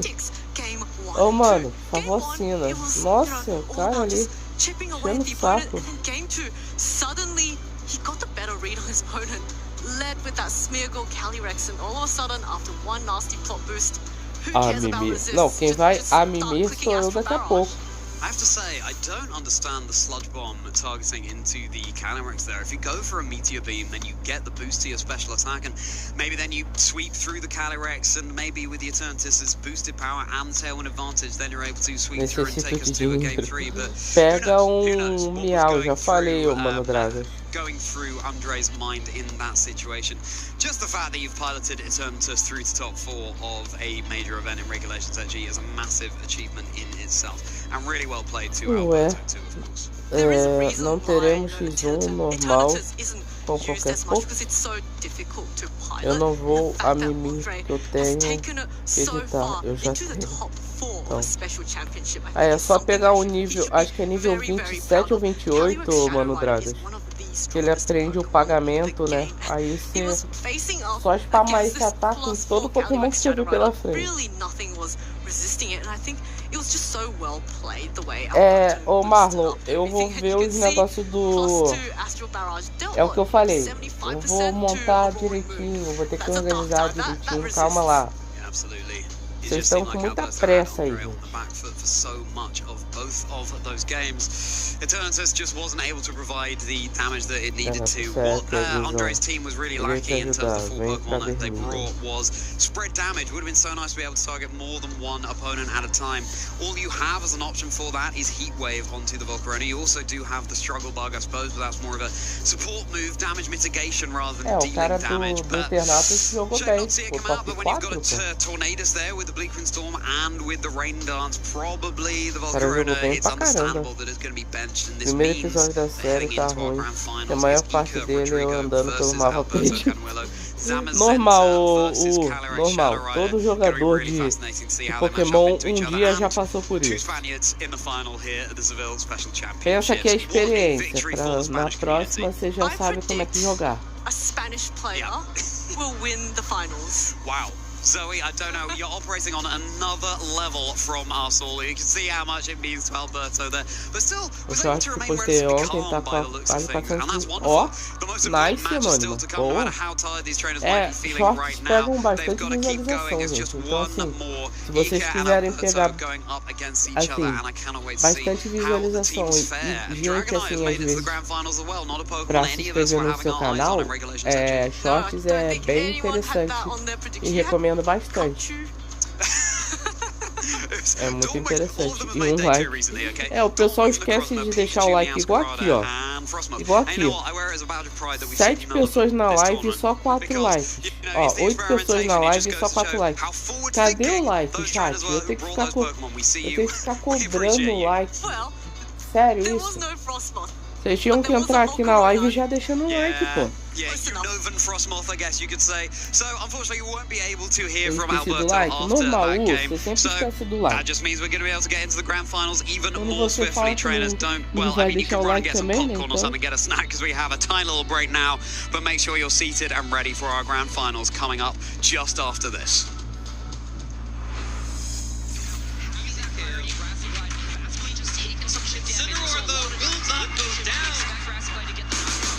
Welcome to Dazzling Duos, where we highlight a particularly potent Pokemon pairing.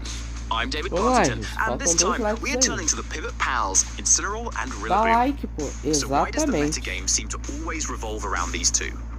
Incineroar is a fire and dark type, giving it 6 resistances, 1 immunity, with only 4 weaknesses. This enables it to take a myriad of attacks thrown its way, but many can be weakened even further.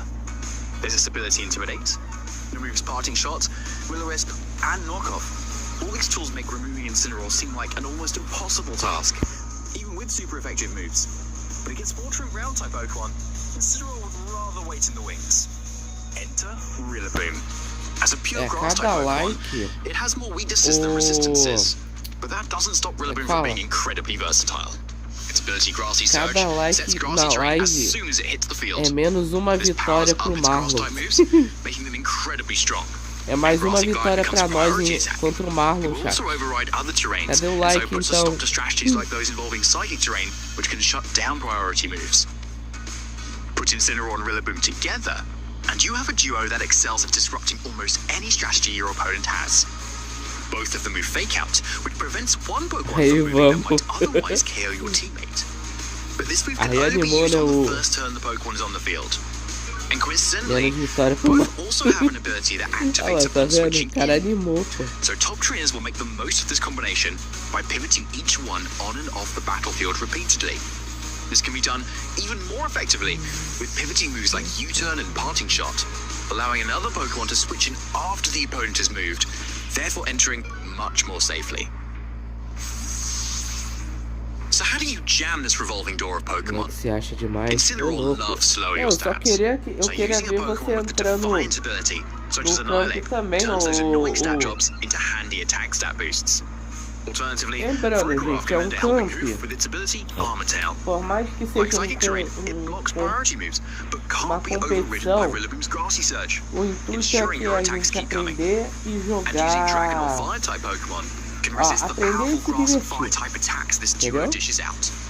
So whether it's Incineroar O switching into intuito fake do out, camp é or aprender e se returning back to your divertir. party, the pivot pals are always around the Aqui, corner. tirando o Marlon, By the não way, tem make sure ninguém you're que é prepared for this dazzling competitivo. duo Nem eu at sou your next event. competitivo. Né? Nem eu entendo do competitivo. Entendeu? Eu ia com o time todo capenga. É o que eu falei. É pra você se divertir, pra você jogar. Se você quiser ir com seus Pokémon sem nada treinado, com os ataques aleatórios, com os itens aleatórios, o importante é você se divertir. Se você vai perder ou vai ganhar, aí é consequência, This is it, entendeu? folks. We are here. It is the moment we have all been waiting for, waiting to crown our Eu vou champion. nesse Two intuito. trainers Eu vou remain. tentar We fazer here at the 2025 eu vou tentar fazer uma Sevilla eu vou Special tentar treinar um Championships. pouquinho o I'm meu Costa. time, o time This que eu is quiser. Marcus, and we Mas é have the aquilo, eu não absolute pleasure tô to be eu featuring não tô the achando que eu final vou set of the weekend. sair vitorioso de alguma coisa assim. Eu tô indo pra me divertir, pra fazer um campeonato pra todo mundo se divertir, entendeu? Get that automatic, get that Eu direct tô indo invite nesse to the intuito. World Championships in Anaheim in Eles têm que ir August, também and nesse intuito, não é porque é um campeonato, nossa, tem que fazer um negócio meio que competitivo. Primeiro que aqui, ninguém aqui é competidor mesmo, entendeu? É mais um negócio É mais um negócio amistoso aqui, uma forma de todo mundo aqui participar, entendeu? Até se a Anônima quisesse participar, ela poderia, entendeu? Ela pode pegar, sei lá, se ela quiser fazer um time de 6 Pikachus, ela pode montar um time de 6 Pikachus e é isso. Entendeu? Claro que não pode repetir Pokémon, mas, por exemplo, se ela quisesse, né, como ela não conhece do jogo, ela quisesse fazer um time de 6 Pikachus aí, ela poderia. Entendeu? Following the Andre Marquez match, we did just feature with the Eternatus all the way through to the finals. Something that we did take note of, Marcus, for the top 4, it was an all Galarian restricted affair. No other regions involved. It seems like Galar is absolutely overpowered for this final regulation set G event. All right, we had Eternatus, we had Zamazenta, and we had a Calyrex Shadow Rider. Yeah, two of them. Derrota o Marlon e a campeã. Yeah, and now it's down to que a Zamazenta, piloted by Iker, and the Calyrex Shadow Rider, piloted by Alberto. Yes. And I think it's going to be a great one.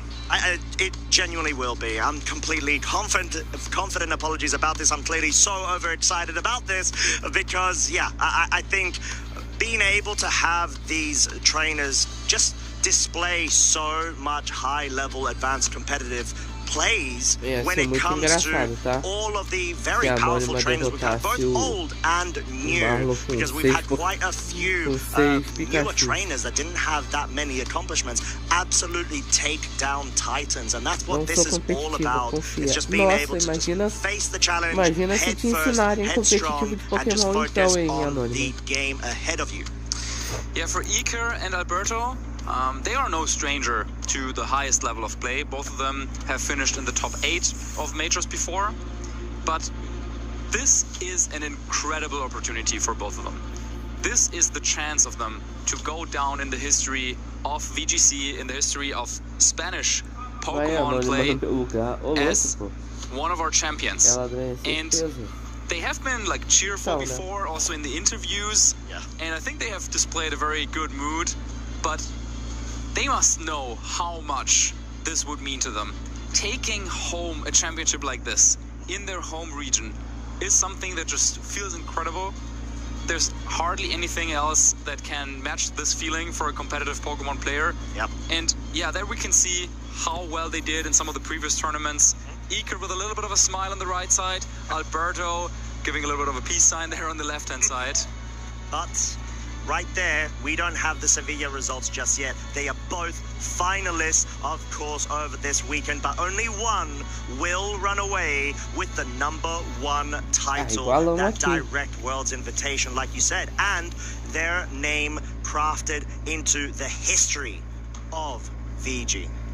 And then, of course, one of them will also walk away with their invitation to the World Championships. Now, both of them have been chasing those championship points as well, but I mean, you just want to get that golden ticket, right? And just be sure that you will be participating in Anaheim. And Alberto is looking to grab that golden ticket with this team. We've seen it before on stream. It is one of those teams that is focusing entirely on your restricted Pokemon. Even though in the previous round, yeah, he also, Urshifu, was doing a lot of work, so that can definitely be used as some kind of a pseudo restricted Pokemon in a way, but usually it's all about that Calyrex. You wanna use Nasty Plot, boost your special attack, and then you wanna use Astral Barrage or the boosted Giga Drain to take KOs. Yeah, exactly that, and just being able to sort of guide yourself to the point where you're setting up those damage sweepers as best as possible with the support Pokemon. All other 4 Pokemon technically can be considered support aside from the Calyrex, Shadow Rider,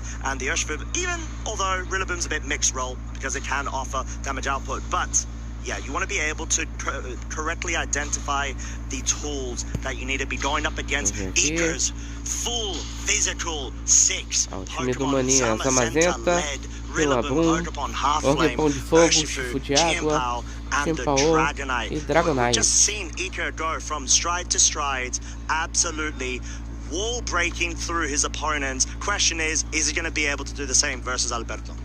Iker was able to defeat 2 Calyrex teams on stream before, making great use of Wide Guard in one of those instances against Jorge, who was our undefeated player from the Swiss rounds.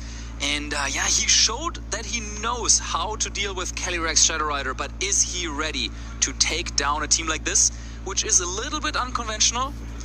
The Terra Grass is also something that we saw on the team that Jorge was using, but this composition is set up a little bit differently. Here you have a Tornadus, for example, so you could use that to get speed advantage up in Alberto's favor. On the other hand side, of course, Iker might not care that much about speed control because he has just so many priority moves available to him. Yeah, exactly, and just the immediate call to action of the damage that can be dismayed from this side. So, Alberto versus Iker.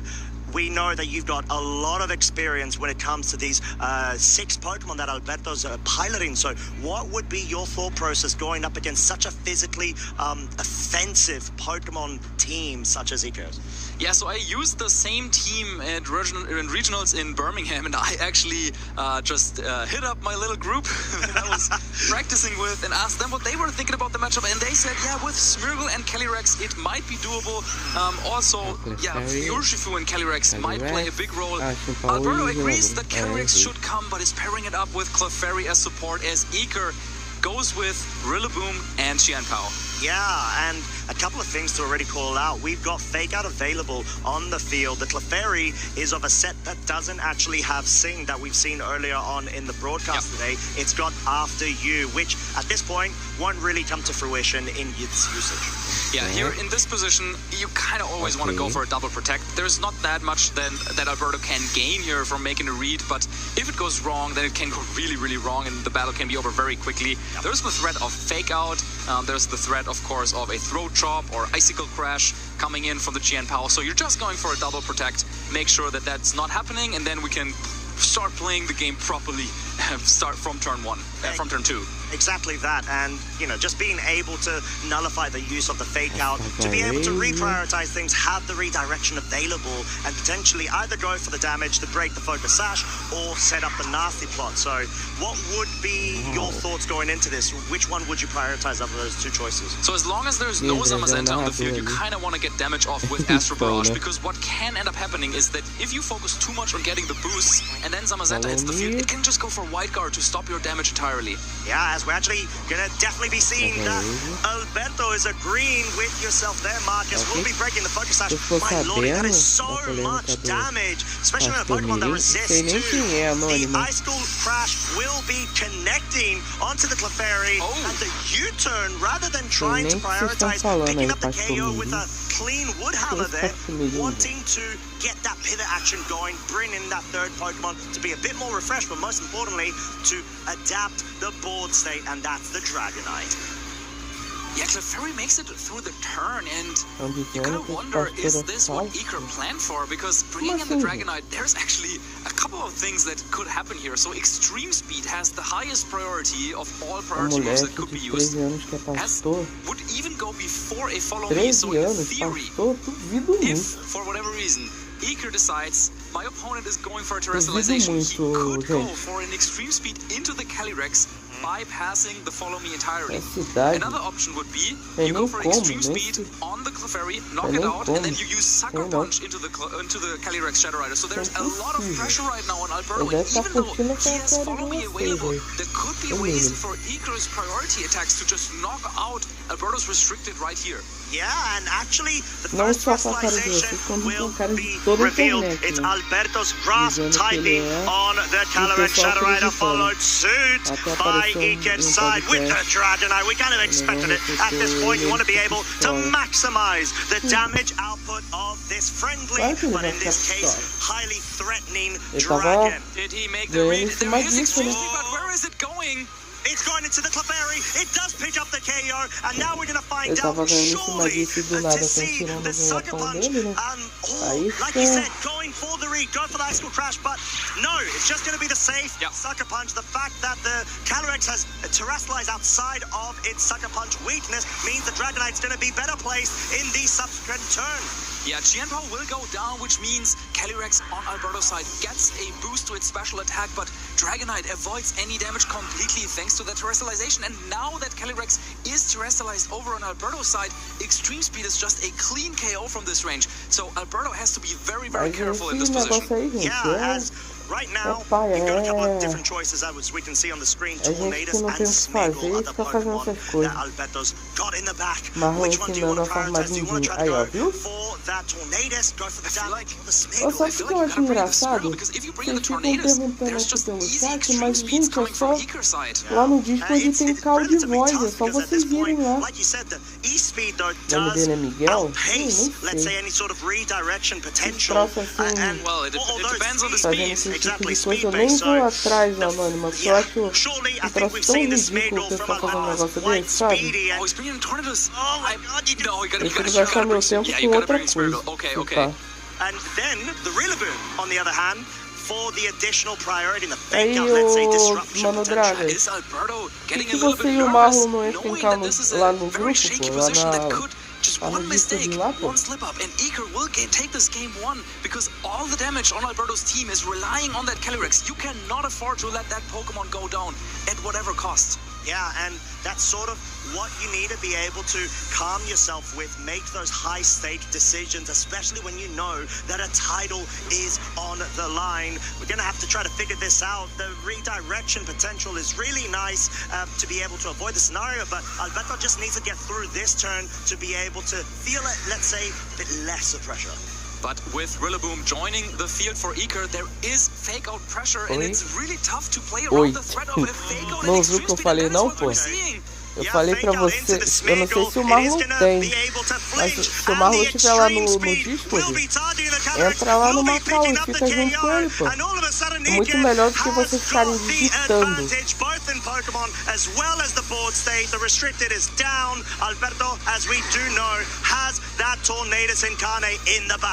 And that is a big play for Iker, taking down the main source of damage on Alberto's team, now leaving Alberto with only a Smeargle and a Tornadus.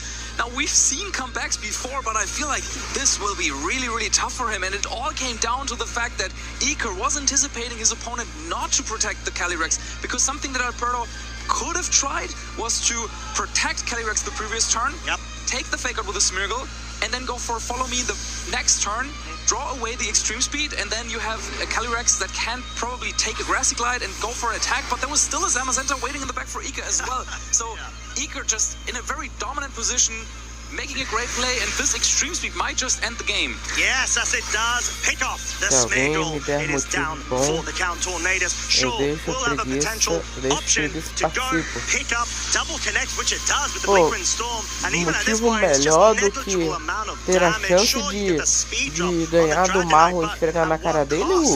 Eu acho que motivo melhor que esse não tem. Physically powerful, and the Tornadus, it's just run out of options, I'd say, and support. And you can see it in Alberto's Imagina, decision there. tu ganhando dele. Falar, eu ganhei de tu, seu fraco. has wildcard on Zamazenta, which shuts down everything that Alberto could 1 do. a And 0 with this, pro Iker is going up Iker. 1-0. Only one more win and Iker Rodrigo would be our Sevilla special champion. I'm wondering what is going through his mind. He's probably feeling so excited and knows that he's one step away. Tu e o Zurlen já podem fazer isso? Mas aí não tem graça, pô. Quem tem que fazer isso é você. E vai que eu e o Zurlen não conseguem. Você tá chutando aqui uma coisa que tem a chance nem que o Zurlen consiga. Já pensou? O quão engraçado seria isso? This Dragonite over on Iker's side is giving him such good tools into Alberto's general game plan, because you can manipulate the speed in your way, and Iker also has the tools to force terrestrialization out of the Calyrex Shadow Rider of Alberto, making it susceptible to extreme speed. So this is a very, very tough matchup to play for Alberto, and we saw in this first game, I think he had a nice idea with the Clefairy, but Iker going for the U-turn instead of something like a Woodhammer, purposely left the Clefairy on the field so he could get into a spot where he was safe to go for Terra Normal on Dragonite. And I think that allowed him to get ahead in the game, and then he didn't let it slip from there. He kept going for the right targets. He kept attacking with extreme speed, with the priority attacks, and took game home. Yeah, because even if the Chi and Pao did get KO'd, it kind of did its job. It forced a Terra or a KO that Alberto had to make a very decisive decision on, and that is exactly what he got, and he was able to start sweeping with that Dragonite. Só pra avisar que quando começar não vai poder mais entrar, hein? Do you go for the same leads? Do you try to find something, some other support? Maybe bring this middle, like you said, rather than the Clefairy immediately? Yeah, I feel like I would like that. I think Smeargle, we would expect it to outspeed the Dragonite, and then you have the option to go for redirection. You also could put it to sleep with a Spore. It's much more active than Clefairy. Clefairy is really only there for follow me in this matchup. Friend Guard is nice, but I feel like Smeargle would give Alberto a little bit more tools to potentially try and outplay his opponent. Oh, we're gonna have to find out. We are going into game 2 between these trainers. Make some noise, everybody. We see you right there. We are going to be so close to finding out who our next champion of Sevilla will be. We've got the leads, and we're going to change up as well. Not on the side that we were expecting. Calyrex, Shadowrite, and Clefairy yet again, but versus Iker's Chi and Pao and the good old classic Zamazenta. And I feel like against this lead, Clefairy might not be that bad, because you are not susceptible to any sort of fake out, and there's no threat of repositioning like we saw in the previous game. In the previous game, what Iker very nicely did was bring the Dragonite on the field. Now, in this particular situation, do you really want to switch out the Zamazenta? I mean, I guess you could, but at the same time, you don't have the slow U-turn, so you cannot soak up any damage. So if Alberto wanted to, he could go for something like a follow me and set up a nasty plot this turn. And then he's pretty much guaranteed to get off a big attack next turn, whether it's going to be the Astro Barrage or the Giga Drain to try and bypass a potential white guard. Yeah, but actually wanting to go on the defensive and scout out any potential switch-ins, or mainly the targeting choice from Iker's side. Maybe anticipating a bit of a double up there, a body press combined with a ice-type move. Maybe trying to catch a read out, or at least guarantee some good damage on the Clefairy. Yeah, Behemoth Blade and Icicle Crash should be able to knock out this Clefairy no matter what. The Terra is ground, that's not going to help in this matchup at all. So I feel like you gotta go for the follow me, but the question is, do you try and set up a nasty plot? Or do you just go for the damage and hope that your opponent doesn't go for the white guard? Yeah, it's going to be very close, and I can't imagine what it's like in both of these trainers' thoughts right now in their minds, but it's going to be quite close, and you can see Alberto is taking a bit longer with his turns right now. He knows how much this means. He needs to be able to try to lock in and be confident with his play, as we do have redirection online with the Clefairy. What's it going to be? We're going to find out shortly, but before then, no white guard. Astral Barrage will deal a two-shot on both the Zamazenta and the Chi and Pao. Yeah, this is what Alberto needs now. He is fine losing the Clefairy, but it's actually Throat Chop followed up by Behemoth Bash. Will that be enough? Yes, it does knock out Clefairy. So Alberto got off a lot of damage, still no boost on that Calyrex, but if there is a Smeargle in the back, eu acho que até o Alexandre acho que vai querer participar. Yeah, and you can see Alberto once again hovering between his options there. He's surely thinking, yeah, Smeargle has makes so much more sense here. Although Urshifu maybe could provide Aqua Jet priority KO to try to forego any Chien Pao shenanigans, but once again, it's very hard to try to commit to a Terra right now and make the right decision when you've got the wildcard potential that's going to be creeping up and Idra has available. I guess if you switch on the Urshifu, you're really banking on the fact that Aqua Jet would KO the Chien Pao. I think Smeargle overall is a lot safer, because at this range, I'm not sure if Chien Pao actually is in Aqua Jet KO range, because you would need to Terra the Calyrex, probably. So yeah, Alberto doesn't want to play that game, brings out the Smeargle instead, and now has Fake Out pressure.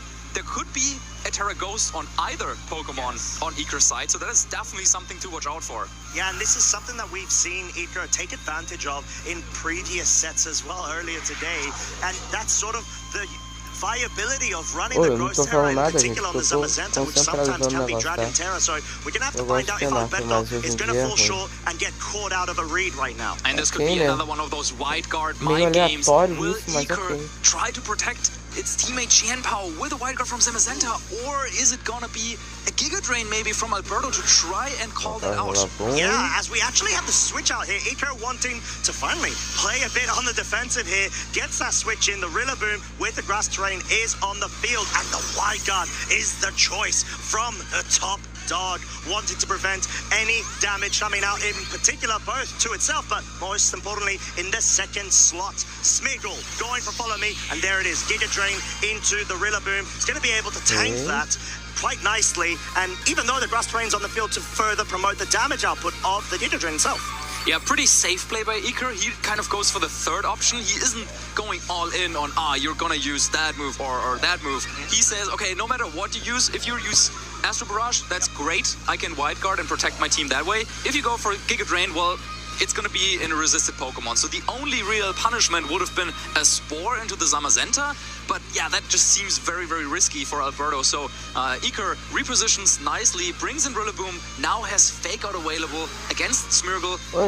And yeah, once again, maybe Alberto's play is to try and use that Terra Ghost to play around it. Oh, this is going to be close. And I did actually take note of the Moody boost there. It seemed like the defense was actually increased by 2 stages, so that could come into play. But first off, we've got the Ghost Terra. It wants to try to focus down on allowing itself room to not get flinched, get that support going. Big. No wide guard. We've got an Astral Barrage. It's going to pick up the KO on the Zamazenta and deal so much damage onto the Rillaboom. Absolutely read that call. But Rillaboom made it through the turn, and Iker was happy about this. Did he go for a big Woodhammer into Calyrex? Smeargle tries to spore something, but Rillaboom is immune. Let's see what does Rillaboom do. It is Woodhammer. It's going for it, and it's a knockout. Wow, what a way to be able to prioritize a pin situation. Rillaboom does go down, however, but right now we have got a 2 versus 2 scenario. Terra already utilized over on Alberto's side. Game 2. If Iker wins this, he's the champion, but Alberto won't go down without a fight. Urshifu is exactly the Pokemon that he needs, because all the damage was in the Calyrex in the first game. Urshifu is a Pokemon that can deal a lot of damage. However, Dragonite, once again, will be the final boss here for Iker, I have a feeling. Yeah, it really will, and it's quite interesting because the fact that Smeargle is still available on the field, doesn't have its Focus Sash broken, is the Ghost Terra. It sort of pigeonholes this Dragonite into making the correct call on what move it locks into. Did we see a speed drop on that Smeargle? Potentially, and that actually could be entirely so important. That could be so important indeed. Again, the question, Dragonite would love to lock into extreme speed against the Urshifu, but because it is a Terra Ghost Smeargle, that cannot be the move of choice, so it could be Aerial Ace. it might just be the outrage.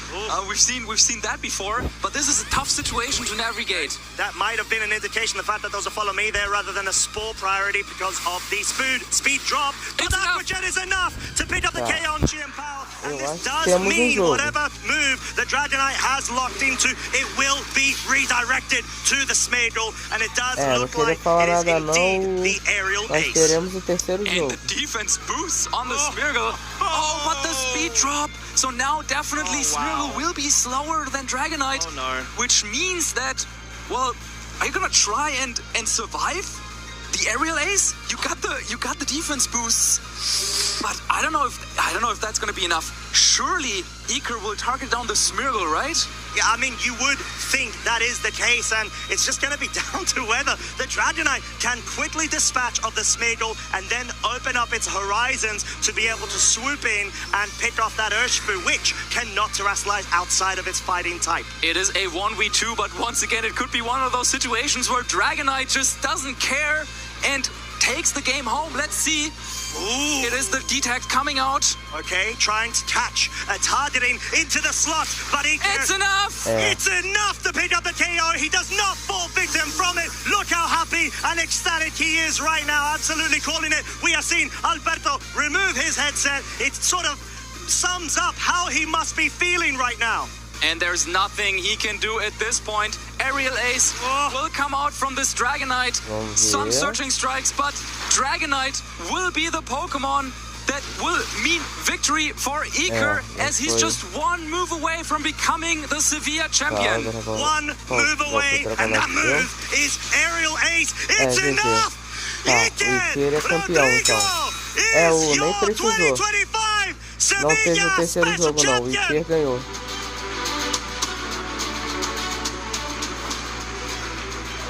Coming here to Sevilla with a team that he has built together with a friend in Spain, in his country, playing against another one of his acquaintances in the finals and doing it so well. Iker Rodrigo, after taking down many players on his way, finally he was the one that could stop the Calyrex Strider in the finals, giving Zamazenta the final tournament of Regulation G. Who would have thought it? The dog that at some point initially, how it came off, Zacian was clearly the preference in the previous game, going into such an overwhelming boost, I would say, in terms of usage in this current generation, dropped off and has not been seen ever since, I'd even argue, last season with Regulation Set G, but making such a strong comeback to be able to clinch up the final Regulation Set G event full circle. Pra quem não viu o post na aba comunidade, eu tô sem luz, né? Tô sem luz, eu tô por tempo indeterminado sem poder fazer live, então provavelmente não tenho certeza se amanhã vai dar pra fazer live, eu não sei quando que eu vou voltar a fazer live. Eu tive que vir pra casa de um parente aqui e cedeu a casa. E cedeu a casa aqui pra gente ficar aqui entre aspas, né? Pra fazer algumas coisas e tal, pra ajudar e tal. E aí nessa brincadeira, como a pessoa não tá em casa, eu falei, bom, eu vou aproveitar que eu tô aqui, eu vou fazer pelo menos a live do dia 2, né? Nós vamos perceber a voz toda fraca, então, né? Acho que nem... Acho que quem vai participar do torneio vai ser Marlon, Júnior, Enzo, eu acho, Eric e Braga. Aí já são 6 pessoas participando. Mas caraca, e é isso, gente. Eu tô... tá complicado aí o negócio. Não faço ideia de quando eu vou ter luz de novo, ou seja, não faço ideia de quando vai ter live de novo pra vocês. Então, tendo essa live aí, pelo menos vocês não ficam sem live, né? Qualquer coisa é só voltar no VOD dessa live, né? Apesar da live ter caído. Tem aí 2 partezinhas. Torneio de que precisa de mais 2 pessoas pra fazer uma árvore. torneio lá do MMO. Não sei se o Zurlin tá sabendo, mas eu tô querendo fazer torneio lá no Pokémon MMO, Zurlin.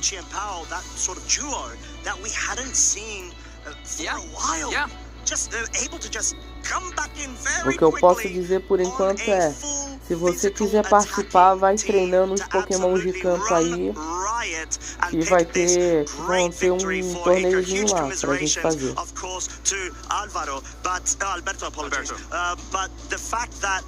You were able to fight against such a overwhelming, 6 Pokemon from Eco's side in the way that he did, like, huge props. Yeah, 6 physical attackers. Se participar, eu vou ainda vou organizar direitinho como é que vai ser o torneio, as coisas e tal. Do so well in tournament and win it all, but Iker proved that this specialty out of Spain was eu não tenho só bicho de campo. Não, mas é só você pegar bicho de campo. Por enquanto, pelo que eu posso falar, só vai ser Pokémon de campo. It wasn't, unfortunately. I'm sure that part of you is like, I may have had a tiny bit of a bias because of the Calyrex. Shadow Rider, obviously the team that you've ran as well, the composition, but I mean, entendeu? Yeah, who would have thought that was Zama? Eu não vou participar por preguiça, eu acho que o Alexandre também não. Eu tô achando que o Alexandre vai. He also displayed such great flexibility in some of the earlier rounds as well.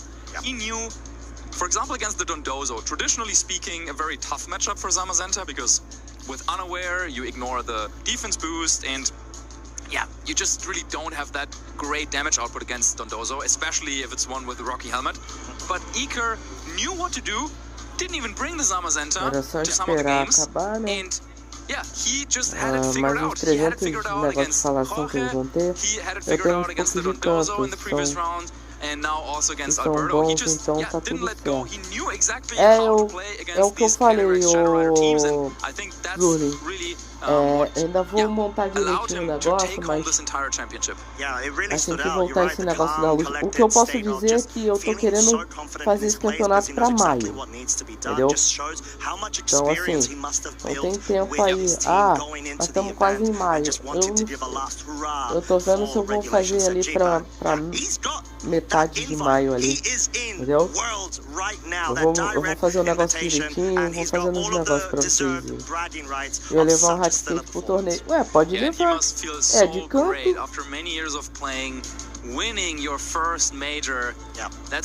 É o que eu falei. Pode usar os Pokémon de campo, entendeu? Eu vou montar um negócio direitinho, aí vocês vão ficar sabendo. Fiquem de olho no Discord, que é quando eu tiver com a internet, quando eu tiver com minha luz de volta aí, eu devo postar lá no Discord, tá?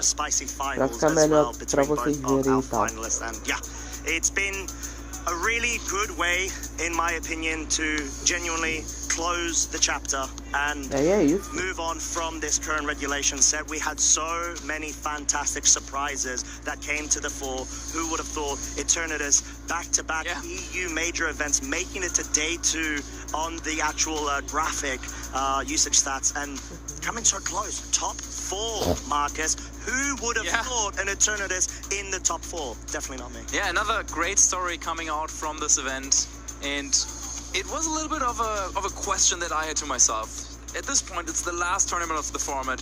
What would prevail? Is it going to be someone bringing the team that they've worked on for months, that they have had so much experience with, that they know all the game plans in and out, or is it going to be someone who's making a metagame call, maybe bringing in something new, like that Eternatus? Agora que eu tô jogando, quero só ver. Levando rápido, torneio. Rápido, quase todo mundo chama de fraco. Onde eu já vi isso antes? Não faço ideia. Se você puder nos dizer qual é a referência. Se for Ratatouille, se pá, eu acho que eu entendi, mas eu acho que não sei de Ratatouille. Zamazenta teams would have the Fluttermane and the Chi-Yu, and that's the team that everyone practices against. But using that to your advantage, maybe even using the fact that whenever someone is preparing for Zamazenta, they're preparing for something completely different. Maybe that is another one of those secrets that led Iker to this road to victory. Maybe it's part of the secret sauce recipe. And I do really like the way that you've put that, because you're just able to mold your team of 6 so synergistically well around one core aspect, that being physical offense. And we saw it time and time again with how Iker was able to pilot it to such an exceptional standard. And yeah, I mean, Sword of Ruin, Dragonite, assim, ô Zuri, eu tenho uma certa impressão de que você errou o animal. That your opponent has to immediately respect and be able to plan, because there's so many hard-hitting Pokemon in the back. If you get rid of one piece, there's going to be another 2 or 3. So that team specifically, is that something that you were predicting Tipo would do well at this event? No, but I saw a very similar composition in Stockholm, and I was like, oh my lordy, I would really love to experience and experiment with it, but there was no shot I expected anything like this to just run away and win this special championship. I'm guessing yourself, or? I put my eggs into the Calyrex Shadow basket. Yeah, we do. So yeah, looking at this, neither of us really had the Zamazenta on our lists. No. I mean, I did get the Ogerpon and the Rillaboom right. Yeah, you got the finalist, Calido as well, the Calyrex Shadow Rider. So, you know, I think Pois agora eu vou participar só pra levar o hotcake aí, ó. I think I gotta say, I think like Convencemos some of the big winners from this a tournament might have also participar. been the Dragonite for sure. That Chien Pao on the final team. We saw some Ditto doing really well, but yeah, that's what we thought might do well in the beginning of the tournament, and yeah, we just all saw how it ended up being. Yeah, I mean, I did go for the Koraidon. I put all my eggs in that basket, you know, ever since the Atlanta Regional Finals. Even the Iron Crown, which we did see a couple in day 1, and I think we got several wins from them, but unfortunately they weren't able to convert as well. Provavelmente o próximo regional, gente, é só em maio também. Lá, eu acho que é 16 e 17. Se eu não me engano. Pode usar a matinha aqui com Choice Scarf no guarda. Isso daí é uma das coisas que eu tô vendo que eu vou ter que banir, tá? O Fissure eu vou ter que banir, eu no guard também, pelo visto. And here we have it. The last major of Regulation Set G sees Iker Rodrigo as the champion, but going down some of the teams there. Eu tô ligado que esse negócio aí é problema. And there's so many other restricted Pokemon. 2 Dondozo, Weezing, Calyrex compositions. We have Victor Medina. Once again, he comes very close, but does not win a major tournament. 7th place here in Sevilla with Miraidon and Iron Trance. Yeah, but the consistency is still there with Victor. It's so incredible to see him go for it. And Sam Tabner, of course, making his first top 8 with that Calyrex Shadow Rider Dondozo Weezing composition, which Victor was able to just one up and bring it up to the top 4. And then finally, of course, we also have to give a shout out once again to Andre Eu já não Marquez tô nem mais with pensando mais, gente, Eternatus, desculpa. top 4 in Sevilla with Eternatus. No matter how often I say it, I Tem que still can't banir believe it. o Endeavor também, eu acho. Então, eu vou fazer algumas coisas, relaxa. Quando eu fizer o... pra gente começar a jogar, vai ser... Eu vou montar tudo direitinho, pode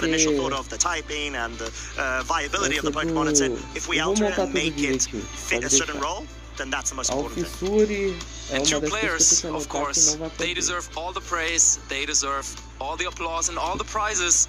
So let's kick it to the stage for our trophy ceremony.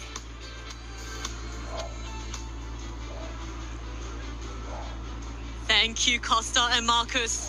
Well, trainers, we have had an absolutely phenomenal weekend, filled full of epic action. For most of the trainers here, this was their final Regulation G tournament, and they pulled out all the stops. We saw some wild matches on stream. We saw a Giratina. We saw an Eternatus. But after a weekend of many battles, we have 2 trainers who have risen to the top. So, in second place, let's give it up for Alberto Canuello!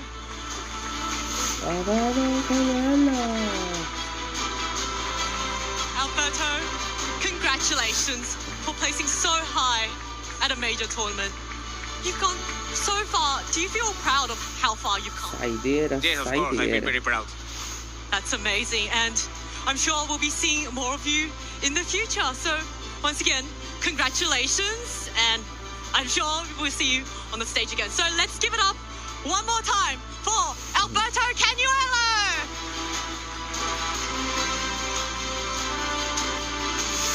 And now, trainers, the moment we have all been waiting for.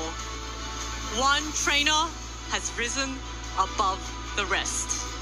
I give you our 2025 Seville champion, Iker Rodrigo!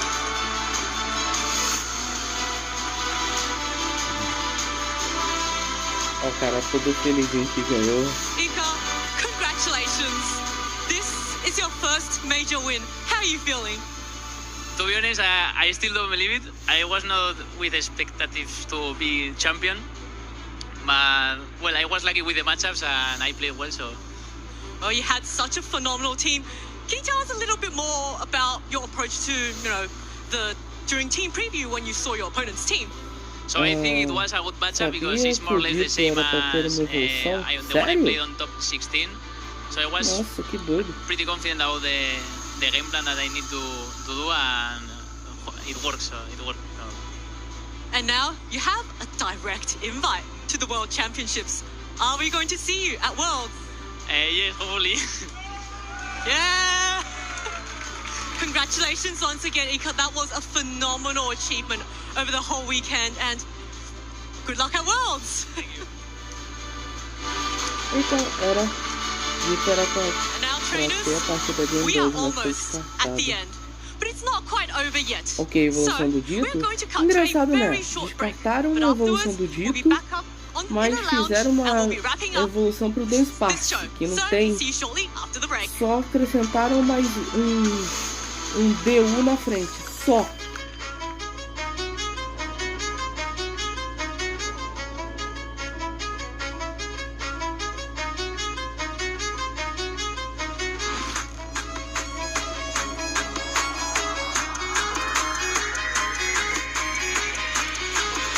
Não, descartaram pro Dito. Pô, imagina o Dito, sei lá, vira tipo um Muck da vida. Ia ser legal. Ia ser melhor do que o do espaço, né, no caso.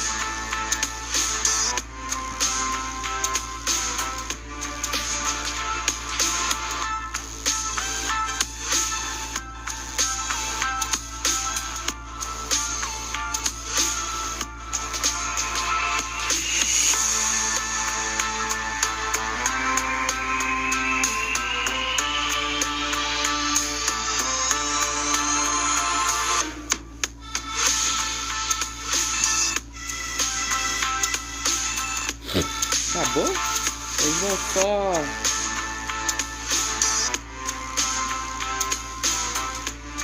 Eles vão só falar acabou mesmo? Olha o Zivizinho, que coisa fofa, gente. Ah, não, eles vão Catchphrase ficar. of this weekend. 1, 2, 3. Un golpe critico. A critical hit here at the Seville Special Championships this Evolução do weekend. Dito poderia Iker Rodrigo ser going all the way. uma Zoe, evolução do you were able to talk to him just then. I mean, Caso o give us your adversário insights tenha on that. uma. That was just so phenomenal Yeah. to see a team of all 6 physical attackers. Normally you'd see it and go, oh, where are the special attackers? What if you see Reflect and Intimidate? But as Iker said in one of his early interviews, you got the Urshifu, doesn't care about Intimidate. Then you got the Zamazenta Body Press, doesn't care about the Intimidate. There's just Eu não sei not se much really seria, cares não sei about como é the que Intimidates seria. on that team, so É uma coisa a se pensar, se It pá. works, and it's one of the final teams to make their mark in Regulation Set G. Were you expecting this, Marcus? Zamazenta going all the way? Well, Depois da live eu vou looking at our cast editar, predictions, I don't beleza. think no A one of live us esse cara já tá finalizando. On Dawn Wings. But no, I think it was a great choice going into this event. Zamazenta Eu tô was trending a little bit esperando eles- downwards, but yeah, Eu tô because of esperando eles Koraidon really, but then Koraidon acabarem didn't aqui. make that much Ó, of dia 17 an, e 18 of de a showing maio here. I mean, of course, there are also some other matchups that might be troublesome. Some Koraidon teams are also easy to win. I think Zamazenta is one of those where you can have really a toolbox of Pokemon around it that can take on any matchup, but it means you don't really have that many like bad matchups, but you also don't really have that many good matchups. So yeah, it's a little bit tough, but it's a team that can win a championship like this, and yeah, Iker piloting it so well, very deserving champion. And Dragonite and Chien Pao as well. That's a duo we haven't seen for a hot minute, is it? But there it is, coming out on top here at the Seville Special Championships. Shall we take a look at this graphic? Our EU champions. Let's see one more slot filled in, and we've only got 2 more stops here at EU on our road to Worlds. There they are. Iker Rodrigo, our Seville Special Champion, joining at the lofty heights of trainers stretching all the way back to Davide Moralia. Costa, what's going through your mind looking at all of these fantastic trainers? I mean that we have got a rich pool of EU representatives going straight into Worlds. That I think everybody here does agree. We are all very proud of. Great representation. 100%, and now all that remains is to fill in those final 2 slots. But for now, it's all about Iker Rodrigo, a trainer top 128 at EUIC a couple of months ago. Was not expecting to go ahead and win this weekend, as he told you, Zoe. But hopefully, going to be seeing them in Anaheim this summer as well. Well, I hope that Iker, first of all, gets a much-needed rest and recuperation after this event before we start turning our attention to Regulation Set I. Marcus, what are your main expectations for the initial stage of the format? Yeah, I was just gonna looking at this. I was at all of these events that we've had so far, and I will be at the next 2 as well. This season has been awesome. I think Regulation Set I is gonna be even better. I'm so looking forward to our last 2 majors in Europe, and then NAIC and Worlds. And yeah, I think it's gonna be fantastic. Cannot believe that we're here already. It seems like we're only kicking off in Dortmund a couple of months ago, Zoe. I think if we can see this much creativity in a single restricted format, imagine just how wild a double restricted format is going to be. Yeah, Costa, I mean, what do you have to say? I think it's quite poetic that Zamazenta and Calyrex Shadow Rider were in the finals, when we know that that is one of the most looked forward to duos of the next Regulation Set I. So, sort of, we're gonna do it? Oh, we think we know, but I mean, we also thought that Miraidon was bad. We thought Corazon was bad. At this point, I don't know if I trust the community, so we'll see. Nothing. Lugia and Ho-Oh is gonna go all the way at Wimworld. You heard it here first, everybody. On level, yes. Let's remind ourselves of the stops that we've been at along the way to Worlds, and we're about to see another of those events grayed out, everybody. Yes, we've reached the end of the Seville Special Championships, but such incredible locations we've been to along the way, with such beautiful architecture too, but so many more to come, Zoe. Yeah, look, now that we've just crowned our Seville champion, there are only 2 more major events in Europe left. And after Utrecht and after Bologna, both of which will be the Regulation I format, we're going to go into NAIC in New Orleans, which is traditionally always the last major tournament of the entire season, right before Worlds. The metagame is going to be undergoing all sorts of shifts. It feels like this really is the calm before the storm here. As we say, we don't know. We just don't know. Everyone's talking about Calyrex Shadow Rider and Zamazenta, but all bets are off, really. And we're going to be finding out very shortly with our next regional championships, which is coming up in just a few days' time, really, just how Regulation Set I is going to be kicked off, and then how the metagame develops from there. What are your hopes for the first tournament, Costa? That's a tough one. I'm personally hoping, even though we saw it did incredibly well over this weekend, I'm hoping not to see Dondozo as much. Right. That is my genuine hope, because it's just such a good and control-based duo that I want to go ahead and play a bit more, I don't know, like Calyrex Ice and all that. I don't want to have to go up against a Dondozo, which can sometimes wall that matchup. So, yeah, that's my initial hope. That's a very personal take. It is. Hey, you asked me, so I thought I might as well answer. It just counts as what you want to bring, and you know what? I don't blame you. I don't blame you. As I told you, I've been having my eye on Zacian and Kyogre, which I think into Dondozo also sucks. So maybe I'm actually, Mark as well, what do you think? Dondozo, Regulation Set I? Well, I'm thinking about Terrapagos a little bit. I want to see how that works out, because initially I was thinking, well, Terrapagos surely is going to be bad, because, yeah, you kind of want to terrestrialize it all the time. But I thought about it a little bit more, and I think that there might be instances where you can use Terrapagos as kind of a check against certain matchups, but then right now you're focusing everything Acho on que só Terrapagos esse in regulations monstro, at G, o but calvo then in que tu regulations mencionou, at I, you might que eu have lembro, additional eu acho que os Pokemon outros like a três não strong, I don't know, acho que Calyrex são, Shadow não Rider, são da like a transmissão Koraidon, like não, something that does a lot of normalmente que eu damage on its assisto. own without needing that much setup. And then that might also buy some turns for the Terrapagos to set up. So yeah, that's kind of what I want to look at. Very interesting, yeah. How is Terrapagos gonna fare? But enough about the competitive side of things for just a moment. There's so much more Pokemon entertainment coming out on Twitch this week. Let's take a look at our Twitch schedule. Let's remind ourselves of all of the action. I just see that Piplup and Pachirisu and my heart melts. Yeah, so you just want to give them a hug, right? It's adorable. Look at those little eyes, just begging for some citrus berries. Yeah, I'm sure. Cheer up, everybody. I'm sure Aaron Zhang and Sejun Park would appreciate. Yeah, the infamous joke. In fact, they're looking exactly like those trainer counterparts there. Make Aaron Zhang and Sejun Park cheer up and join them. The AS Cup and EUIC as well, Pokemon Unite. Let's take a look at what happened there. The very best of Pokemon TV. Talking of citrus berries, though, Pikachu could not be more delighted with that berry there. Yeah, tasty indeed. It's like a blueberry. It's probably an orange berry, I guess. Pokemon Jirachi Wishmaker. Costa, what's the wish that you're hoping for? For more high-level competitive play. Well, I've got good news for you, my friend, because next week we've got the Milwaukee Regional Championships. That's right, we don't have long to wait at all before we get Regulation Set I kicked off next weekend. A beautiful city, and it's all Já tá sem luz aí, sim, eu tô sem previsão de voltar, entendeu? Tô sem previsão nenhuma, é o que eu falei. Próximo é dia 2 a 4 de Take a long maio. look in the mirror, trainers. What do you see? I hope you're proud of yourselves. Milwaukee next weekend, but of course that's just the NA region, and in Como tu tá EU, fazendo our live next sem event luz? coming up, we É saw o it que eu on falei the mais cedo, EU que provavelmente regionals você não tava. calendar schedule Eu tô na casa de will um be the parente que Utrecht cedeu a Special casa aqui pra gente Championships fazer uns coming up negócios. later in E aí May. eu Another aproveitei beautiful que eu city tô with another aqui beautiful river, Marcus. e Oh yeah, tô finally I can make it to Utrecht. fazendo. I've tried for the last couple of Eu years, falei, but for bom, various reasons it's never worked out. já So perdi finally o I'll be primeiro dia de there, live, and né? yeah, looking Vou forward fazer pelo to menos seeing o this segundo beautiful dia city in the Netherlands. do regional It is a só really pra não beautiful ficar city. I've sem been there live, for the past entendeu? couple of years, Marcus. You're not going to be disappointed. Any Eu não cycling vou, fans in eu the não house? vou, infelizmente, não vou conseguir fazer live nos outros dias aqui, né? Eu também já serei abusar demais da boa ajuda. E eu tô sem luz por tempo determinado, entendeu? Tem que ver como é que vai fazer, eu não faço ideia do que We vai know it fazer. well. You want to be following along with Pokemon.com/broadcasts, our new hub for all of the streams. Pokemon.com/broadcast is the place that you need to go. Oh, we've been developing our sort of hand showing game this weekend, haven't we? Yes, Brigatito here, very keen to tune in, tapping away with their paws. Pokemon.com/broadcast. That's where you need to go. You want to be following along with all of the action as well on our dedicated channels. Yeah, go for it. There it is, right there. /Pokemon on YouTube and indeed Twitch with the hashtag. Everybody, one more time for good luck. What is it? 1, 2, 3. Play. Un golpe critico. Oh, sorry. Apologies.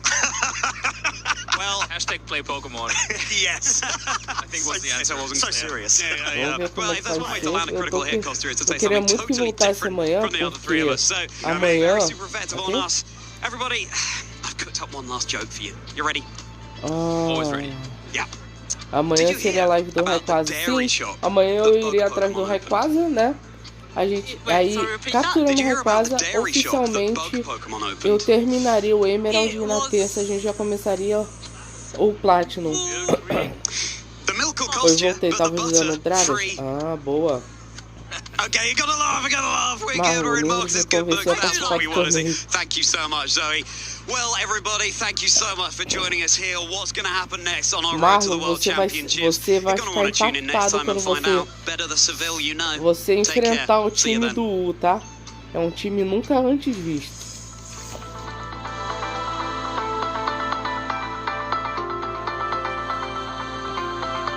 Acabou? Tem que aparecer o Thanks for Watching.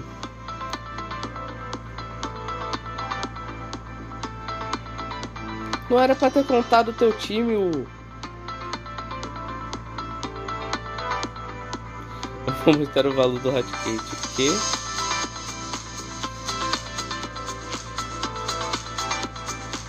Eu acho que acabou, tá?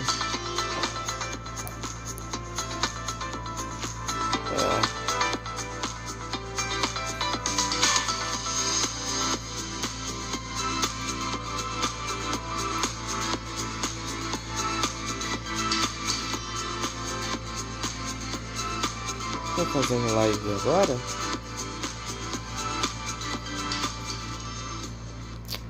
Aqui não. É isso, chat. Terminamos por aqui. Deixa eu colocar aqui a tela de finalizando.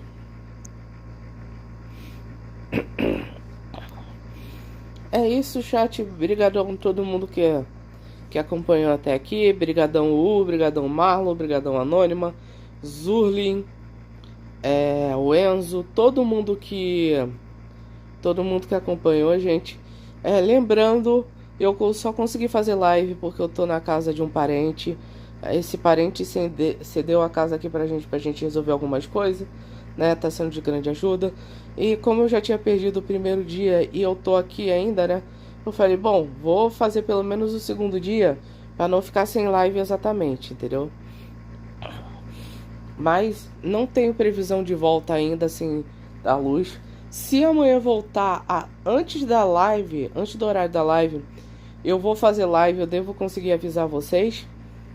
Aí a gente, amanhã voltando a luz, amanhã a gente faz o Rayquaza, né? Eu vou atrás de capturar o Rayquaza. E na terça, se der sequência aí, na terça eu devo começar a Sinnoh. Então, torçam pra luz voltar amanhã. Mas desde já, brigadão a todo mundo que colou. Brigadão a todo mundo que ficou aí até agora. São 10h44, né? Tá começando o dia praticamente. Então, um ótimo domingo pra vocês. Um ótimo comecinho aí. Comecinho de domingo. Não sei se vocês vão dormir, não sei se vocês vão sair. Independente do que vocês forem fazer. Um ótimo domingo a todos. Nos vemos assim que a minha luz voltar. Brigadão mais uma vez a todo mundo que assistiu. E é isso, chat. Eu vou ficando por aqui. Falou e fui! Tchau, chat. Não esqueçam de beber água, hein, gente. Falou!